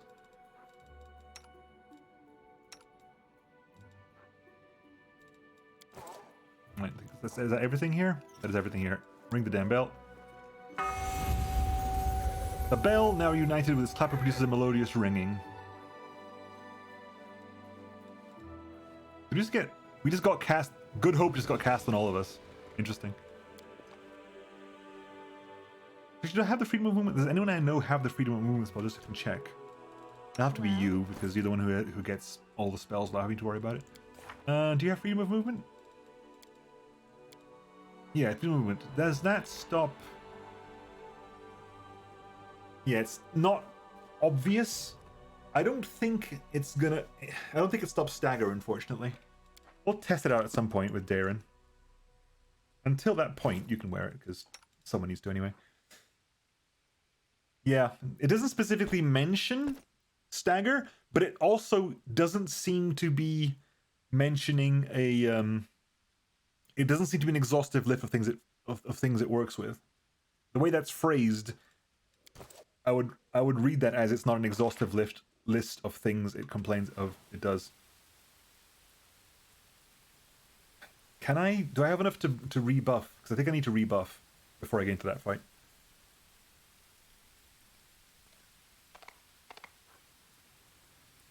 Can I re-short buff, maybe?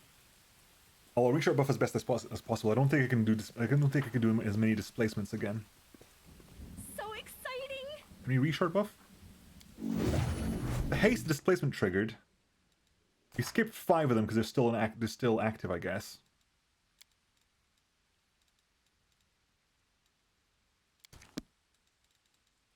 You got sense vitals. Yeah, we're gonna...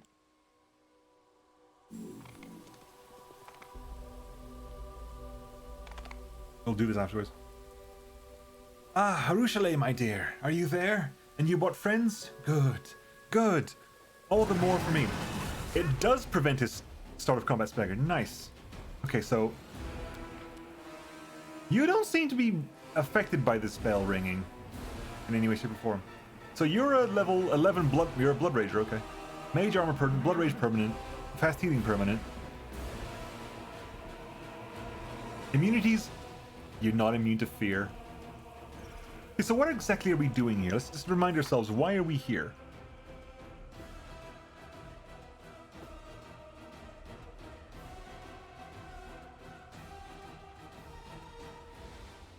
Okay, so you want to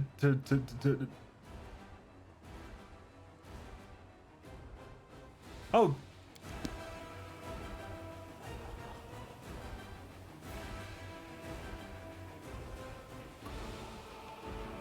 Monstrous is like an NPC class.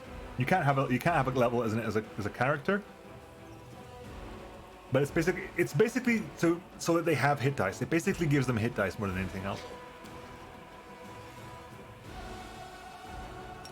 I'm assuming you are evil. Chaotic evil, yeah.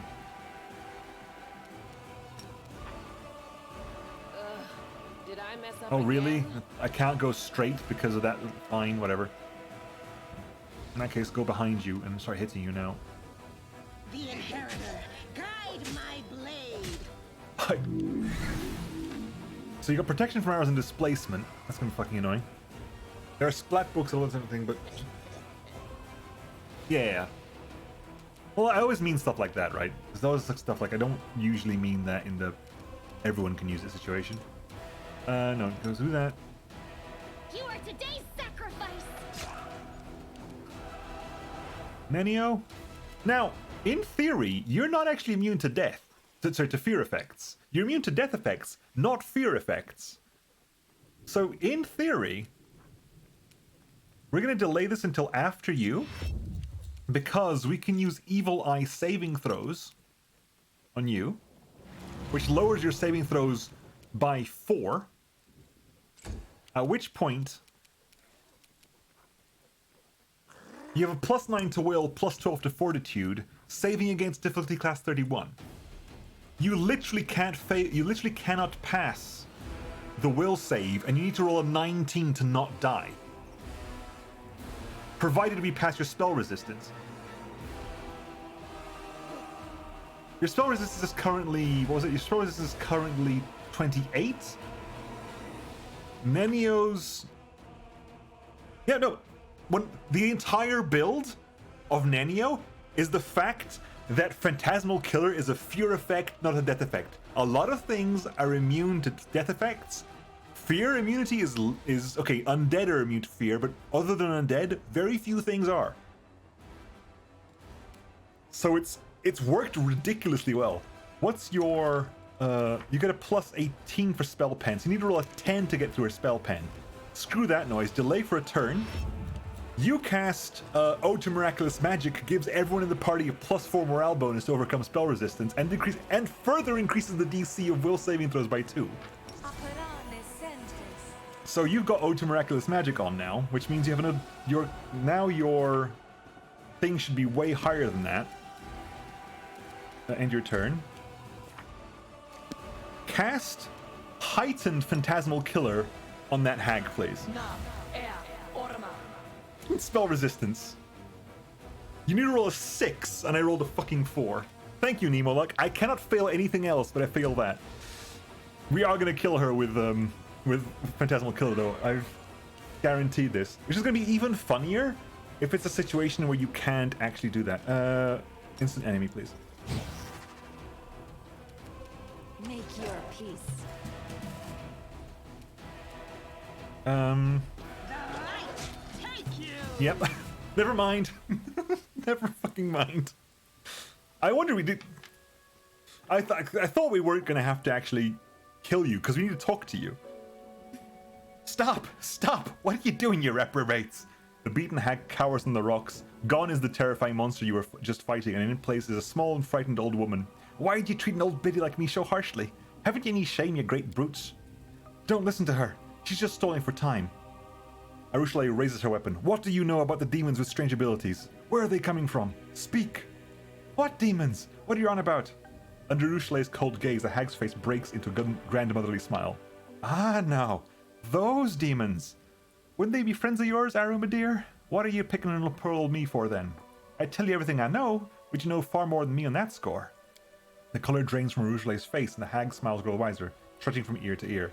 My little chicken, don't you tell me you haven't told your new toys all that? Kept it to yourself, did you? The hag bursts into screeching laughter before turning her gaze on you. Take pity on an old woman. Let me go before any more harm's done. You better have a word with your little demoness about those demons. You liar! I've never been to the Ivory Sanctum.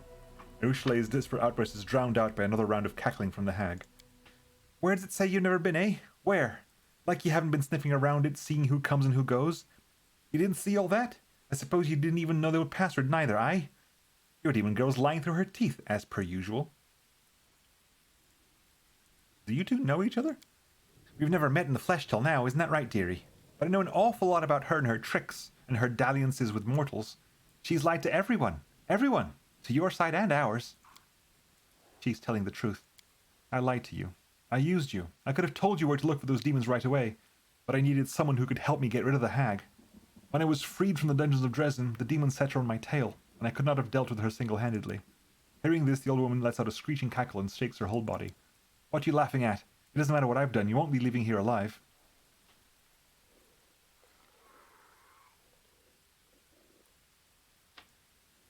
Wait, don't kill the hag. I want to ask her about something. Ursula gives a reluctant nod, but doesn't lower her weapon. All right, but don't let this lying filth confuse you. I'm the lying filth here, am I? That's the pot calling the kettle black, Arusha lie. Who are you? Who, me?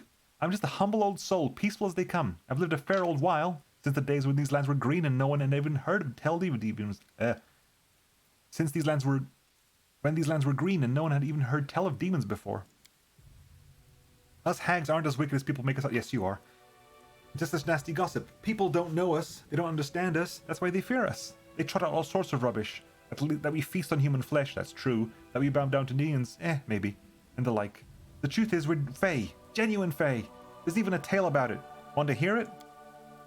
Madam Hag, I would like to ask you some questions about human flesh, if I may.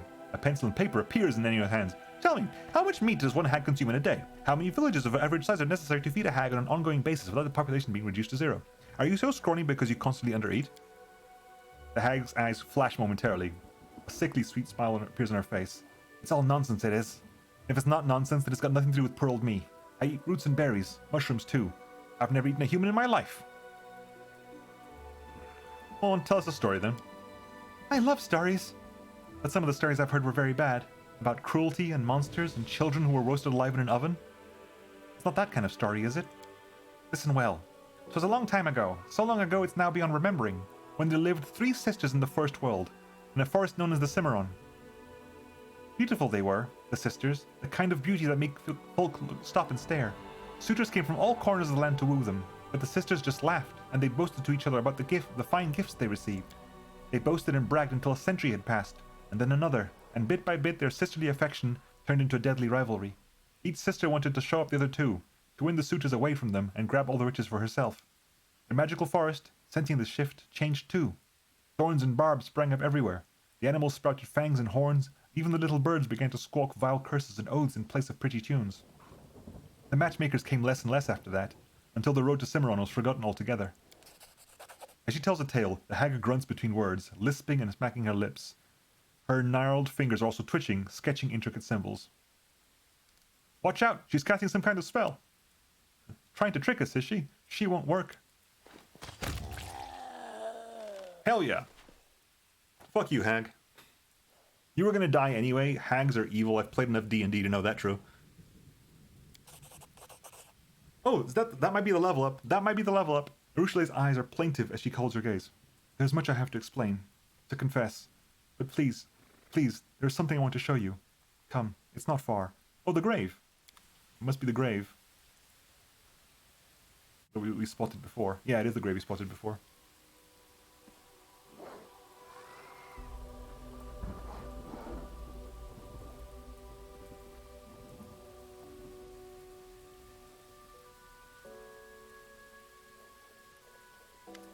Ursula approaches the grave. It is small but surprisingly well maintained given the surrounding squalor and neglect.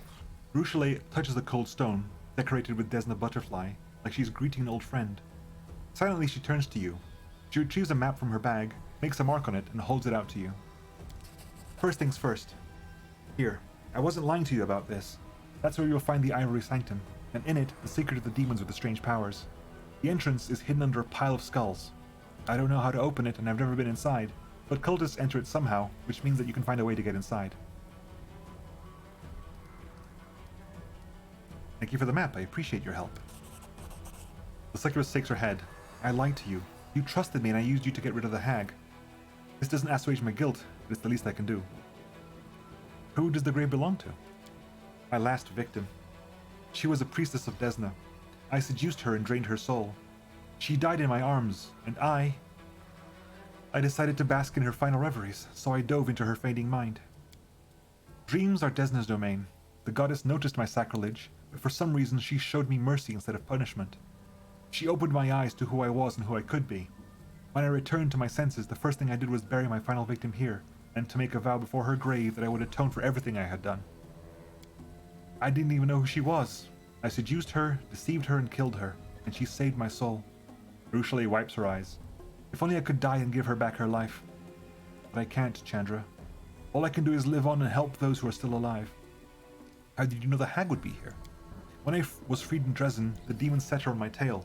She failed to catch me, but she took a hostage of a sort. Ursula once again runs her fingers over the granite tombstone. She threatened to corrupt this grave if I didn't come here and surrender. I knew I could not defeat her on my own, so I used you. I used a lie to get you here so you would help me kill her. Forgive me, I'm sorry. How did you know about the Bell of Mercy? This place, the fortress and the bell tower? I saw them in the dreams of the person lying in his grave. She was on her way here for the bell. She wanted to take it from here and return it to the Crusaders in Canabris. But she never made it here. Because she met me. I killed her, devoured her dreams. Or rather, they devoured me. That's why, when I re-emerged from the dream realm, I buried her here. I thought it was the right thing to do. I've wanted to return the bell to the Crusaders for a long time, but... She brings her hand to her face. The barest brush and the bell burns my impure fingers. Why did you have to lie? You could have just asked for help. I was afraid. Afraid that you would refuse if there was nothing in it for you. I was afraid you wouldn't believe me, and... I'm a demon, Chandra. For centuries it was all I knew. If you want something, you get it by lying or by force. Luring you here was so easy, so natural. All lies and manipulation, they are my native language, one I have spoken my entire life. Asking for a favor? Now that is a foreign notion that I have only begun to learn. Don't think I'm trying to justify what I did. I know that my lie was despicable. I knew it perfectly when I lied to you. I knew it was a step backward, back to the older Rochelet, and I still did it. There's no excuse for it. I just want you to understand me. Attack! Everything is clear now. So, what are you going to do with me? Rochelet waits with bated breath, her eyes locked on yours. You see fear and sadness there, and also the tiniest flicker of hope. Say what you want, but we can't push her away. That's what I think. The fact that she's a demon only means her path to atonement started in the abyss itself. Her will be much longer than others. It means that she needs more help, not less.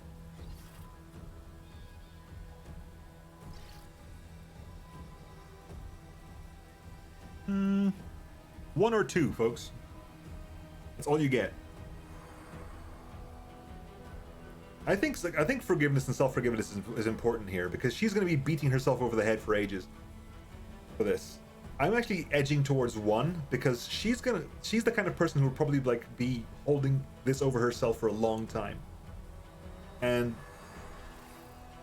it's better to think that than like getting her used to the fact that you can like do little white lies, when like she's basically trying to break an addiction of lying, and letting little white lies sneak through that probably won't help in the long run.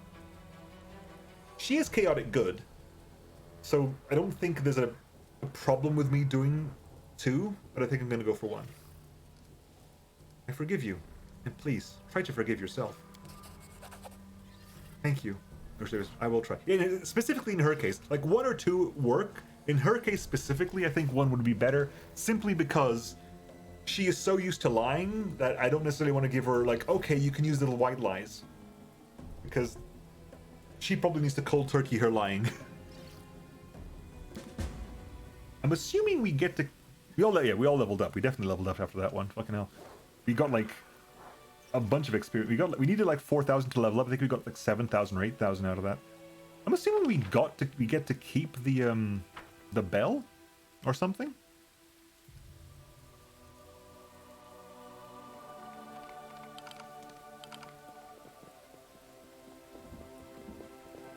Let's start doing these, grabbing these things then. What do we have here? Loot. Nothing major. Loot. Nothing major. Loot. Quiver of Cursed Thorns. The owner of this quiver can use it to shoot 20 units of cursed ammunition. Whenever this ammunition hits an enemy, it must pass a reflex saving throw or be untangled by an unholy vine for D4 rounds. And a S-Talk. The Crippling Kiss. +3 Keen Finesse S-Talk. Whenever this S-Talk confirms a critical hit on the enemy, the target suffers a -2 penalty to attack rolls, saving throws, and critical skill checks until the end of combat. Does not stack.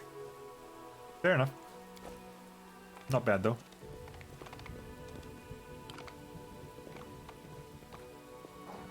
A bright future awaits us. With grace? We have here, we have a quarterstaff. Quarterstaff +4.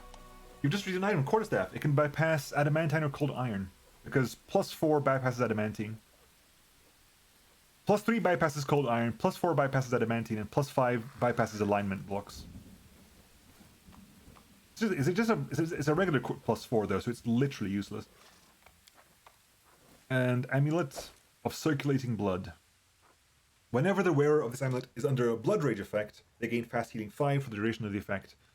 I have no Blood Ragers. That's basically 10,000 money. What a discovery! A pot!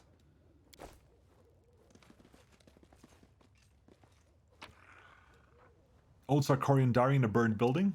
The diary's binding is scorched, and many pages are missing. Those that remain are covered in dirt and mold. Between the ink lettering that has spread and run and the patches of rot, it is possible to make out certain phrases.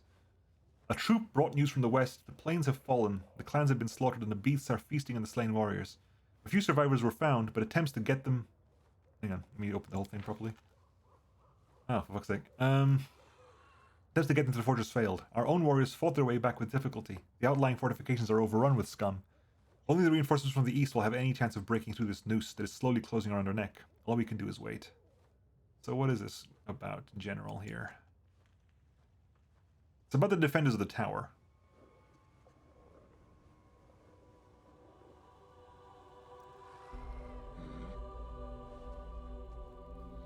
One more page is glued into among the final sheets. The page is made from finer paper and is emblazoned with inscription and ornate lettering. I discovered this journal in the fortress underground refuges soon after clearing the place of demons. The defenders of the Green Gates met their deaths with honor. We could not save you, but your courage stands in as an example to every person who picks up a weapon today in the name of Galarian. I vow that our newly formed crusade, which already proceeds apace through these mutilated lands, will finish what the Sarkorians started. Just as I have finished this journal, the banners of the dead will fly under the clear skies once more. Okay, this is basically about the fall of Sarkoris. And can we go up there and do a rejuvenation of the lands? Wow, yay. There was a trap there. I could see the trap, but no one actually saw the damn trap. Did you fail a saving throw? Yeah, you did. You both failed your perception checks. But you have no perception, that's why. At all. Neither of you have any perception at all. DC 28, you couldn't even succeed if you tried. Treasure chest. Take the lock, please. I am helpful. Belt of physical perfection, isn't it? Yeah, physical perfection is +2 to everything. Who wants to benefit from that? Physical perfection, because you've got physical form, but you don't need strength, really. You don't need strength either. You don't really need dexterity, but you have giant strength +4, that's fine. You already have a much better belt. You have Melander's Insult, which I haven't actually checked if that's working. I'm sure it does. You have the +2 belt of strength there, which is fucking hilarious for you to have, but you have it. And a belt of physical might. Yeah. And you have a belt of incredible dexterity +2. I will keep that. It'll be useful for someone else, I'm sure. Someone else will make use of that. Okay, let's reinvigorate the land before we stop today. Let's make it green again.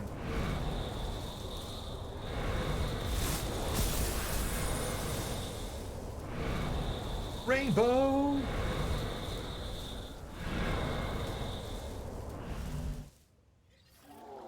Again, the fires are still burning, so I'm not entirely convinced that this will do much, but okay, we did it nonetheless. Like the last time we reinvigorated the land, we created a small patch of greenery in the middle of a lava cave. Like, huge lava cave, we create a small patch of greenery there. Like, great, that's not quite going to do much, is it? Because, frankly, if we're being brutally honest, that's probably going to cause us to die as quickly as it arrived. And next time we all level up to level 11. What does level 11 give me? Hang on, where's my notebook? What fun things do you get at level 11?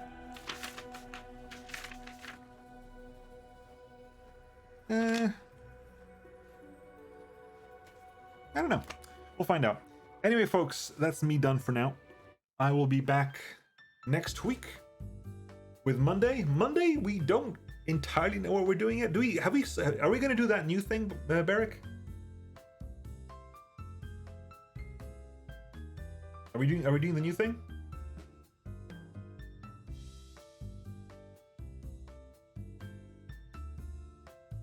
There'll be a thing anyway on Monday. Wednesday, that's the plan. Assuming everyone shows. Yep, I think everyone's going to be showing, as far as I'm aware. I'll double check again, but I'm fairly certain everyone's showing.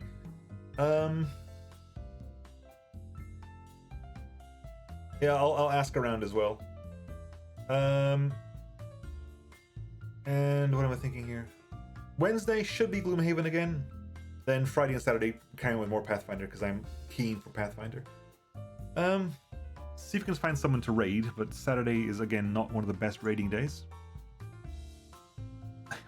I maybe raid Reloaded, but Reloaded raided me instead. Again, thank you very much also to the people who raided me, to both Jaded Cynic and Reloaded for the raids.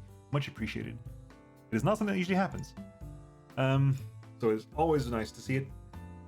We had a huge great time with other people here. Nice to have a lovely chat with Maddie as well. It was lovely having a really nice chat about RPGs with Maddie. But it was a really good stream day. I very much enjoyed it. Let's see here. Who is live right now?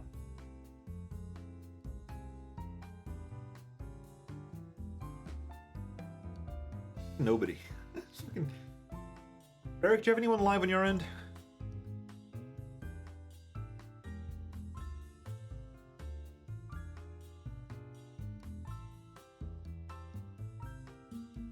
Because I've got nobody on my end. I kind of want to send you off to someone. Hey, Reloaded. You want to start streaming again so I can raid you again?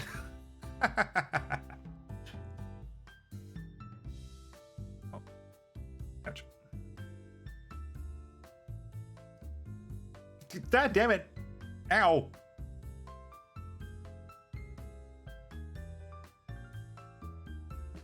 Pain. I was thinking about going live myself. Oh, fair enough. No worries. No worries. Steph is like, I know Steph is like, I just feel weird about raiding people I don't know. It's a weird thing. I don't know. That's a me thing, because people do that all the time. I used to raid 8-bit drummer loads, and that was always fine. But I just find it weird, like raiding like bigger people who don't know me, kind of thing.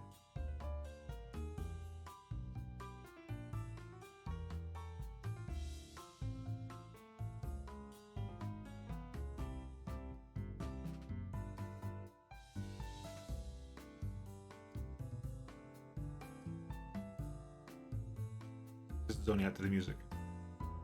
I love this track. It's actually a really nice track.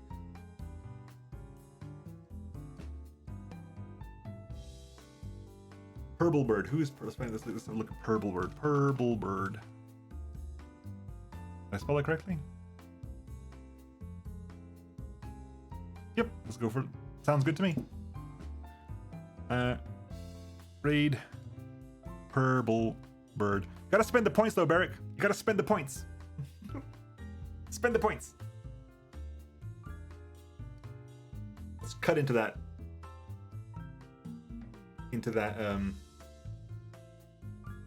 Fuck yeah, I gotta see the Daggerfall's because Daggerfall got the Unity up release. You can play Daggerfall Unity now. Someone basically remade all of Daggerfall in the Unity engine, and it just works.